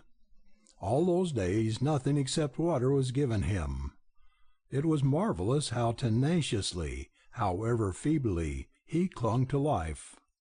Gale imagined it was the Yaqui spirit that held back death. That tireless, implacable, inscrutable savage was ever at the ranger's side. His great sombre eyes burned. At length he went to Gale, and, with that strange light flitting across the hard bronzed face, he said Lad would live. The second day after Lad had been given such thin nourishment as he could swallow, he recovered the use of his tongue. "Sure, this is hell," he whispered. That was a characteristic speech for the ranger, Gale thought, and indeed it made all who heard it smile while their eyes were wet. From that time forward Lad gained, but he gained so immeasurably slowly that only the eyes of hope could have seen any improvement. Jim Lash threw away his crutch, and Thorne was well, if still somewhat weak, before Lad could lift his arm or turn his head. A kind of long, immovable gloom passed, like a shadow, from his face. His whispers grew stronger, and the day arrived when Gale, who was perhaps the least optimistic, threw doubt to the winds and knew the ranger would get well. For Gale that joyous moment of realization was one in which he seemed to return to a former self long absent. He experienced an elevation of soul. He was suddenly overwhelmed with gratefulness, humility, awe. A gloomy black terror had passed by. He wanted to thank the faithful Mercedes, and Thorne for getting well, and the cheerful Lash, and Lad himself, and that strange and wonderful Yaqui, now such a splendid figure. He thought of home and Nell. The terrible encompassing red slopes lost something of their fearsomeness, and there was a good spirit hovering near. "Boys, come around," called Lad in his low voice. "And you, Mercedes, and call the Yaqui." Lad lay in the shade of the brush shelter that had been erected. His head was raised slightly on a pillow. There seemed little of him but long lean lines, and if it had not been for his keen, thoughtful, kindly eyes, his face would have resembled a death mask of a man starved. "Sure, I want to know what day it is and what month?" asked Lad. Nobody could answer him. The question seemed a surprise to Gale, and evidently was so to the others. "Look at that cactus," went on Lad. Near the wall of lava a stunted saguaro lifted its head. A few shriveled blossoms that had once been white hung along the fluted column. "I reckon, according to that giant cactus, it's somewhere along the end of March," said Jim Lash soberly. "Sure, it's April. Look where the sun is, and can't ye feel it getting hot?" "Supposin' it is April?" queried Lash slowly. "Well, what I'm drivin' at is it's about time you all was hittin' the trail back to Forlorn River, before the water holes dry out. Laddie, I reckon we'll start as soon as you're able to be put on a hoss." "Sure, that'll be too late." A silence ensued, in which those who heard Lad gazed fixedly at him, and then at one another. Lash uneasily shifted the position of his lame leg, and Gale saw him moisten his lips with his tongue.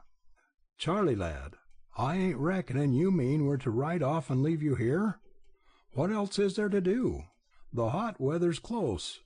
Pretty soon most of the water holes will be dry. You can't travel then. I'm on my back here, and God only knows when I could be packed out. Not for weeks, maybe. I'll never be any good again, even if I was to get out alive. You see, sure, this sort of case comes round sometimes in the desert. It's common enough. I've heard of several cases where men had to go and leave a feller behind. It's reasonable. If you're fighting the desert, you can't afford to be sentimental. Now, as I said, I'm all in. So what's the sense of you waiting here, when it means the old desert story? By going now, maybe you'll get home. If you wait on a chance of taking me, you'll be too late. Pretty soon this live'll be one roastin' hell. Sure now, boys, you'll see this the right way. Jim, old pard?" "No, laddie, and I can't figure how you could ever ask me." "Sure, then leave me here with Yaqui and a couple of the hosses. We can eat sheep meat, and if the water holds out—" "No," interrupted Lash violently. Laddie's eyes sought Gale's face. "You ain't bull-headed like Jim. You'll see the sense of it. There's Nell a-waitin' back at Forlorn River. Think what it means to her. She's a damn fine girl, Dick, and what right have you to break her heart for an old, worn-out cowpuncher? Think how she's watchin' for you with that sweet face all sad and troubled, and her eyes turnin' black. You'll go, son, won't you?" Dick shook his head.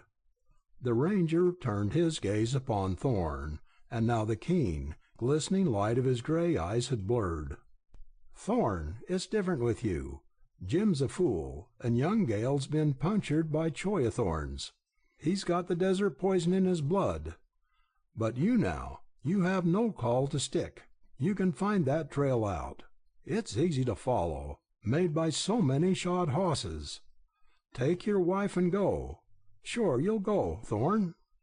Deliberately and without an instant's hesitation, the cavalryman replied, "No." Lad then directed his appeal to Mercedes. His face was now convulsed, and his voice, though it had sunk to a whisper, was clear, and beautiful with some rich quality that Gale had never heard in it. "Mercedes, you're a woman. You're the woman we fought for, and some of us are sure going to die for you. Don't make it all for nothing. Let us feel we saved the woman. Sure, you can make Thorne go. He'll have to go if you say. They all have to go. Think of the years of love and happiness in store for you. A week or so, and it'll be too late. Can you stand for me seeing you? Let me tell you, Mercedes, when the summer heat hits the lava wall, we'll all wither up and curl up like shavings near a fire. A wind of hell will blow up this slope. Look at them mesquites. See the twist in them. That's the torture of heat and thirst. Do you want me or all of us men seeing you like that? Mercedes, don't make it all for nothing. Say you'll persuade Thorne, if not the others." For all the effect his appeal had to move her, Mercedes might have possessed a heart as hard and fixed as the surrounding lava. "Never." White-faced, with great black eyes flashing, the Spanish girl spoke the word that had bound her and her companions in the desert. The subject was never mentioned again. Gale thought that he read a sinister purpose in Lad's mind. To his astonishment, Lash came to him with the same fancy. After that they made certain there never was a gun within reach of Lad's clutching, claw-like hands. Gradually a somber spell lifted from the ranger's mind. When he was entirely free of it, he began to gather strength daily. Then it was as if he had never known patience, he who had shown so well how to wait. He was in a frenzy to get well. His appetite could not be satisfied. The sun climbed higher, whiter, hotter. At midday a wind from Gulfward roared up the arroyo, and now only Palos Verdes and the Fusagoros were green. Every day the water in the lava holes sank an inch.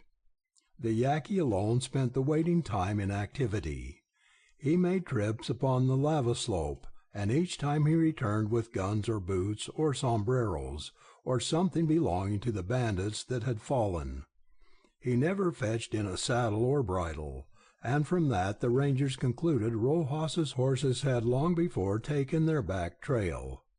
What speculation, what consternation those saddled horses would cause if they returned to Forlorn River.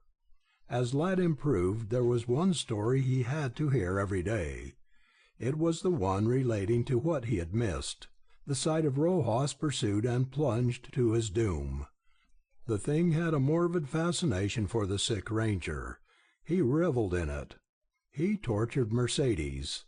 His gentleness and consideration, heretofore so marked, were in abeyance to some sinister, ghastly joy. But to humor him, Mercedes racked her soul with the sensations she had suffered when Rojas hounded her out on the ledge, when she shot him, when she sprang to throw herself over the precipice, when she fought him, when with half-blinded eyes she looked up to see the merciless Yaqui reaching for the bandit. Lad fed his cruel longing with Thorne's poignant recollections, with the keen, clear, never-to-be-forgotten shocks to Gale's eye and ear. Jim Lash, for one at least, never tired of telling how he had seen and heard the tragedy, and every time in the telling it gathered some more tragic and gruesome detail. Jim believed in satiating the ranger. Then in the twilight, when the campfire burned, Lad would try to get the Yaqui to tell his side of the story. But this the Indian would never do. There was only the expression of his fathomless eyes and the set passion of his massive face. Those waiting days grew into weeks. Lad gained very slowly. Nevertheless, at last he could walk about, and soon he averred that, strapped to a horse, he could last out the trip to Forlorn River. There was rejoicing in camp, and plans were eagerly suggested. The Yaqui happened to be absent. When he returned, the rangers told him they were now ready to undertake the journey back across the lava and cactus. Yaqui shook his head. They declared again their intention. "No," replied the Indian, and his deep, sonorous voice rolled out upon the quiet of the arroyo. He spoke briefly then. They had waited too long. The smaller water holes back in the trail were dry. The hot summer was upon them. There could only be death waiting down in the burning valley. Here was water and grass and wood and shade from the sun's rays, and sheep to be killed on the peaks. The water would hold unless the season was that dreaded ano seco of the Mexicans. "Wait for rain," concluded Yaqui, and now as never before he spoke as one with authority. If no rain, silently he lifted his hand.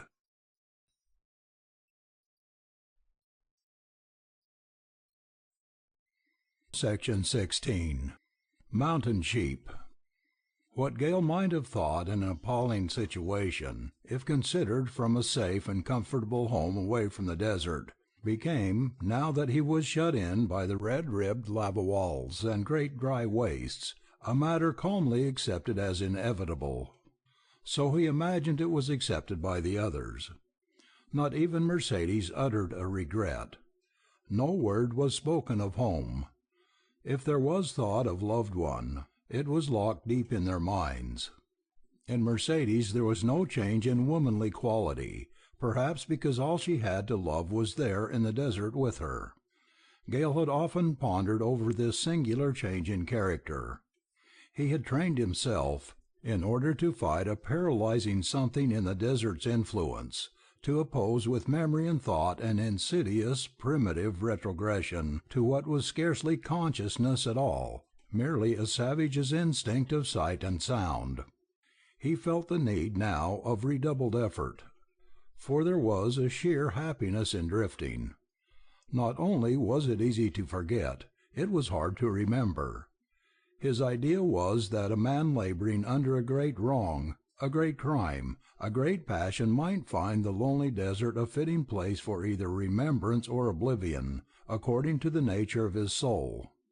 But an ordinary, healthy, reasonably happy mortal who loved the open with its blaze of sun and sweep of wind would have a task to keep from going backward to the natural man he was before civilization. By tacit agreement Ladd again became the leader of the party. Ladd was a man who would have taken all the responsibility, whether or not it was given him. In moments of hazard, of uncertainty, lash and gale, even Belding, unconsciously looked to the ranger. He had that kind of power. The first thing Ladd asked was to have the store of food that remained spread out upon a tarpaulin. Assuredly it was a slender enough supply. The ranger stood for long moments gazing down at it. He was groping among past experiences, calling back from his years of life on range and desert that which might be valuable for the present issue. It was impossible to read the gravity of Ladd's face, for he still looked like a dead man, but the slow shake of his head told Gale much. There was a grain of hope, however, in the significance with which he touched the bags of salt and said, "Sure, it was sense packin' all that salt." Then he turned to face his comrades. "That's little grub for 6 starvin' people corralled in the desert, but the grub end ain't worryin' me. Yaqui can get sheep up the slopes. Water. That's the beginnin' and middle and end of our case." "Laddie, I reckon the water hole here never goes dry," replied Jim. "Ask the Indian." Upon questioning, Yaqui repeated what he had said about the dreaded ano seco of the Mexicans. In a dry year this water hole failed. "Dick, take a rope and see how much water's in the hole." Gale could not find the bottom with a 30-foot lasso. The water was cool, clear, sweet as if it had been kept in a shaded iron receptacle. Ladd welcomed this information with surprise and gladness. "Let's see. Last year was sure pretty dry. Maybe this summer won't be. Maybe our wonderful good luck'll hold. Ask Yaqui if he thinks it'll rain." Mercedes questioned the Indian. "He says no man can tell surely, but he thinks the rain will come," she replied. "Sure it'll rain, you can gamble on that now," continued Ladd, "if there's only grass for the hosses. We can't get out of here without hosses. Dick, take the Indian and scout down the arroyo. Today I seen the hosses were gettin' fat. Gettin' fat in this desert. But maybe they've about grazed up all the grass. Go and see, Dick, and may you come back with more good news." Gale, upon the few occasions when he had wandered down the arroyo, had never gone far. The Yaqui said there was grass for the horses, and until now no one had given the question more consideration. Gale found that the arroyo widened as it opened. Near the head, where it was narrow, the grass lined the course of the dry stream bed, but farther down this stream bed spread out. There was every indication that at flood seasons the water covered the floor of the arroyo.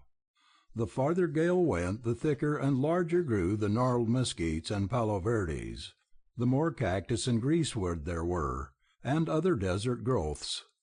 Patches of gray grass grew everywhere. Gale began to wonder where the horses were.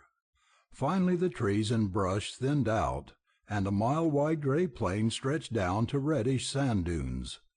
Over to one side were the white horses, and even as Gale saw them both, Blanco Diablo and Sol lifted their heads and, with white manes tossing in the wind, whistled clarion calls. Here was grass enough for many horses. The arroyo was indeed an oasis. Ladd and the others were awaiting Gale's report, and they received it with calmness, yet with a joy no less evident because it was restrained. Gale, in his keen observation at the moment, found that he and his comrades turned with glad eyes to the woman of the party. "Signor Laddie, you think, you believe, we shall?" she faltered, and her voice failed. It was the woman in her, weakening in the light of real hope, of the happiness now possible beyond that desert barrier. "Mercedes, no white man can tell what'll come to pass out here," said Ladd earnestly. "Sure, I have hopes now I never dreamed of. I was pretty near a dead man. The Indian saved me. Queer notions have come into my head about Yaqui. I don't understand them. He seems, when you look at him, only a squalid, sullen, vengeful savage. But Lord, that's far from the truth. Maybe Yaqui's different from most Indians. He looks the same, though. Maybe trouble is we white folks never knew the Indian. Anyway, Belden had it right. Yaquis are godsend. Now, as to the future, I'd like to know maybe as well as you if we're ever to get home. Only being what I am, I say, quien sabe? But something tells me Yaqui knows. Ask him, Mercedes. Make him tell. We'll all be the better for knowin'. We'd be stronger for havin' more'n our faith in him. He's a silent Indian, but make him tell." Mercedes called Yaqui. At her bidding there was always a suggestion of hurry, which otherwise was never manifest in his actions. She put a hand on his bared muscular arm and began to speak in Spanish. Her voice was low, swift, full of emotion, sweet as the sound of a bell. It thrilled Gale, though he understood scarcely a word she said. He did not need translation to know that here spoke the longing of a woman for life, love, home, the heritage of a woman's heart. Gale doubted his own divining impression. It was that the Yaqui understood this woman's longing.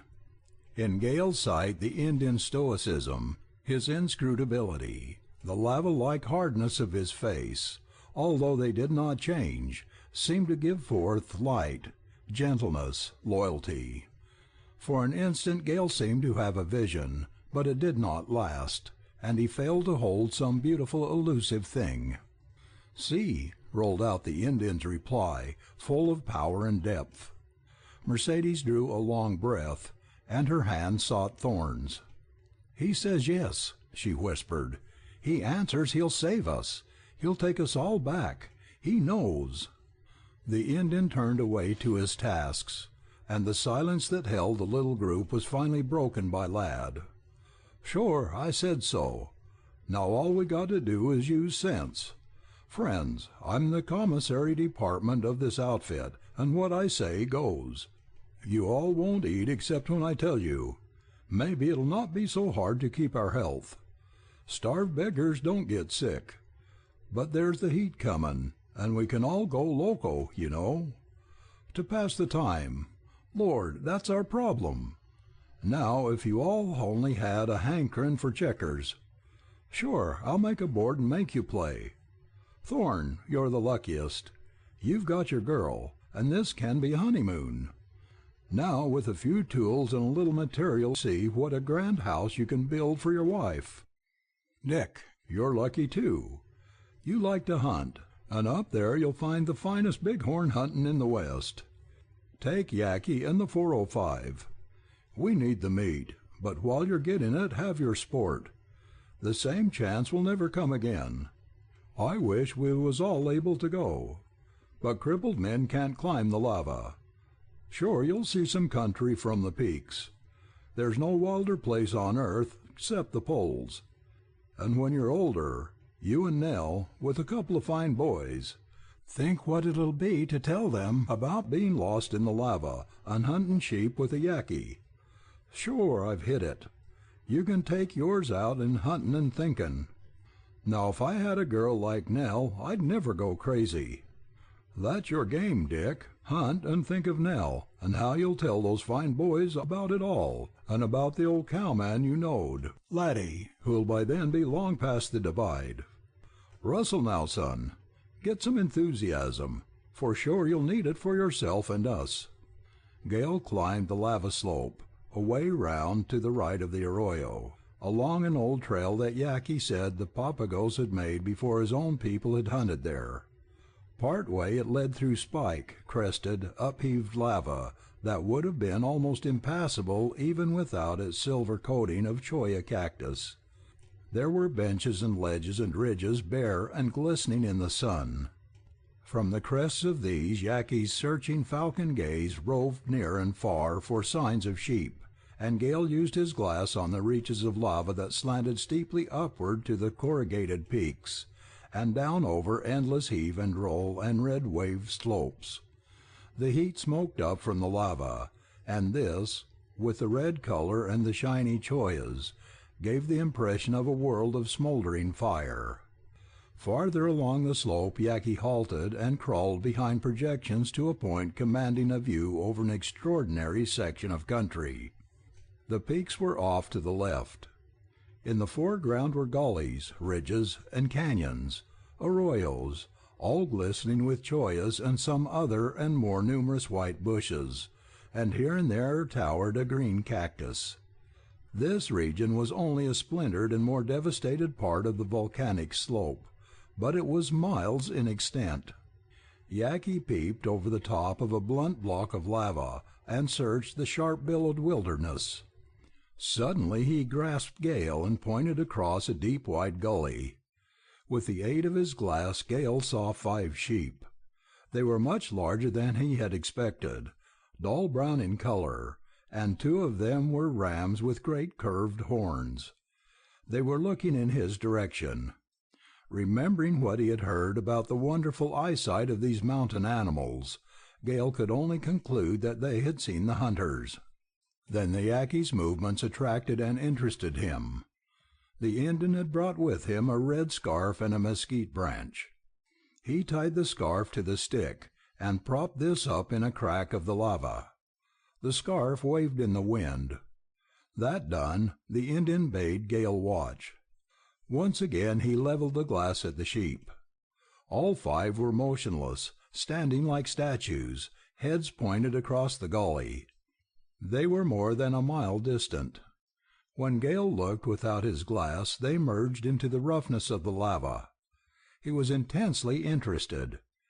Did the sheep see the red scarf? It seemed incredible, but nothing else could account for that statuesque alertness. The sheep held this rigid position for perhaps 15 minutes. Then the leading ram started to approach. The others followed. He took a few steps, then halted. Always he held his head up, nose pointed. "By George, they're coming!" exclaimed Gale. "They see that flag. They're hunting us. They're curious. If this doesn't beat me!" Evidently the Indian understood, for he grunted. Gale found difficulty in curbing his impatience. The approach of the sheep was slow. The advances of the leader and the intervals of watching had a singular regularity. He worked like a machine.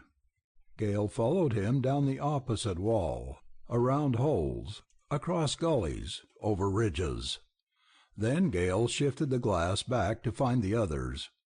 They were coming also, with exactly the same pace and pause of their leader. What steppers they were! How sure-footed! What leaps they made! It was thrilling to watch them. Gale forgot he had a rifle. The Yaqui pressed a heavy hand down upon his shoulder.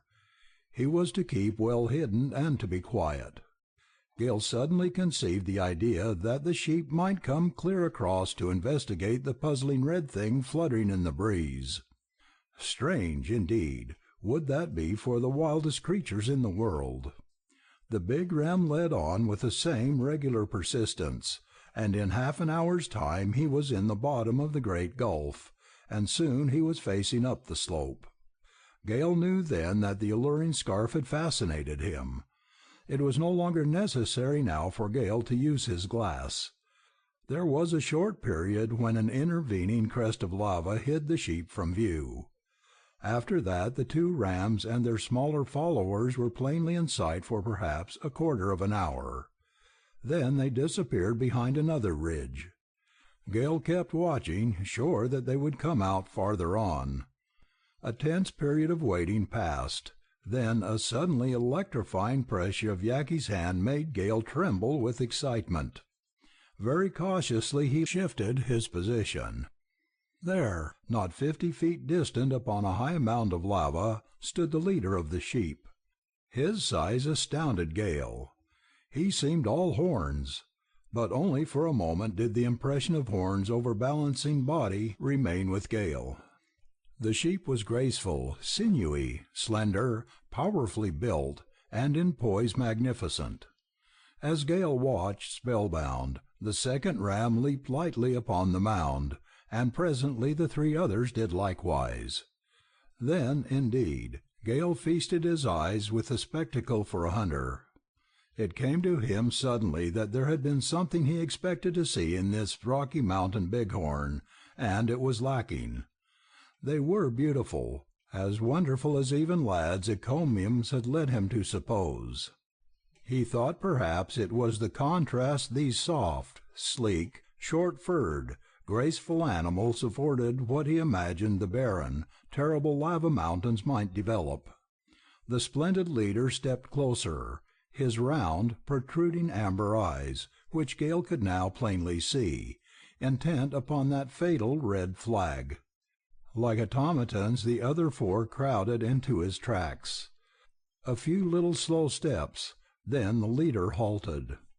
At this instant Gale's absorbed attention was directed by Yaqui to the rifle, and so to the purpose of the climb. A little cold shock affronted Gale's vivid pleasure. With it dawned a realization of what he had imagined was lacking in these animals. They did not look wild. The so-called wildness of wild creatures appeared tamer than sheep he had followed on the farm. It would be little less than murder to kill them. Gale regretted the need of slaughter. Nevertheless, he could not resist the desire to show himself and see how tame they really were. He reached for the .405, and as he threw a shell into the chamber the slight metallic click made the sheep jump. Then Gale rose quickly to his feet. The noble ram and his band simply stared at Gale. They had never seen a man. They showed not the slightest indication of instinctive fear. Curiosity, surprise, even friendliness seemed to mark their attitude of attention. Gale imagined that they were going to step still closer. He did not choose to wait to see if this were true. Certainly it already took a grim resolution to raise the heavy .405. His shot killed the big leader. The others bounded away with remarkable nimbleness. Gale used up the remaining 4 shells to drop the second ram, and by the time he had reloaded the others were out of range. Yaqui's method of hunting was sure and deadly and saving of energy, but Gale never would try it again. He chose to stalk the game. This entailed a great expenditure of strength, the eyes and lungs of a mountaineer, and, as Gale put it to Lad, the need of 7-league boots. After being hunted a few times and shot at, the sheep became exceedingly difficult to approach. Gale learned to know that their fame as the keenest-eyed of all animals was well-founded.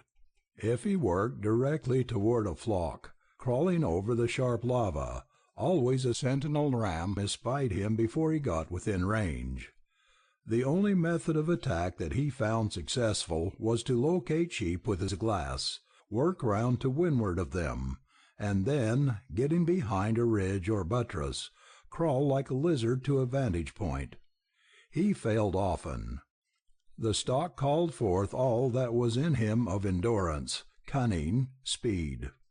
As the days grew hotter he hunted in the early morning hours and a while before the sun went down.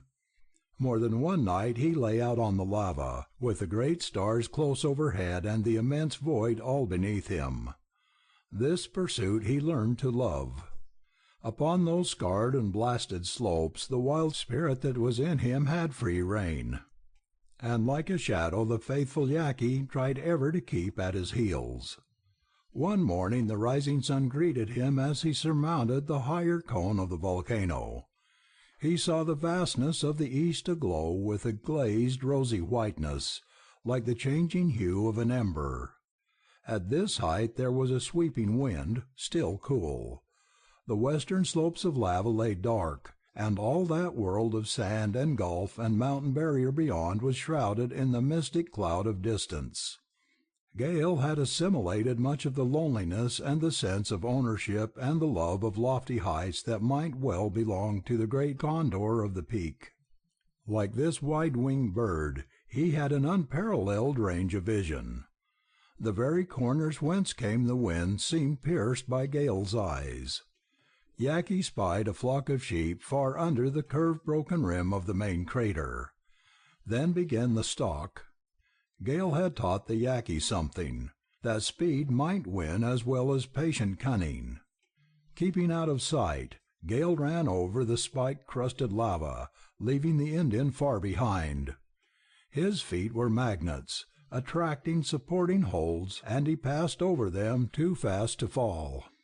The wind, the keen air of the heights, the red lava, the boundless surrounding blue, all seemed to have something to do with his wildness. Then, hiding, slipping, creeping, crawling, he closed in upon his quarry until the long rifle grew like stone in his grip, and the whipping spang ripped the silence, and the strange echo boomed deep in the crater, and rolled around, as if in hollow mockery at the hopelessness of escape. Gale's exultant yell was given as much to free himself of some bursting joy of action as it was to call the slower Yaqui. Then he liked the strange echoes. It was a maddening whirl of sound that bore deeper and deeper along the whorled and caverned walls of the crater. It was as if these aged walls resented the violating of their silent sanctity. Gale felt himself a man, a thing alive, something superior to all this savage, dead, upflung world of iron, a master even of all this grandeur and sublimity because he had a soul. He waited beside his quarry, and breathed deep, and swept the long slopes with searching eyes of habit. When Yaqui came up they set about the hardest task of all, to pack the best of that heavy sheep down miles of steep, ragged, choy-covered lava. But even in this Gale rejoiced.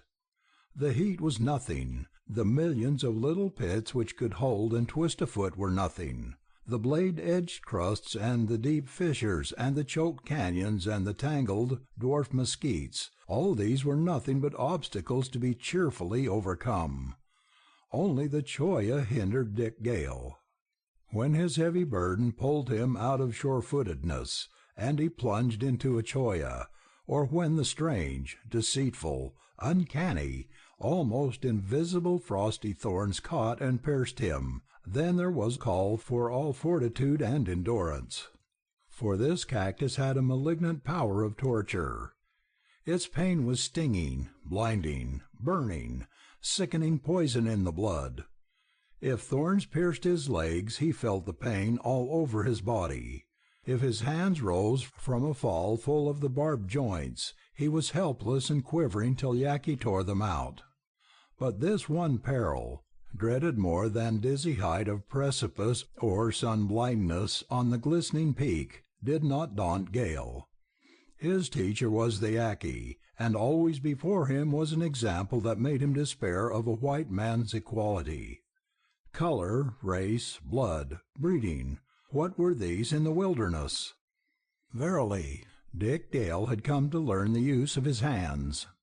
So in a descent of hours he toiled down the lava slope, to stalk into the arroyo like a burdened giant, wringing wet, clear-eyed and dark-faced, his ragged clothes and boots white with choya thorns.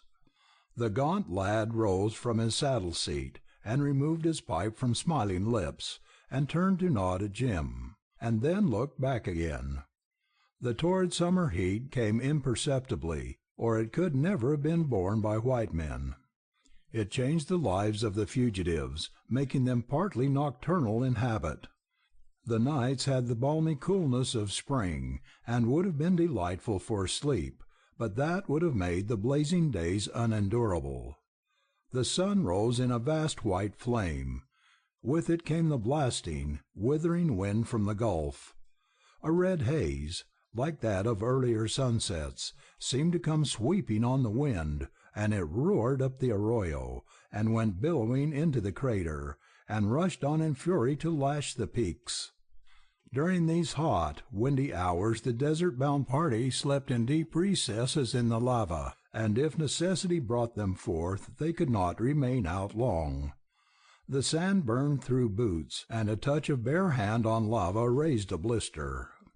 A short while before sundown the Yaqui went forth to build a campfire, and soon the others came out, heat-dazed, half-blinded, with parching throats to allay hunger that was never satisfied. A little action and a cooling of the air revived them, and when night set in they were comfortable round the campfire. As Lad had said, one of their greatest problems was the passing of time. The nights were interminably long, but they had to be passed in work or play or dream, anything except sleep. That was Lad's most inflexible command. He gave no reason. But not improbably the ranger thought that the terrific heat of the day spent in slumber lessened a wear and strain, if not a real danger of madness. Accordingly, at first the occupations of this little group were many and various. They worked as if they had something to do, or could invent a pretext. They told and retold stories until all were wearisome. They sang songs. Mercedes taught Spanish. They played every game they knew. They invented others that were so trivial children would scarcely have been interested, and these they played seriously. In a word, with intelligence and passion, with all that was civilized and human, they fought the ever-infringing loneliness, the savage solitude of their environment. But they had only finite minds. It was not in reason to expect a complete victory against this mighty nature, this bounding horizon of death and desolation and decay. Gradually they fell back upon fewer and fewer occupations, until the time came when the silence was hard to break. Gale believed himself the keenest of the party, the one who thought most, and he watched the effect of the desert upon his companions. He imagined that he saw Lad grow old sitting round the campfire.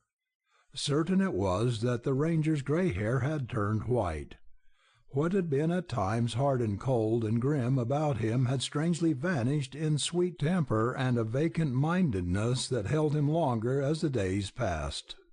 For hours, it seemed, Lad would bend over his checkerboard and never make a move. It mattered not now whether or not he had a partner. He was always glad of being spoken to, as if he were called back from vague region of mind. Jim Lash, the calmest, coolest, most nonchalant, best-humored Westerner Gale had ever met, had by slow degrees lost that cheerful character which would have been of such infinite good to his companions, and always he sat brooding, silently brooding. Jim had no ties, few memories, and the desert was claiming him.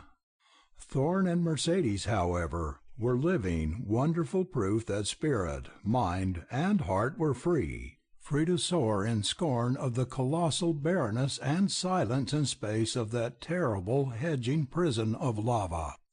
They were young, they loved, they were together, and the oasis was almost a paradise. Gale believed he helped himself by watching them. Imagination had never pictured real happiness to him. Thorne and Mercedes had forgotten the outside world. If they had been existing on the burned-out, desolate moon, they could hardly have been in a harsher, grimmer, lonelier spot than this red-walled arroyo. But it might have been a statelier Eden than that of the primitive day. Mercedes grew thinner, until she was a slender shadow of her former self. She became hard, brown as the rangers, lithe and quick as a panther. She seemed to live on water and the air, perhaps indeed on love. For of the scant fare, the best of which was continually urged upon her, she partook but little. She reminded Gale of a wild brown creature, free as the wind on the lava slopes. Yet, despite the great change, her beauty remained undiminished. Her eyes, seeming so much larger now in her small face, were great black, starry gulfs. She was the life of that camp. Her smiles, her rapid speech, her low laughter, her quick movements, her playful moods with the rangers, the dark and passionate glance, which rested so often on her lover, the whispers in the dusk as hand in hand they paced the campfire beat, these helped Gale to retain his loosening hold on reality, to resist the lure of a strange beckoning life where a man stood free in the golden open, where emotion was not, nor trouble, nor sickness, nor anything but the savage's rest and sleep and action and dream.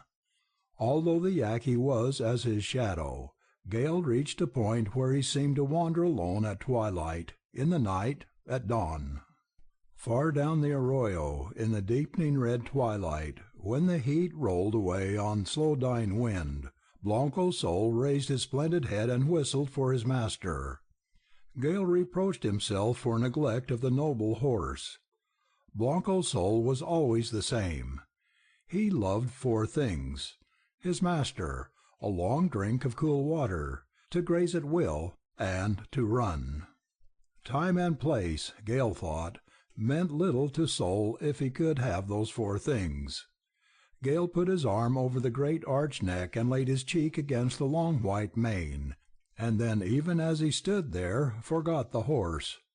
What was the dull, red-tinged, horizon-wide mantle creeping up the slope?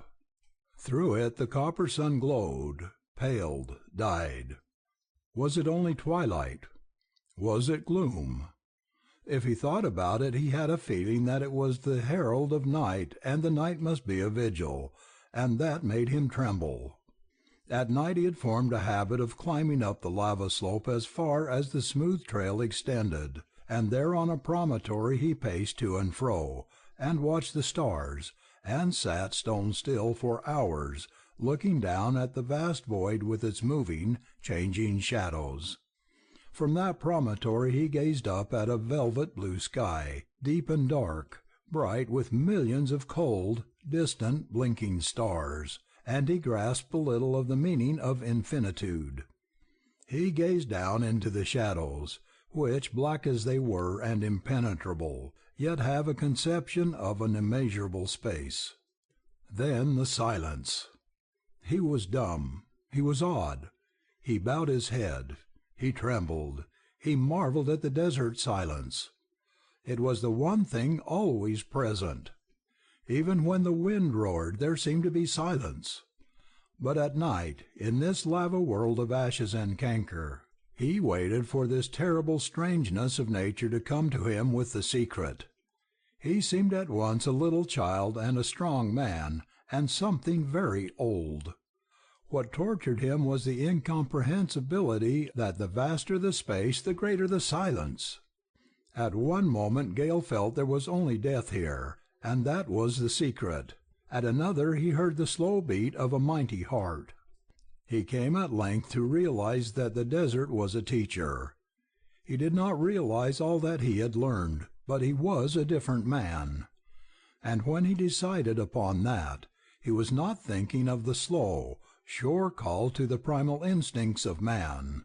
He was thinking that the desert, as much as he had experienced and no more, would absolutely overturn the whole scale of man's values, break old habits, form new ones, remake him.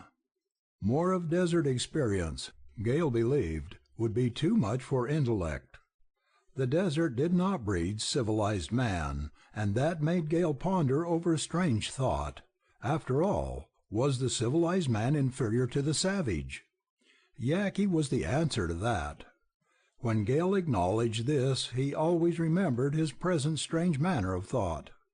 The past, the old order of mind, seemed as remote as this desert world was from the haunts of civilized men.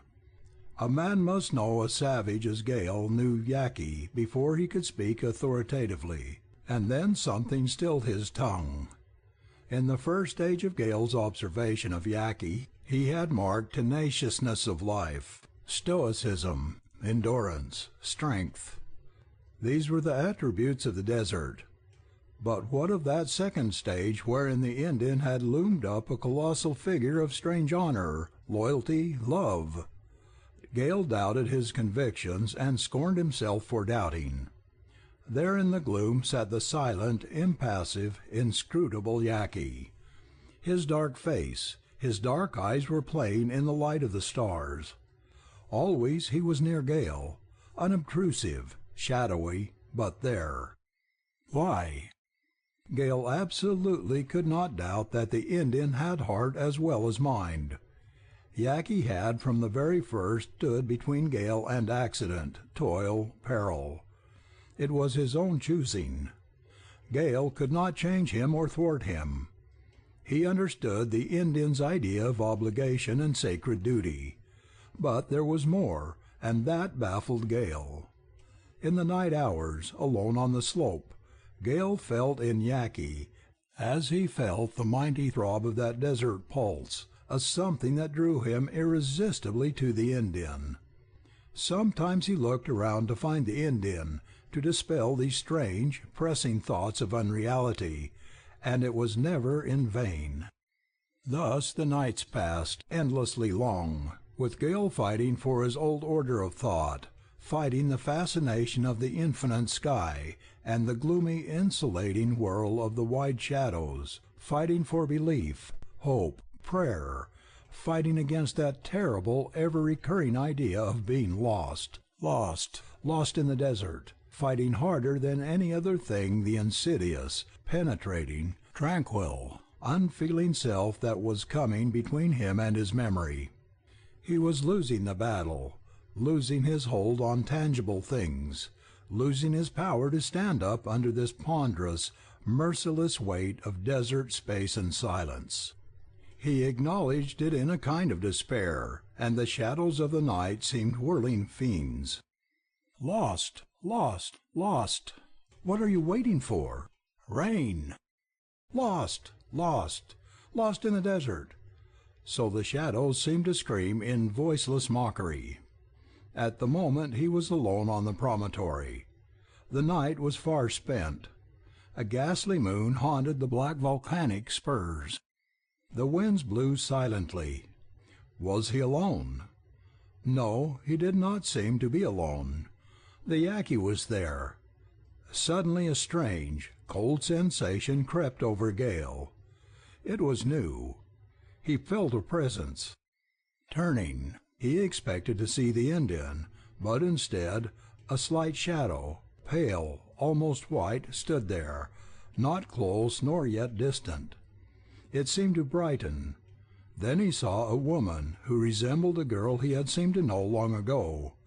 She was white-faced, golden-haired, and her lips were sweet, and her eyes were turning black. Nell! He had forgotten her. Over him flooded a torrent of memory. There was tragic woe in this sweet face. Nell was holding out her arms. She was crying aloud to him across the sand and the cactus and the lava. She was in trouble, and he had been forgetting. That night he climbed the lava to the topmost cone, and never slipped on a ragged crust nor touched a cholla thorn. A voice called to him. He saw Nell's eyes in the stars, in the velvet blue of sky, in the blackness of the engulfing shadows. She was with him, a slender shape, a spirit, keeping step with him, and memory was strong, sweet, beating, beautiful. Far down in the west, faintly golden with light of the sinking moon, he saw a cloud that resembled her face, a cloud on the desert horizon. He gazed and gazed. Was that a spirit face like the one by his side? No, he did not dream. In the hot, sultry morning Yaqui appeared at camp, after long hours of absence, and he pointed with a long, dark arm toward the west. A bank of clouds was rising above the mountain barrier. "Rain!" he cried, and a sonorous voice rolled down the arroyo. Those who heard him were as shipwrecked mariners at sight of a distant sail. Dick Gale, silent, grateful to the depths of his soul, stood with arm over Blanco Sol and watched the transforming west, where clouds of wondrous size and hue piled over one another, rushing, darkening, spreading, sweeping upward toward that white and glowing sun. When they reached the zenith and swept round to blot out the blazing orb, the earth took on a dark, lowering aspect. The red of sand and lava changed to steely gray. Vast shadows, like ripples on water, sheeted in from the gulf with a low, strange moan. Yet the silence was like death. The desert was awaiting a strange and hated visitation, storm. If all the endless torrid days, the endless mystic nights had seemed unreal to Gale, what then seemed this stupendous spectacle? "Oh, I felt a drop of rain on my face," cried Mercedes, and whispering the name of the saint, she kissed her husband. The white-haired lad, gaunt, old, bent, looked up at the maelstrom of clouds, and he said softly, "Sure, we'll get in the hosses, and pack light, and hit the trail, and make night marches." Then up out of the gulf of the west swept a billowing wind and a black pall and terrible flashes of lightning and thunder like the end of the world. Fury, blackness, chaos, the desert storm.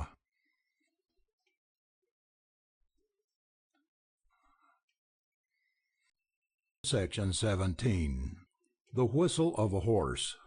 At the ranch house at Forlorn River, Belding stood alone in his darkened room. It was quiet there and quiet outside. The sickening midsummer heat, like a hot, heavy blanket, lay upon the house. He took up the gun-belt from his table and with slow hands buckled it around his waist. He seemed to feel something familiar and comfortable and inspiring in the weight of the big gun against his hip. He faced the door as if to go out, but hesitated, and then began a slow, plodding walk up and down the length of the room. Presently he halted at the table, and with reluctant hands he unbuckled the gun-belt and laid it down. The action did not have an air of finality, and Belding knew it. He had seen border life in Texas in the early days. He had been a sheriff when the law in the West depended on a quickness of wrist. He had seen many a man lay down his gun for good and all. His own action was not final. Of late he had done the same thing many times, and this last time it seemed a little harder to do, a little more indicative of vacillation. There were reasons why Belding's gun held for him a gloomy fascination. The chases, those grasping and conscienceless agents of a new force in the development of the West, were bent upon Belding's ruin, and so far as his fortunes at Forlorn River were concerned, had almost accomplished it. One by one he lost points for which he contended with them. He carried into the Tucson courts the matter of the state claims, the mining claims, and water claims, and he lost all. Following that, he lost his government position as inspector of immigration, and this fact, because of what he considered its injustice, had been a hard blow. He had been made to suffer a humiliation equally as great. It came about that he actually had to pay the chases for water to irrigate his alfalfa fields. The never-failing spring upon his land answered for the needs of household and horses, but no more. These matters were unfortunate for Belding, but not by any means wholly accountable for his worry and unhappiness and brooding hate. He believed Dick Gale and the rest of the party taken into the desert by the Yaqui had been killed or lost. 2 months before, a string of Mexican horses, riderless, saddled, starved for grass and wild for water, had come into Forlorn River. They were a part of the horses belonging to Rojas and his band. Their arrival complicated the mystery and strengthened convictions of the loss of both pursuers and pursued. Belding was wont to say that he had worried himself grey over the fate of his rangers. Belding's unhappiness could hardly be laid to material loss. He had been rich and was now poor, but change of fortune such as that could not have made him unhappy.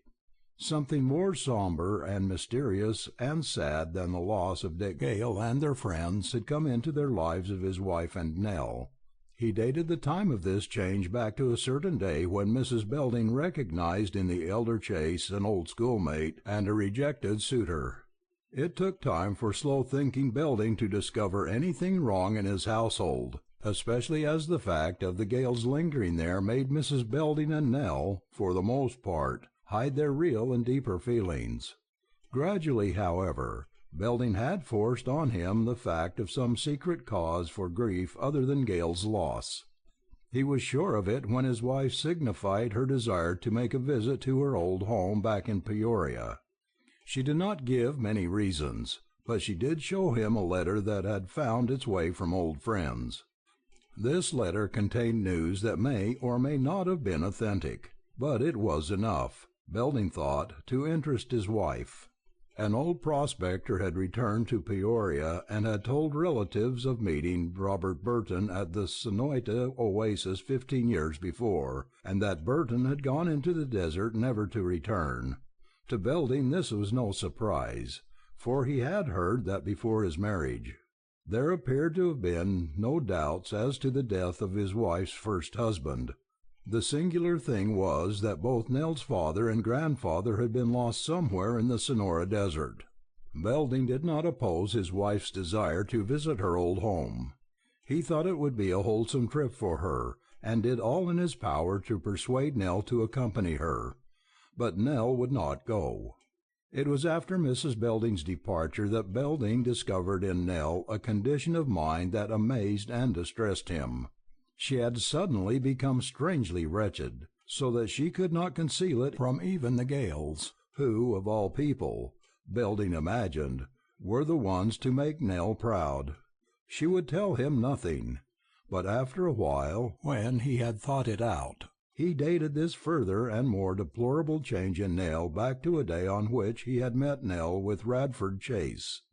This indefatigable wooer had not in the least abandoned his suit. Something about the fellow made Belding grind his teeth. But Nell grew not only solicitously, but now strangely, entreatingly earnest in her importunities to Belding not to insult or lay a hand on Chase. This had bound Belding so far. It had made him think and watch. He had never been a man to interfere with his women folk. They could do as they liked, and usually that pleased him. But a slow surprise gathered and grew upon him when he saw that Nell, apparently, was accepting young Chase's attentions. At least, she no longer hid from him. Belding could not account for this, because he was sure Nell cordially despised the fellow. And toward the end he divined, if he did not actually know, that these Chases possessed some strange power over Nell, and were using it. That stirred a hate in Belding, a hate he had felt at the very first and had manfully striven against, and which now gave him over to dark, brooding thoughts. Midsummer passed, and the storms came late, but when they arrived they made up for tardiness. Belding did not remember so terrible a storm of wind and rain as that which broke the summer's drought. In a few days, it seemed, Altar Valley was a bright and green expanse, where dust clouds did not rise. Forlorn River ran, a slow, heavy, turgid torrent. Belding never saw the river in flood that it did not give him joy. Yet now, the desert man as he was, he suffered a regret when he thought of the great Chase reservoir full and overflowing. The dull thunder of the spillway was not pleasant. It was the first time in his life that the sound of falling water jarred upon him. Belding noticed workmen once more engaged in the fields bounding his land. The Chases had extended a main irrigation ditch down to Belding's farm, skipped the width of his ground, then had gone on down through Altar Valley. They had exerted every influence to obtain right to connect these ditches by digging through his land, but Belding remained obdurate. He refused to have any dealings with them. It was therefore with some curiosity and suspicion that he saw a gang of Mexicans once more at work upon these ditches. At daylight next morning a tremendous blast almost threw Belding out of his bed. It cracked the adobe walls of his house and broke windows, and sent pans and crockery to the floor with a crash. Belding's idea was that the store of dynamite kept by the chases for blasting had blown up. Hurriedly getting into his clothes, he went to Nell's room to reassure her, and, telling her to have a thought for their guests, he went out to see what had happened. The villagers were pretty badly frightened. Many of the poorly constructed adobe huts had crumbled almost into dust. A great yellow cloud, like smoke, hung over the river. This appeared to be at the upper end of Belding's plot, and close to the river. When he reached his fence the smoke and dust were so thick he could scarcely breathe, and for a little while he was unable to see what had happened. Presently he made out a huge hole in the sand just about where the irrigation ditch had stopped near his line. For some reason or other, not clear to Belding, the Mexicans had set off an extraordinarily heavy blast at that point. Belding pondered. He did not now for a moment consider an accidental discharge of dynamite. But why had this blast been set off? The loose sandy soil had yielded readily to shovel. There were no rocks. As far as construction of a ditch was concerned, such a blast would have done more harm than good. Slowly, with reluctant feet, Belding walked toward a green hollow, where in a cluster of willows lay the never-failing spring that his horses loved so well, and indeed which he loved no less. He was actually afraid to part the drooping willows to enter the little, cool, shady path that led to the spring. Then, suddenly seized by suspense, he ran the rest of the way. He was just in time to see the last of the water. It seemed to sink as in quicksand. The shape of the hole had changed. The tremendous force of the blast in the adjoining field had obstructed or diverted the underground stream of water. Belding's never-failing spring had been ruined. What had made this little plot of ground green and sweet and fragrant was now no more. Belding's first feeling was for the pity of it. The pale ajo lilies would bloom no more under those willows. The willows themselves would soon wither and die. He thought how many times in the middle of hot summer nights he had come down to the spring to drink. Never again. Suddenly he thought of Blanco Diablo, how the great white thoroughbred had loved this spring. Belding straightened up and looked with tear-blurred eyes out over the waste of the desert to the west. Never a day passed that he had not thought of the splendid horse, but this moment, with its significant memory, was doubly keen, and there came a dull pang in his breast. "Diablo will never drink here again," muttered Belding. The loss of Blanco Diablo, though admitted and mourned by Belding, had never seemed quite real until this moment. The pall of dust drifting over him, the din of the falling water up at the dam, diverted Belding's mind to the chases. All at once he was in the harsh grip of a cold certainty. The blast had been set off intentionally to ruin his spring. What a hellish trick! No Westerner, no Indian or Mexican, no desert man could have been guilty of such a crime. To ruin a beautiful, clear, cool, never-failing stream of water in the desert!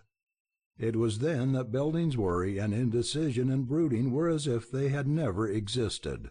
As he strode swiftly back to the house, his head, which had long been bent thoughtfully and sadly, was held erect. He went directly to his room, and with an air that was now final, he buckled on his gun-belt. He looked the gun over and tried the action. He squared himself and walked a little more erect. Some long-lost individuality had returned to Belding. "Let's see," he was saying. "I can get Carter to send the horses I've left back to Waco to my brother. I'll make Nell take what money there is and go hunt up her mother. The Gales are ready to go today. if I say the word. Nell can travel with them part way east. That's your game, Tom Belding. Don't mistake me." As he went out he encountered Mr. Gale coming up the walk. The long sojourn at Forlorn River, despite the fact that it had been laden with a suspense which was gradually changing to a sad certainty, had been of great benefit to Dick's father. The dry air, the heat, and the quiet had made him, if not entirely a well man, certainly stronger than he had been in many years. "Belding, what was that terrible roar?" asked Mr. Gale. "We were badly frightened until Miss Nell came to us. We feared it was an earthquake." "Well, I'll tell you, Mr. Gale, we've had some quakes here, but none of them could hold a candle to this jar we just had." Then Belding explained what had caused the explosion, and why it had been set off so close to his property. "It's an outrage, sir, an unspeakable outrage," declared Mr. Gale hotly. "Such a thing would not be tolerated in the East. Mr. Belding, I'm amazed at your attitude in the face of all this trickery." "You see, there was Mother and Nell," began Belding, as if apologizing. He dropped his head a little, and made marks in the sand with the toe of his boot. "Mr. Gale, I've been sort of half-hitched, as Laddie used to say. I'm planning to have a little more elbow room round this ranch. I'm going to send Nell east to her mother. Then see here, Mr. Gale, would you mind having Nell with you part way when you go home?" "We'd be delighted to have her go all the way and make us a visit," replied Mr. Gale. "That's fine. And you'll be going soon?" "Don't take that as if I wanted to." Belding paused, for the truth was that he did want to hurry them off. "We would have been gone before this, but for you," said Mr. Gale. "Long ago we gave up hope of Richard ever returning, and I believe, now we're sure he was lost, that we'd do well to go home at once. You wished us to remain until the heat was broken, till the rains came to make traveling easier for us. Now I see no need for further delay. My stay here has greatly benefited my health. I shall never forget your hospitality. This western trip would have made me a new man if only Richard." "Sure, I understand," said Belding gruffly. "Let's go in and tell the women to pack up." Nell was busy with the servants preparing breakfast. Belding took her into the sitting room while Mr. Gale called his wife and daughter. "My girl, I've some news for you," began Belding. "Mr. Gale is leaving today with his family. I'm going to send you with them, part way, anyhow. You're invited to visit them. I think that'd be great for you, help you to forget. But the main thing is, you're going east to join Mother." Nell gazed at him, white-faced, without uttering a word. "You see, Nell, I'm about done in Forlorn River," went on Belding. "That blast this morning sank my spring. There's no water now. It was the last straw. So we'll shake the dust of Forlorn River. I'll come on a little later, that's all." "Dad, you're packing your gun!" exclaimed Nell, suddenly pointing with a trembling finger. She ran to him, and for the first time in his life Belding put her away from him. His movements had lost the old slow gentleness. "Why, so I am," replied Belding coolly, as his hand moved down to the sheath swinging at his hip. "Nell, I'm that absent-minded these days." "Dad!" she cried. "That'll do from you," he replied, in a voice he had never used to her. "Get breakfast now, then pack to leave Forlorn River." "Leave Forlorn River," whispered Nell, with a thin white hand stealing up to her breast. How changed the girl was! Belding reproached himself for his hardness, but did not speak his thought aloud. Nell was fading here, just as Mercedes had faded before the coming of Thorne. Nell turned away to the west window and looked out across the desert toward the dim blue peaks in the distance. Belding watched her, likewise the Gales, and no one spoke. There ensued a long silence. Belding felt a lump rise in his throat. Nell laid her arm against the window frame, but gradually it dropped, and she was leaning with her face against the wood. A low sob broke from her. Elsie Gale went to her, embraced her, took the drooping head on her shoulder. "We've come to be such friends," she said. "I believe it'll be good for you to visit me in the city. Here, all day you look out across that awful lonely desert. Come, Nell." Heavy steps sounded outside on the flagstones. Then the door rattled under a strong knock. Belding opened it. The Chases, father and son, stood beyond the threshold. "Good morning, Belding," said the elder Chase. "We were routed out early by that big blast and came to see what was wrong. All a blunder. The greaser foreman was drunk yesterday, and his ignorant men made a mistake. Sorry if the blast bothered you." "Chase, I reckon that's the first of your blasts I was ever glad to hear," replied Belding in a way that made Chase look blank. "So? Well, I'm glad you're glad," he went on, evidently puzzled. "I was a little worried. You've always been so touchy. We never could get together.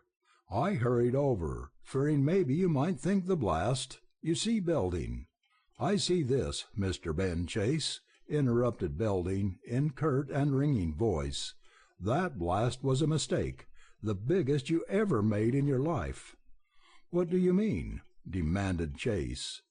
"You'll have to excuse me for a while, unless you're dead set on having it out right now. Mr. Gale and his family are leaving, and my daughter is going with them. I'd rather you'd wait a little." "Nell going away?" exclaimed Radford Chase. He reminded Belding of an overgrown boy in disappointment. "Yes, but Miss Burton to you, young man."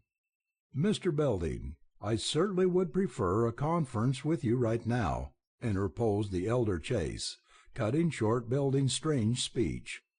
"There are other matters, important matters to discuss. They've got to be settled. May we step in, sir?" "No, you may not," replied Belding bluntly. "I'm sure particular who I invite into my house.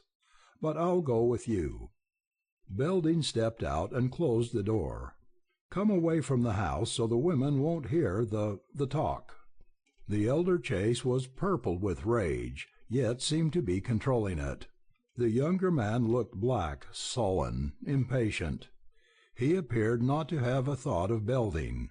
He was absolutely blind to the situation, as considered from Belding's point of view. Ben Chase found his voice about the time Belding halted under the trees out of earshot from the house. "Sir, you've insulted me, my son. How dare you? I want you to understand that you're—" "Chop that kind of talk with me, you—" interrupted Belding. He had always been profane, and now he certainly did not choose his language. Chase turned livid, gasped, and seemed about to give way to fury. But something about Belding evidently exerted a powerful quieting influence. "If you talk sense, I'll listen," went on Belding. Belding was frankly curious. He did not think any argument or inducement offered by Chase could change his mind on past dealings or his purpose of the present. But he believed by listening he might get some light on what had long puzzled him. The masterly effort Chase put forth to conquer his aroused passions gave Belding another idea of the character of this promoter. "I want to make a last effort to propitiate you," began Chase, in his quick, smooth voice. That was a singular change to Belding, the dropping instantly into an easy flow of speech. "You've had losses here, and naturally you're sore. I don't blame you. But you can't see this thing from my side of the fence. Business is business. In business the best man wins. The law upheld those transactions of mine the honesty of which you questioned. As to mining and water claims, you lost on this technical point, that you had nothing to prove that you had held them for 5 years.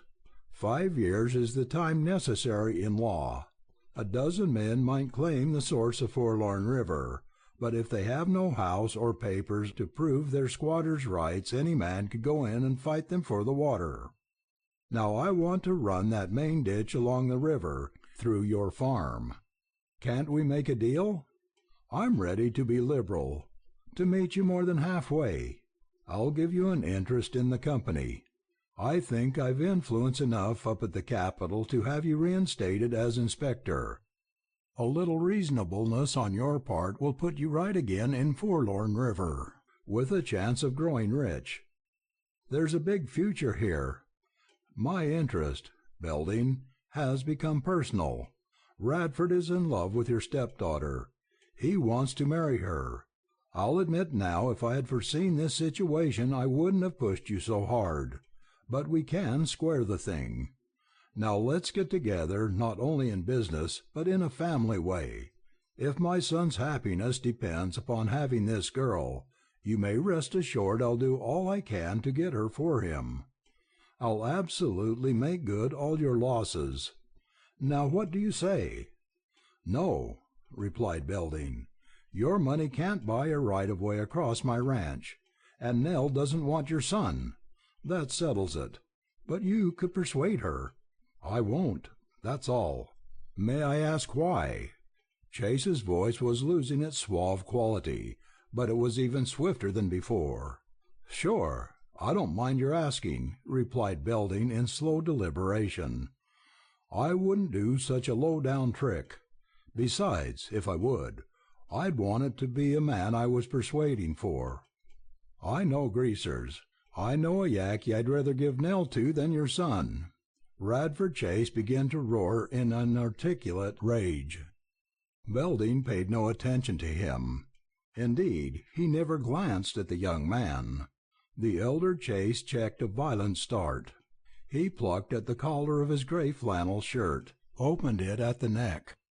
"My son's offer of marriage is an honor, more an honor, sir, than you perhaps are aware of." Belding made no reply. His steady gaze did not turn from the long lane that led down to the river. He waited coldly, sure of himself. "Mrs. Belding's daughter has no right to the name of Burton," snapped Chase. "Did you know that?" "I did not," replied Belding quietly. "Well, you know it now," added Chase bitingly. "Sure you can prove what you say?" queried Belding in the same cool, unemotional tone. It struck him strangely at the moment what little knowledge this man had of the West and of Western character. "Prove it? Why, yes, I think so, enough to make the truth plain to any reasonable man. I come from Peoria, was born and raised there. I went to school with Nell Warren. That was your wife's maiden name. She was a beautiful, gay girl. All the fellows were in love with her. I knew Bob Burton well. He was a splendid fellow, but wild. Nobody ever knew for sure, but we all supposed he was engaged to marry Nell. He left Peoria, however, and soon after that the truth about Nell came out. She ran away. It was at least a couple of months before Burton showed up in Peoria. He did not stay long. Then for years nothing was heard of either of them. When word did come, Nell was in Oklahoma. Burton was in Denver. There's chance, of course, that Burton followed Nell and married her. That would account for Nell Warren taking the name of Burton. But it isn't likely. None of us ever heard of such a thing and wouldn't have believed it if we had. The affair seemed destined to end unfortunately. But Belding, while I'm at it, I want to say that Nell Warren was one of the sweetest, finest, truest girls in the world. If she drifted to the Southwest and kept her past a secret, that was only natural. Certainly it should not be held against her. Why, she was only a child, a girl, 17, 18 years old. In a moment of amazement, when I recognized your wife as an old schoolmate, I blurted the thing out to Radford. You see now how little it matters to me when I ask your stepdaughter's hand in marriage for my son." Belding stood listening. The genuine emotion in Chase's voice was as strong as the ring of truth. Belding knew the truth when he heard it. The revelation did not surprise him. Belding did not soften, for he divined that Chase's emotion was due to the probing of an old wound, the recalling of a past both happy and painful. Still, human nature was so strange that perhaps kindness and sympathy might yet have a place in this Chase's heart. Belding did not believe so, but he was willing to give Chase the benefit of the doubt. "So you told my wife you'd respect her secret, keep her dishonor from husband and daughter?" demanded Belding, his dark gaze sweeping back from the lane. "What? I stammered Chase. "You made your son swear to be a man and die before he'd hint the thing to Nell?" went on Belding, and his voice went on louder. Ben Chase had no answer. The red left his face. His son slunk back against the fence. "I say, you never held this secret over the heads of my wife and daughter?" thundered Belding. He had his answer in the gray faces, in the lips that fear made mute. Like a flash, Belding saw the whole truth of Mrs. Belding's agony, the reason for her departure. He saw what had been driving Nell, and it seemed that all the dogs of hell were loosened within his heart.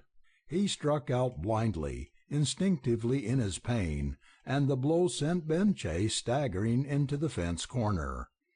Then he stretched forth a long arm and whirled Radford Chase back beside his father. "I see it all now," went on Belding hoarsely. "You found the woman's weakness, her love for the girl. You found the girl's weakness, her pride and fear of shame.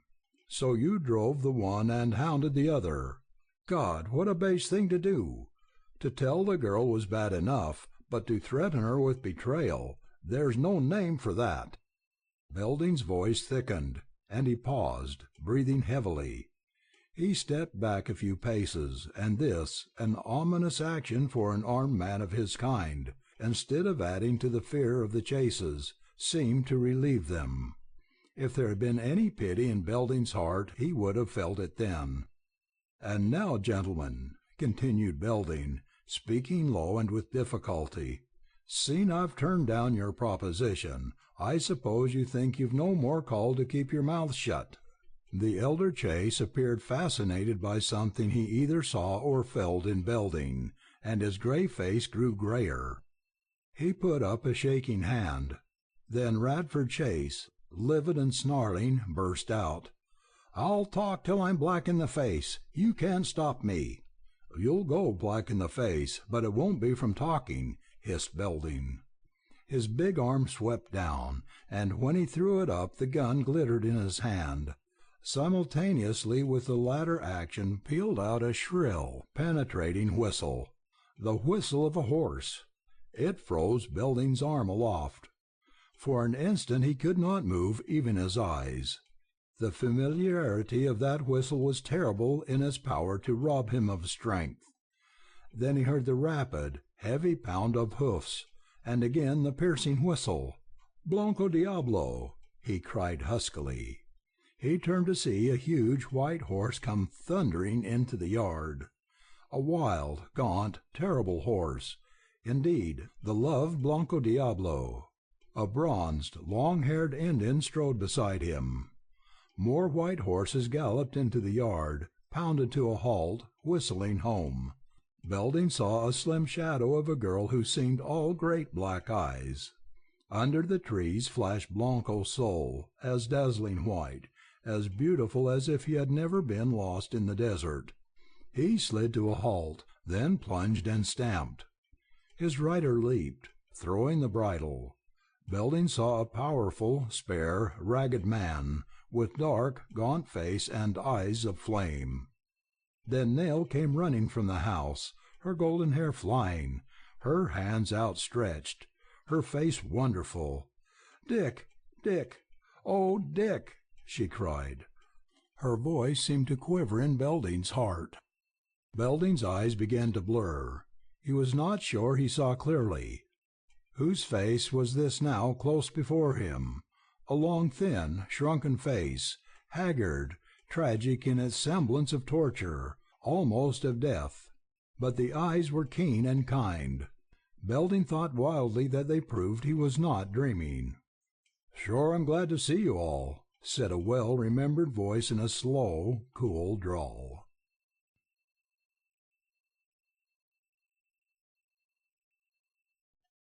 Section 18. Reality Against Dreams. Lad, Lash, Thorn, Mercedes, they were all held tight in Belding's arms. Then he ran to Blanco Diablo. For once the great horse was gentle, quiet, glad. He remembered this kindest of masters and reached for him with warm, wet muzzle. Dick Gale was standing bowed over Nell's slight form, almost hidden in his arms. Belding hugged them both. He was like a boy. He saw Ben Chase and his son slip away under the trees, but the circumstances meant nothing to him then. "Dick, Dick," he roared, "is it you? Say, who do you think is here in Forlorn River?" Gale gripped Belding with a hand as rough and hard as a file and as strong as a vice. But he did not speak a word. Belding thought Gale's eyes would haunt him forever. It was then 3 more persons came upon the scene. Elsie Gale, running swiftly, her father assisting Mrs. Gale, who appeared about to faint. "Belding, who on earth is that?" cried Dick hoarsely. "Quien sabe, my son," replied Belding, and now his voice seemed a little shaky. "Nell, come here, give him a chance." Belding slipped his arm around Nell and whispered in her ear, "This'll be great." Elsie Gale's face was white and agitated, a face expressing extreme joy.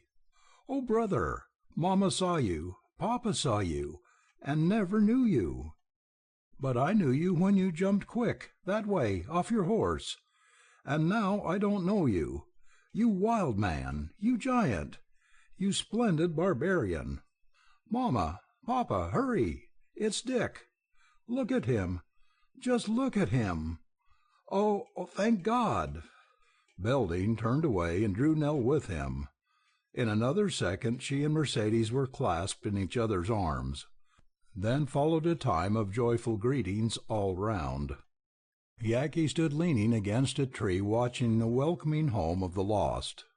No one seemed to think of him, until Belding, ever mindful of the needs of horses, put a hand on Blanco Diablo and called to Yaqui to bring the others. They led the string of whites down to the barn, freed them of wet and dusty saddles and packs, and turned them loose in the alfalfa, now breast high. Diablo found his old spirit. Blanco Sol tossed his head and whistled his satisfaction. White Woman pranced to and fro, and presently they all settled down to quiet grazing. How good it was for Belding to see those white shapes against the rich background of green! His eyes glistened. It was a sight he had never expected to see again. He lingered there many moments when he wanted to hurry back to his rangers. At last he tore himself away from watching Blanco Diablo and returned to the house. It was only to find that he might have spared himself the hurry. Jim and Lad were lying on the beds that had not held them for so many months. Their slumber seemed as deep and quiet as death. Curiously, Belding gazed down upon them. They had removed only boots and chaps. Their clothes were in tatters. Jim appeared little more than skin and bones, a long shape, dark and hard as iron. Lad's appearance shocked Belding. The ranger looked an old man, blasted, shriveled, starved. Yet his gaunt face, though terrible in its records of tortures, had something fine and noble, even beautiful to Belding, in its strength, its victory. Thorn and Mercedes had disappeared. The low murmur of voices came from Mrs. Gale's room, and Belding concluded that Dick was still with his family. No doubt he, also, would soon seek rest and sleep.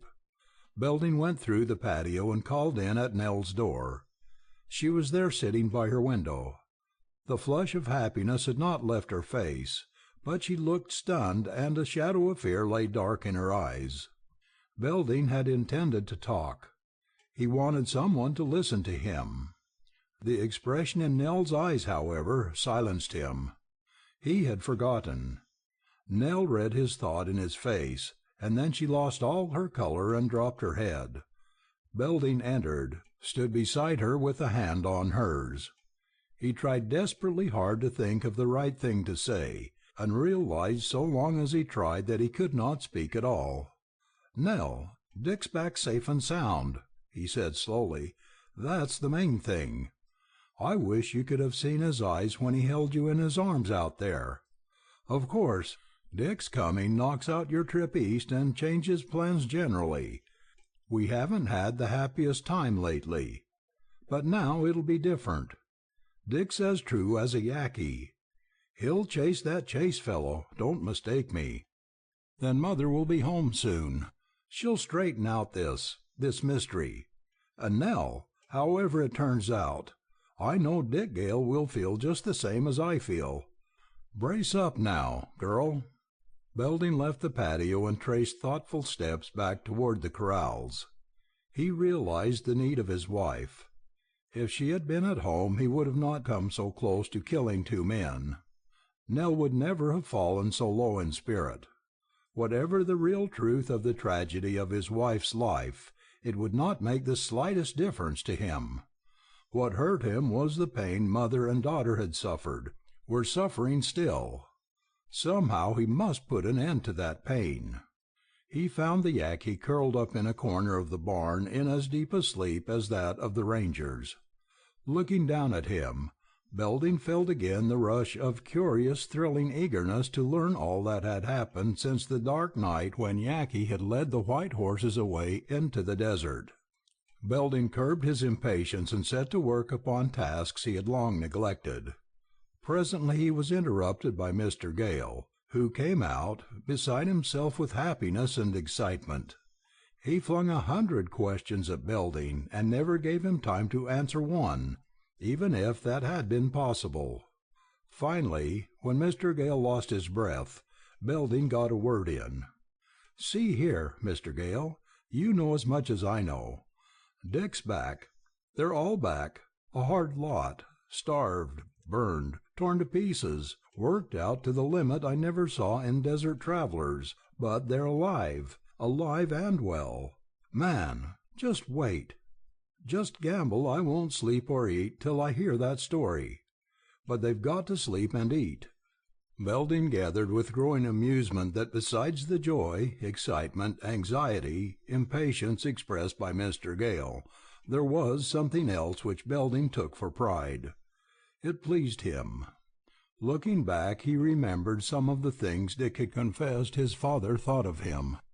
Belding's sympathy had always been with the boy, but he had learned to like the old man, to find him kind and wise, and to think that perhaps college and business had not brought out the best in Richard Gale.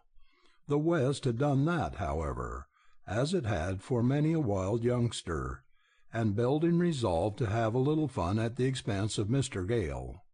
So he began by making a few remarks that appeared to rob Dick's father of both speech and breath. "And don't mistake me," concluded Belding. "Just keep out of earshot when Laddie tells us the story of that desert trip, unless you're hankering to have your hair turn pure white and stand curled on end and freeze that way." About the middle of the forenoon on the following day, the Rangers hobbled out of the kitchen to the porch. "I'm a sick man, I tell you," Lad was complaining, "and I gotta be fed. Soup, beef tea, that ain't so much as wind to me. I want about a barrel of bread and butter, and a whole platter of mashed potatoes and gravy and green stuff, all kinds of green stuff, and a whole big apple pie.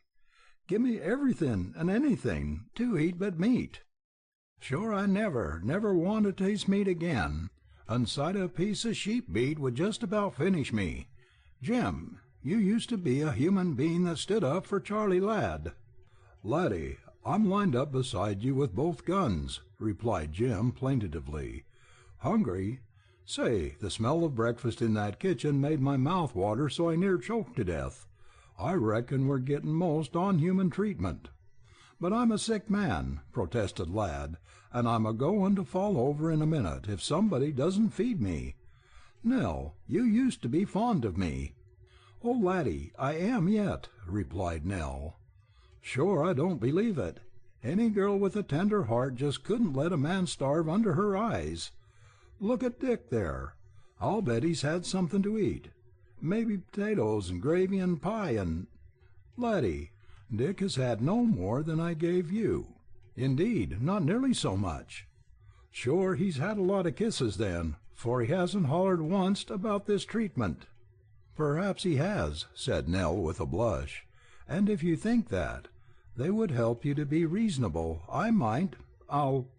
well, powerful fond as I am of you, just now kisses'll have to run second to bread and butter." "Oh, laddie, what a gallant speech!" laughed Nell. "I'm sorry, but I've Dad's orders." "Laddie," interrupted Belding, "you've got to be broke in gradually to eating. Now you know that. You'd be the severest kind of a boss if you had some starved beggars in your hands." "But I'm sick. I'm dying," howled Lad.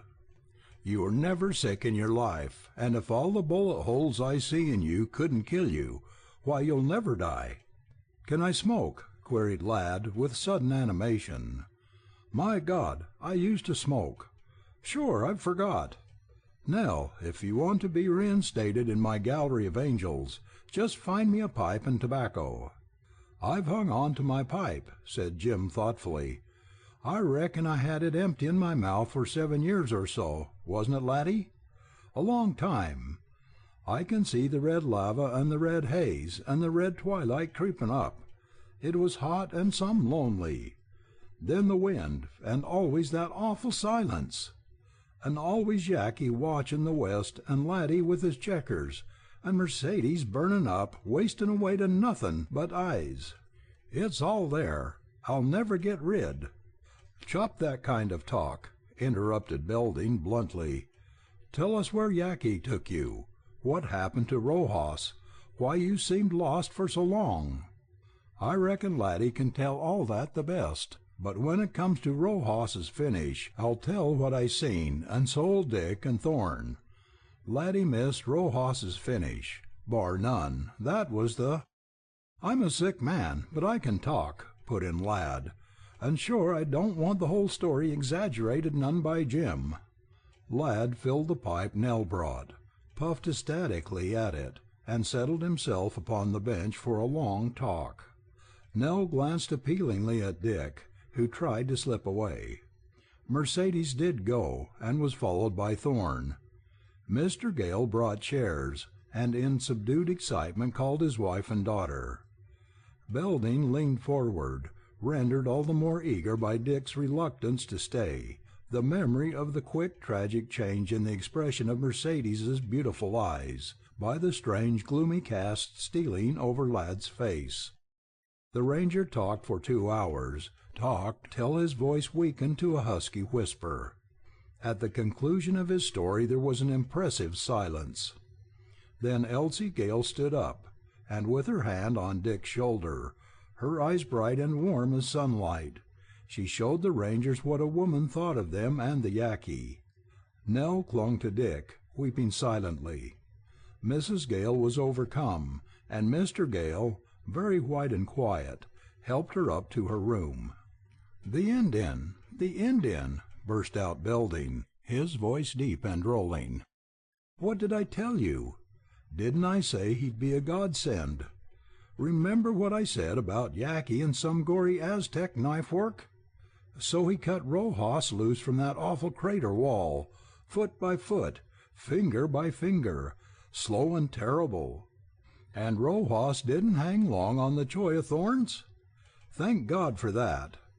Laddie, no story of Camino Diablo can hold a candle to yours. The flight and the fight were jobs for men, but living through this long hot summer and coming out, that's a miracle. Only the Yaqui could have done it. The Yaqui! The Yaqui! Sure, Charlie Ladd looks up at the Indian these days, but Beldin, as for the comin' out, don't forget the hosses. Without Grand Old Sol and Diablo, who I don't hate no more, and the other Blancos, we'd never have got here. Yaqui and the hosses, that's my story." Early in the afternoon of the next day Belding encountered Dick at the water barrel. "Belding, this is river water, and muddy at that," said Dick. "Lord knows I'm not kicking, but I've dreamed some of our cool running spring, and I want a drink from it." "Never again, son. The spring's gone, faded, sunk, dry as dust." "Dry?" Gale slowly straightened. "We've had rains. The river's full. The spring ought to be overflowing. What's wrong? Why is it dry?" "Dick, seeing you're interested, I may as well tell you that a big charge of nitroglycerin choked my spring." "Nitroglycerin?" echoed Gale. Then he gave a quick start. "My mind's been on home, Nell, my family. But all the same I felt something was wrong here with the ranch, with you, with Nell. Belding, that ditch there is dry. The roses are dead. The little green in that grass has come with the rains. What's happened? The ranch is run down. Now I look around I see a change." "Some change, yes," replied Belding bitterly. "Listen, son." Briefly, but not the less forcibly for that, Belding related his story of the operations of the chases. Astonishment appeared to be Gale's first feeling. "Our water gone, our claims gone, our plans forestalled. Why, Belding, it's unbelievable. Forlorn River with promoters, business, railroad, bank, and what not." Suddenly he became fiery and suspicious. "These chases, did they do all this on the level?" "Barefaced robbery, worse than a greaser hold-up," replied Belding grimly. "You say the law upheld them?"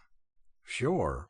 Why, Ben Chase has a pull as strong as Diablo's on a downgrade. Dick, we're jobbed, outfigured, beat, tricked. We can't do a thing." "Oh, I'm sorry, Belding, most of all for Laddie," said Gale feelingly. "He's all in.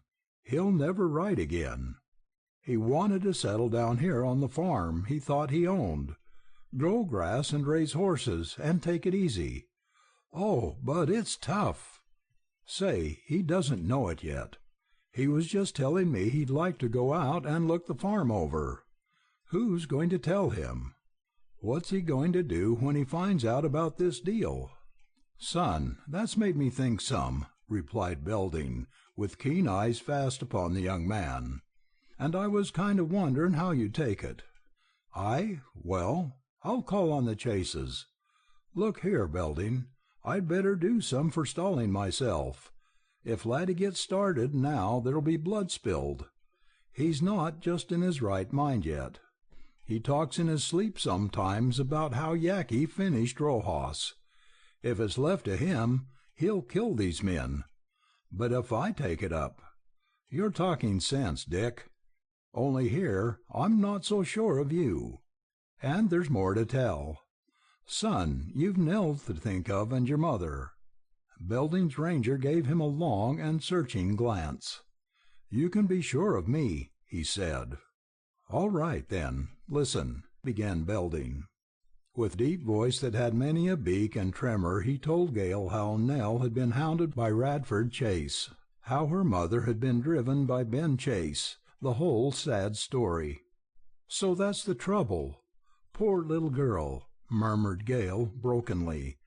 "I felt something was wrong. Nell wasn't natural, like her old self.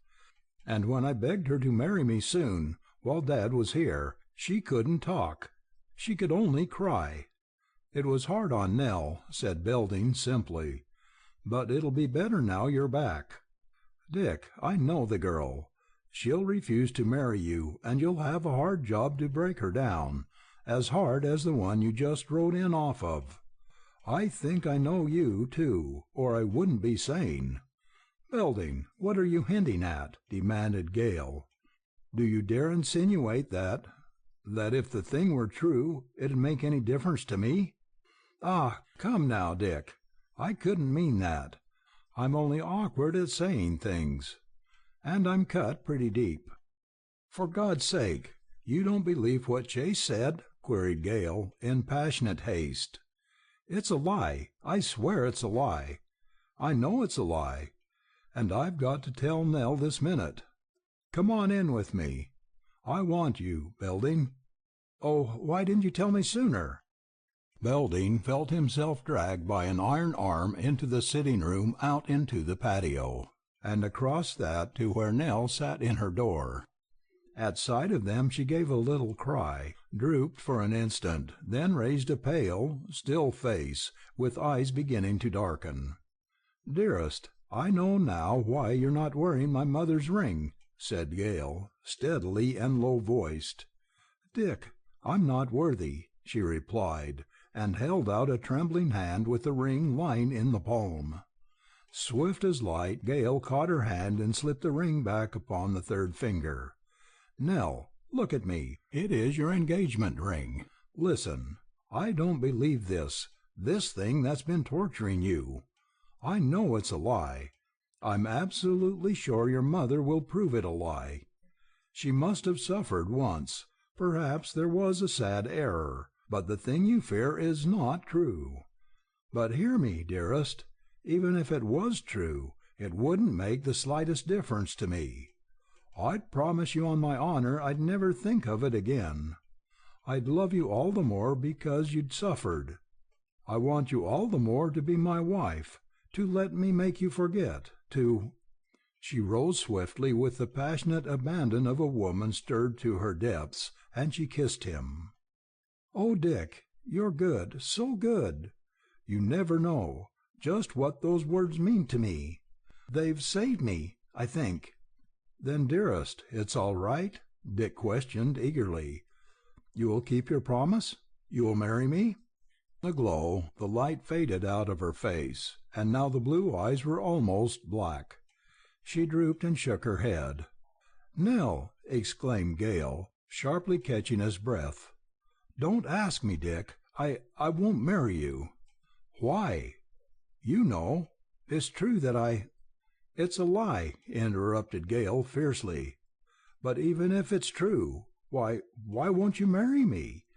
Between you and me, love is the thing. Love and nothing else. Don't you love me any more?" They had forgotten Belding, who stepped back into the shade.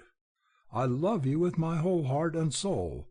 I'd die for you," whispered Nell, with clenching hands. "But I won't disgrace you. Dear, you've worried over this trouble till you're morbid. It has grown out of all proportion.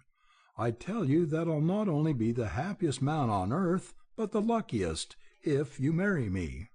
Dick, you give not one thought to your family. Would they receive me as your wife?"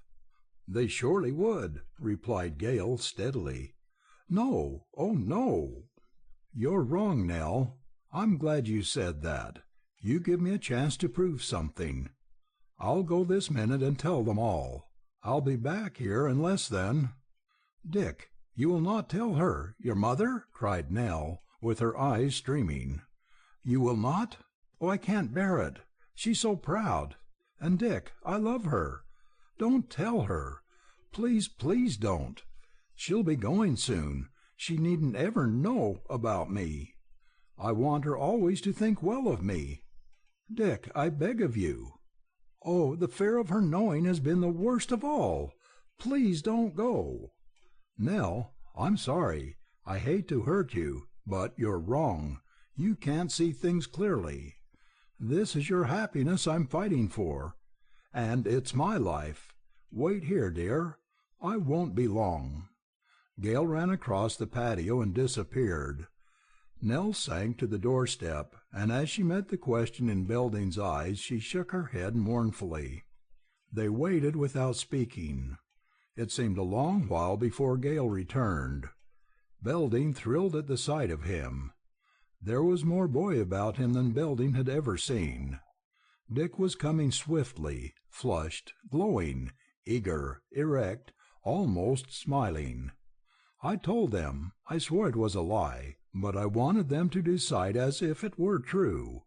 I didn't have to waste a minute on Elsie. She loves you, Nell. The governor is crazy about you. I didn't have to waste 2 minutes on him. Mother used up the time. She wanted to know all there was to tell. She is proud, yes, but Nell, I wish you could have seen how she took the story about you. Why, she never thought of me at all, until she had cried over you. Nell, she loves you too. They all love you.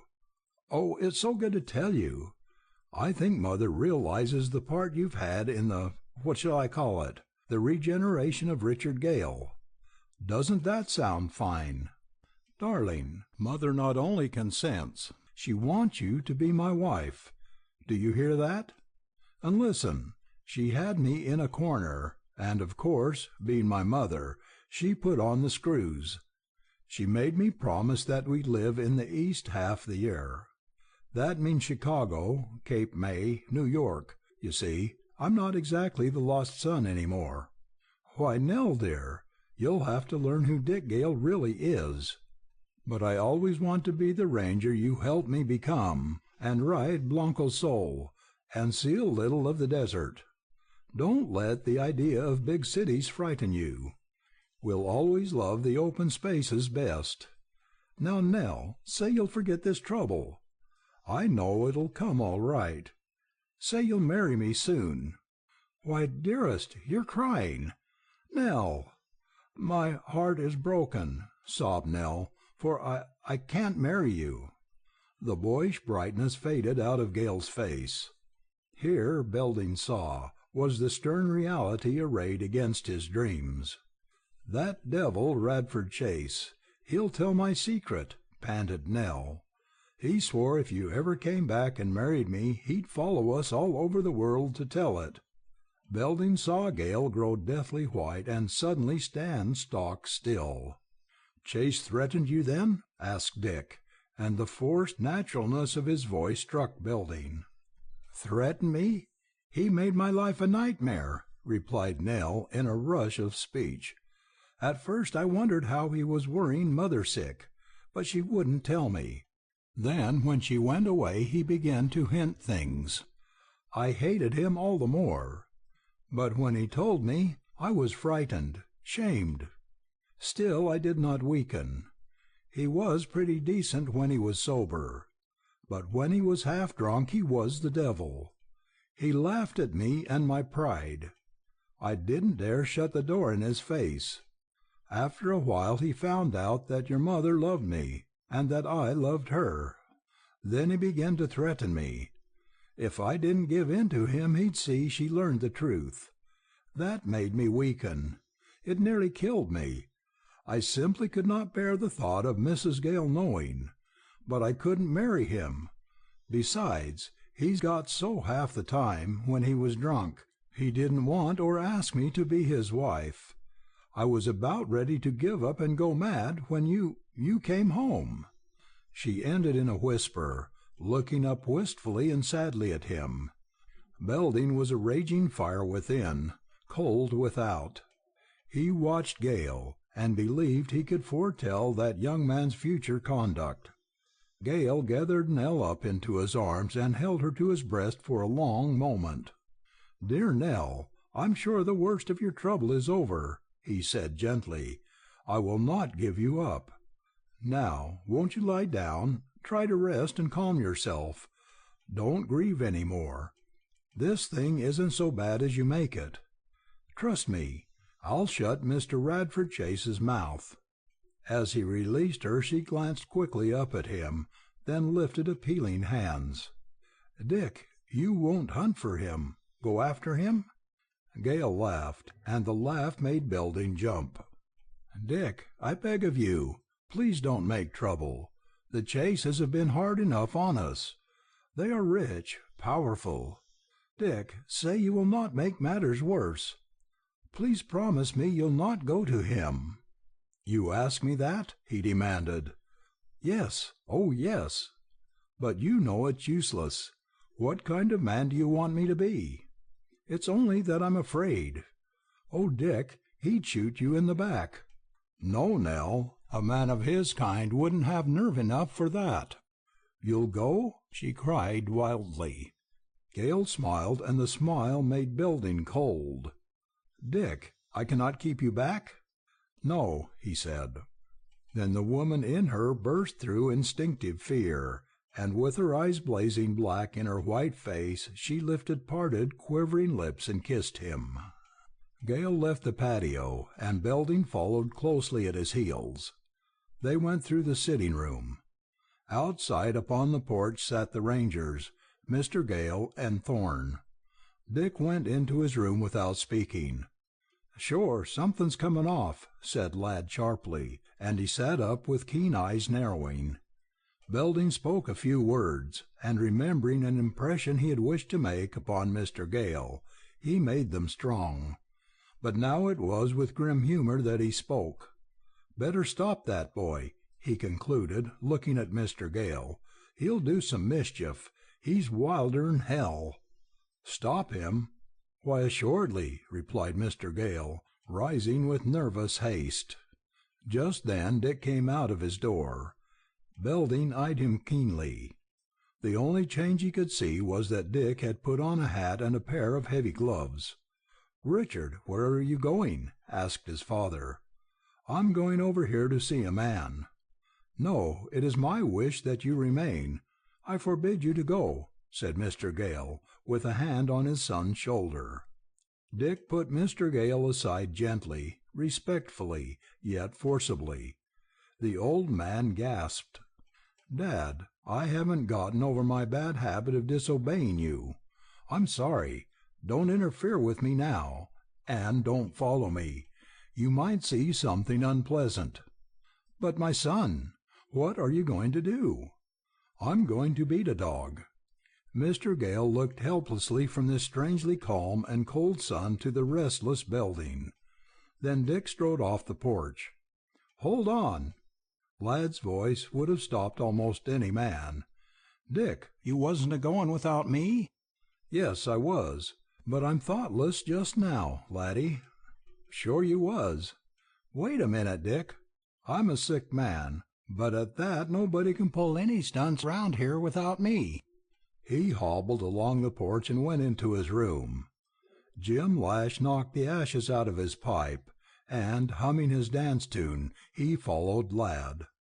In a moment the Rangers appeared, and both were packing guns. Not a little of Belding's grim excitement came from observation of Mr. Gale. At sight of the Rangers with their guns the old man turned white and began to tremble. "Better stay behind," whispered Belding. "Dick's going to beat that two-legged dog, and the Rangers get excited when they're packing guns." "I will not stay behind," replied Mr. Gale stoutly. "I'll see this affair through. Belding, I've guessed it.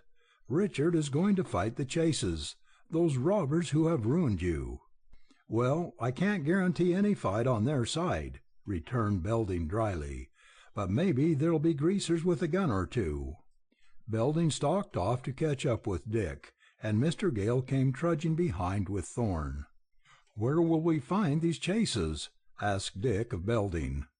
"They've got a place down the road adjoining the inn. They call it their club.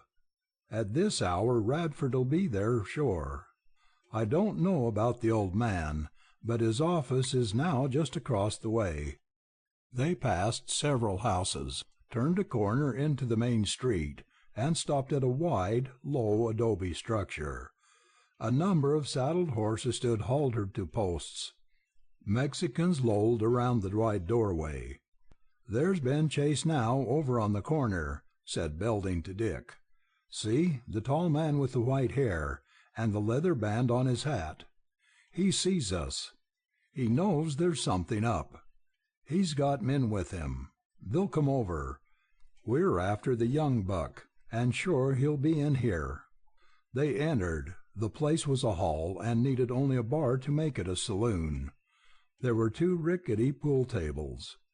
Evidently Chase had fitted up this amusement room for his laborers as well as for use of his engineers and assistants, for the crowd contained both Mexicans and Americans. A large table near a window was surrounded by a noisy, smoking, drinking circle of card-players. "Point out this Radford Chase to me," said Gale. "There, the big fellow with the red face.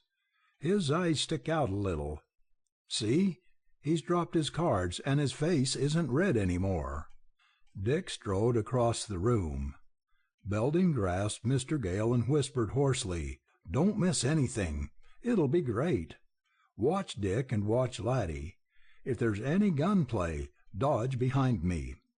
Belding smiled with a grim pleasure as he saw Mr. Gale's face turn white. Dick halted beside the table. His heavy boot shot up, and with a crash the table split, and glasses, cards, chips flew everywhere.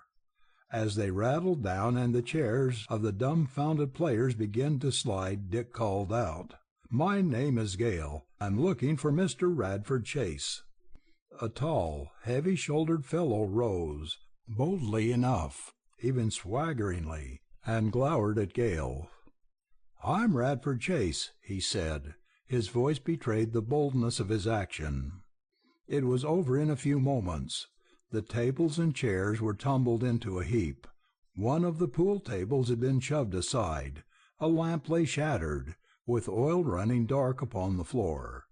Ladd leaned against a post with a smoking gun in his hand. A Mexican crouched close to the wall, moaning over a broken arm. In the far corner, upheld by comrades, another wounded Mexican cried out in pain. These two had attempted to draw weapons upon Gale, and Ladd had crippled them. In the center of the room lay Radford Chase, a limp, torn, hulking, bloody figure.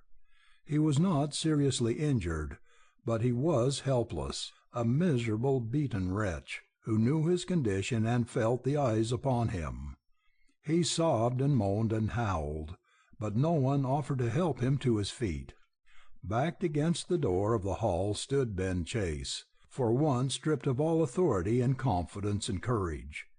Gale confronted him, and now Gale's mien was in striking contrast to the coolness with which he had entered the place.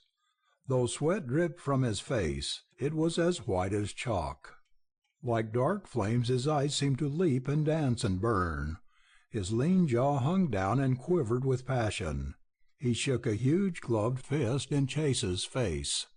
"Your gray hair saved you this time, but keep out of my way. And when that son of yours comes to, tell him every time I meet him I'll add some more to what he got today."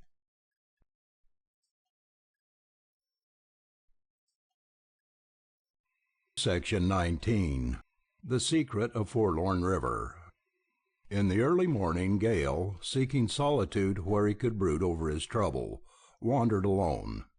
It was not easy for him to elude the Yaqui, and just at the moment he had cast himself down in a secluded shady corner, the Indian appeared, noiseless, shadowy, mysterious as always. "Malo," he said, in his deep voice. "Yes, Yaqui, it's bad, very bad," replied Gale. The Indian had been told of the losses sustained by Belding and his rangers. "Go, me," said Yaqui, with an impressive gesture toward the lofty, lilac-colored steps of No-Name Mountains. He seemed the same as usual, but a glance on Gale's part, a moment's attention, made him conscious of the old strange force in the Yaqui. "Why does my brother want me to climb the nameless mountains with him?" asked Gale. "Lluvia de oro," replied Yaqui, and he made motions that Gale found difficult of interpretation. "Shower of gold," translated Gale.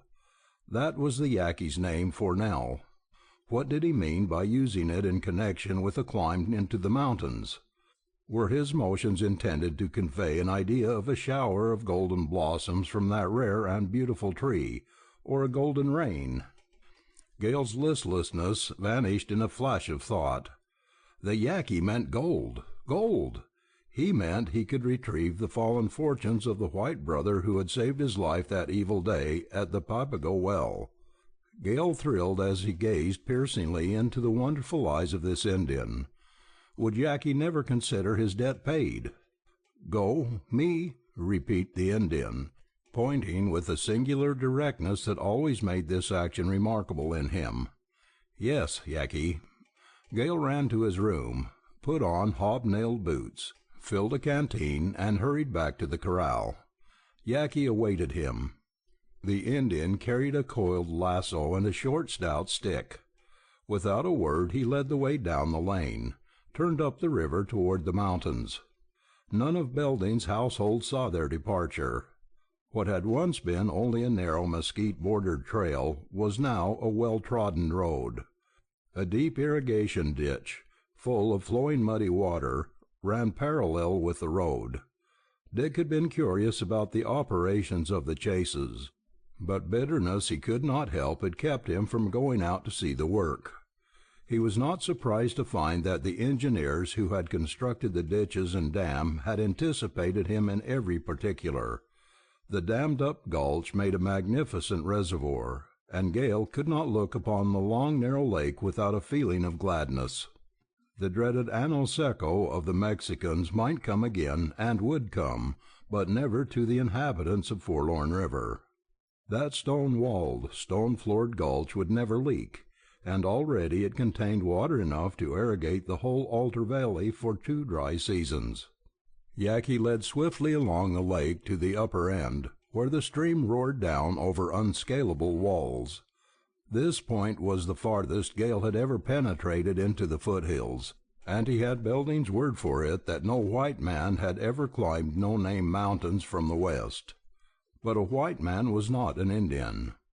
The former might have stolen the range and valley and mountain, even in the desert, but his possessions would ever remain mysteries. Gale had scarcely faced the great gray, ponderous wall of cliff before the old strange interest in the Yaqui seized him again. It recalled the tie that existed between them, a tie almost as close as blood. Then he was eager and curious to see how the Indian would conquer those seemingly insurmountable steps of stone. Yaqui left the gulch and clambered up over a jumble of weathered slides and traced a slow course along the base of the giant wall. He looked up and seemed to select a point for ascent. It was the last place in that mountainside where Gale would have thought climbing possible. Before him the wall rose, leaning over him, shutting out the light, a dark mighty mountain mass. Innumerable cracks and crevices and caves roughened the bulging sides of dark rock. Yaqui tied one end of his lasso to the short, stout stick, and, carefully disentangling the coils, he whirled the stick round and round and threw it almost over the first rim of the shelf, perhaps 30 feet up.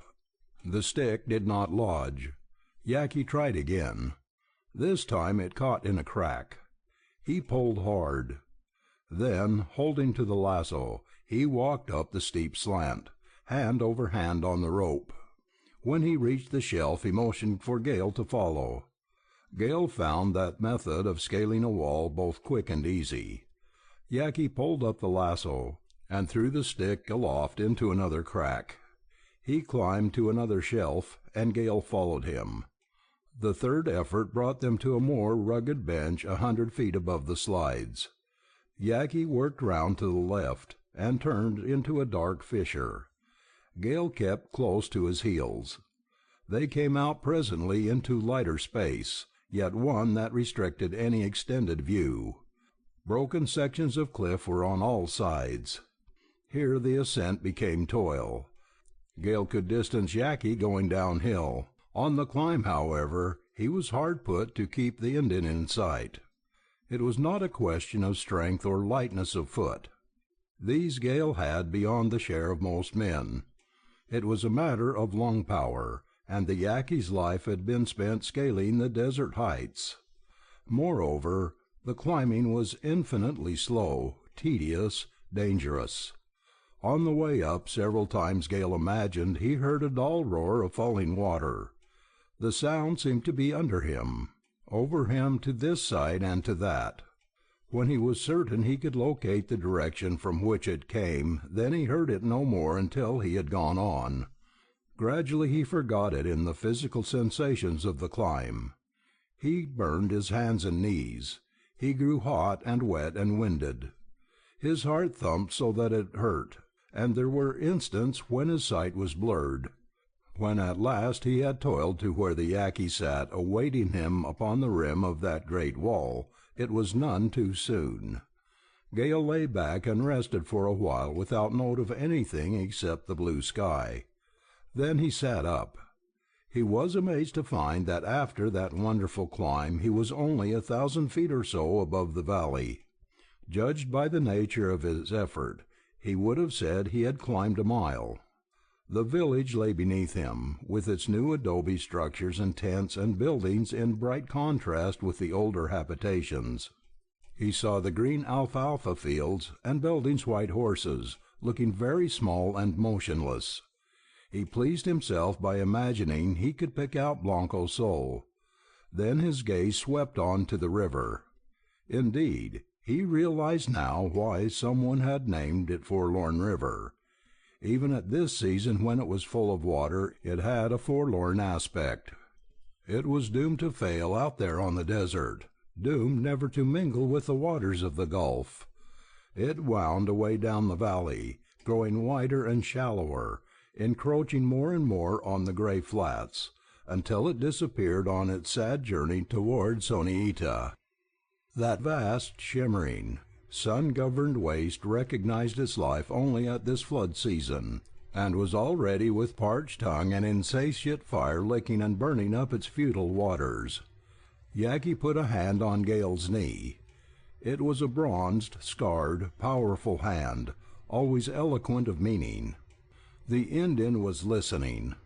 His bent head, his strange, dilating eyes, his rigid form, and that close-pressing hand, how these brought back to Gale the terrible lonely night hours on the lava. "What do you hear, Yaqui?" asked Gale. He laughed a little at the mood that had come over him, but the sound of his voice did not break the spell. He did not want to speak again. He yielded to Yaqui's subtle nameless influence. He listened himself, heard nothing but the scream of an eagle. Often he wondered if the Indian could hear things that made no sound. Yaqui was beyond understanding. Whatever the Indian had listened to or for, presently he satisfied himself, and, with a grunt that might mean anything, he rose and turned away from the rim. Gale followed, rested now and eager to go on. He saw that the great cliff they had climbed was only a stairway up to the huge, looming dark bulk of the plateau above. Suddenly he again heard the dull roar of falling water. It seemed to have cleared itself of muffled vibrations. Yaqui mounted a little ridge and halted. The next instant Gale stood above a bottomless cleft into which a white stream leaped. His astounded gaze swept backward along this narrow swift stream to its end in a dark, round, boiling pool. It was a huge spring, a bubbling well, the outcropping of an underground river coming down from the vast plateau above. Yaqui had brought Gale to the source of Forlorn River. Flashing thoughts in Gale's mind were no swifter than the thrills that ran over him. He would stake out a claim here and never be cheated out of it. Ditches on the benches and troughs on the steep walls would carry water down to the valley. Ben Chase had built a great dam which would be useless if Gale chose to turn Forlorn River from its natural course. The fountainhead of that mysterious desert river belonged to him. His eagerness, his mounting passion, was checked by Yaqui's unusual action. The Indian showed wonder, hesitation, even reluctance. His strange eyes surveyed this boiling well as if they could not believe the sight they saw. Gale divined instantly that Yaqui had never before seen the source of Forlorn River. If he had ever ascended to this plateau, probably it had been to some other part, for the water was new to him. He stood gazing aloft at peaks, at lower ramparts of the mountain, and at nearer landmarks of prominence. Yaqui seemed at fault. He was not sure of his location. Then he strode past the swirling pool of dark water, and began to ascend a little slope that led up to a shelving cliff. Another object halted the Indian. It was a pile of stones, weathered, crumbled, fallen into ruin, but still retaining shape enough to prove it had been built there by the hands of men. Round and round this the Yaqui stalked, and his curiosity attested of further uncertainty. It was as if he had come upon something surprising. Gale wondered about the pile of stones. Had it once been a prospector's claim? Grunted the Indian, and though his exclamation expressed no satisfaction, it surely put an end to doubt. He pointed up to the roof of the sloping yellow shelf of stone. Faintly outlined there in red were imprints of many human hands with fingers spread wide. Gale had often seen such paintings on the walls of the desert caverns. Manifestly these told Yaqui he had come to the spot for which he had aimed. Then his actions became swift, and Yaqui seldom moved swiftly. The fact impressed Gale. The Indian searched the level floor under the shelf. He gathered up handfuls of small black stones and thrust them at Gale. Their weight made Gale start, and then he trembled. The Indian's next move was to pick up a piece of weathered rock and throw it against the wall. It broke. He snatched up parts and showed the broken edges to Gale. They contained yellow streaks, dull glints, faint tracings of green. It was gold. Gale found his legs shaking under him, and he sat down, trying to take all the bits of stone into his lap. His fingers were all thumbs as with knife blade he dug into the black pieces of rock. He found gold. Then he stared down the slope, down into the valley with its river winding forlornly away into the desert. But he did not see any of that. Here was reality as sweet, as wonderful, as saving as a dream come true. Yaqui had led him to a ledge of gold. Gale had learned enough about mineral to know that this was a rich strike. All in a second he was speechless with the joy of it. But his mind whirled in thought about this strange and noble Indian, who seemed never to be able to pay a debt. Belding and the poverty that had come to him. Nell, who had wept over the loss of a spring. Laddie, who would never write again. Jim Lash, who swore he would always look after his friend. Thorne and Mercedes. All these people, who had been good to him and whom he loved, were poor. But now they would be rich. They would one and all be his partners. He had discovered the source of Forlorn River, and was rich in water. Yaqui had made him rich in gold. Gale wanted to rush down the slope, down into the valley, and tell his wonderful news. Suddenly his eyes cleared and he saw the pile of stones. His blood turned to ice, then to fire. That was the mark of a prospector's claim. But it was old, very old. The ledge had never been worked. The slope was wild. There was not another single indication that a prospector had ever been there. Where, then, was he who had first staked this claim? Gale wondered with growing hope, with the fire easing, with the cold passing. Yaqui uttered the low, strange, involuntary cry so rare with him, a cry somehow always associated with death. Gale shuddered. The Indian was digging in the sand and dust under the shelving wall. He threw out an object that rang against the stone. It was a belt buckle. He threw out old shrunken, withered boots. He came upon other things, and then he ceased to dig. The grave of desert prospectors. Gale had seen more than one. Lad had told him many a story of such gruesome finds. It was grim, hard fact. Then the keen-eyed Yaqui reached up to a little projecting shelf of rock and took from it a small object. He showed no curiosity, and gave the thing to Gale. How strangely Gale felt when he received into his hands a flat, oblong box. Was it only the influence of the Yaqui, or was there a nameless and unseen presence beside that grave? Gale could not be sure. But he knew he had gone back to the old desert mood. He knew something hung in the balance. No accident, no luck, no debt-paying Indian could account wholly for that moment. Gale knew he held in his hands more than gold. The box was a tin one, and not all rusty. Gale pried open the reluctant lid. A faint old musty odor penetrated his nostrils. Inside the box lay a packet wrapped in what once might have been oilskin. He took it out and removed this covering. A folded paper remained in his hands. It was growing yellow with age.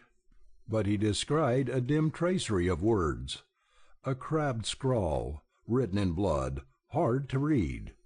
He held it more to the light, and slowly he deciphered its content. "We, Robert Burton and Jonas Warren, give half of this gold claim to the man who finds it, and half to Nell Burton, daughter and granddaughter." Gasping with a bursting heart, overwhelmed by an unutterable joy of divination, Gale fumbled with the paper until he got it open.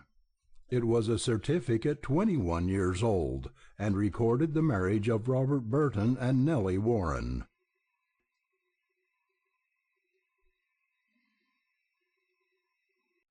Section 20.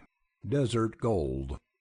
A summer day dawned on Forlorn River, a beautiful, still, hot, golden day with huge sail clouds of white motionless over no-name peaks and the purple of clear air in the distance along the desert horizon. Mrs. Belding returned that day to find her daughter happy and the past buried forever in 2 lonely graves. The haunting shadow left her eyes. Gale believed he would never forget the sweetness, the wonder, the passion of her embrace when she called him her boy and gave him her blessing. A little wrinkled padre who married Gale and Nell performed the ceremony as he told his beads, without interest or penetration, and went his way, leaving happiness behind. "Sure I was a sick man," Lad said, "and darn near a dead one, but I'm a-going to get well. Maybe I'll be able to ride again some day. Nell, I lay it to you, and I'm a-going to kiss you and wish you all the joy there is in this world. And Dick, as Yaqui says, she's sure your shower of gold." He spoke of Gale's finding love, spoke of it with the deep and wistful feeling of the lonely ranger who had always yearned for love and had never known it. Belding, once more practical, and important as never before with mining projects and water claims to manage, spoke of Gale's great fortune in finding of gold. He called it desert gold. "Ah, yes, desert gold!" exclaimed Dick's father, softly, with eyes of pride. Perhaps he was glad Dick had found the rich claim. Surely he was happy that Dick had won the girl he loved. But it seemed to Dick himself that his father meant something very different from love and fortune in his allusion to desert gold. That beautiful happy day, like life or love itself, could not be wholly perfect. Yaqui came to Dick to say good-bye. Dick was startled, grieved, and in his impulsiveness forgot for a moment the nature of the Indian. Yaqui was not to be changed. Belding tried to overload him with gifts. The Indian packed a bag of food, a blanket, a gun, a knife, a canteen, and no more. The whole household went out with him to the corrals and fields, from which Belding bade him choose a horse, any horse, even the loved Blanco Diablo. Gale's heart was in his throat for fear the Indian might choose Blanco Sol, and Gale hated himself for a selfishness he could not help. But without a word he would have parted with the treasured soul. Yaqui whistled the horses up, for the last time. Did he care for them? It would have been hard to say. He never looked at the fierce and haughty Diablo, nor at Blanco Sol as he raised his noble head and rang his piercing blast. The Indian did not choose one of Belding's whites. He caught a lean, wiry bronco, strapped a blanket on him, and fastened on the pack. Then he turned to these friends, the same emotionless, inscrutable, dark and silent Indian that he had always been. This parting was nothing to him. He had stayed to pay a debt, and now he was going home. He shook hands with the men, swept a dark fleeting glance over Nell, and rested his strange eyes upon Mercedes's beautiful and agitated face. It must have been a moment of intense feeling for the Spanish girl. She owed it to him that she had life and love and happiness. She held out those speaking slender hands, but Yaqui did not touch them. Turning away, he mounted the bronco and rode down the trail toward the river. "He's going home," said Belding. "Home," whispered Lad, and Dick knew the ranger felt the resurging tide of memory. Home, across the cactus and lava, through solemn lonely days, the silent lonely nights, into the vast and red-hazed world of desolation. Thorn, Mercedes, Nell. "Let's climb the foothill yonder and watch him out of sight," said Dick. They climbed while the others returned to the house. When they reached the summit of the hill, Yaqui was riding up the far bank of the river. "He will turn to look, to wave good-bye?" asked Nell. "Dear, he's an Indian," replied Gale. From that height they watched him ride through the mesquites, up over the river bank to enter the cactus. His mount showed dark against the green and white, and for a long time he was plainly in sight. The sun hung red in a golden sky. The last the watcher saw of Yaqui was when he rode across a ridge and stood silhouetted against the gold of desert sky, a wild, lonely, beautiful picture. Then he was gone. Strangely it came to Gale then that he was glad. Yaqui had returned to his own, the great spaces, the desolation, the solitude, to the trails he had trodden when a child, trails haunted now by ghosts of his people, and ever by his gods. Gale realized that in the Yaqui he had known the spirit of the desert, that this spirit had claimed all which was wild and primitive in him. Tears glistened in Mercedes's magnificent black eyes, and Thorn kissed them away, kissed the fire back into them and the flame to her cheeks.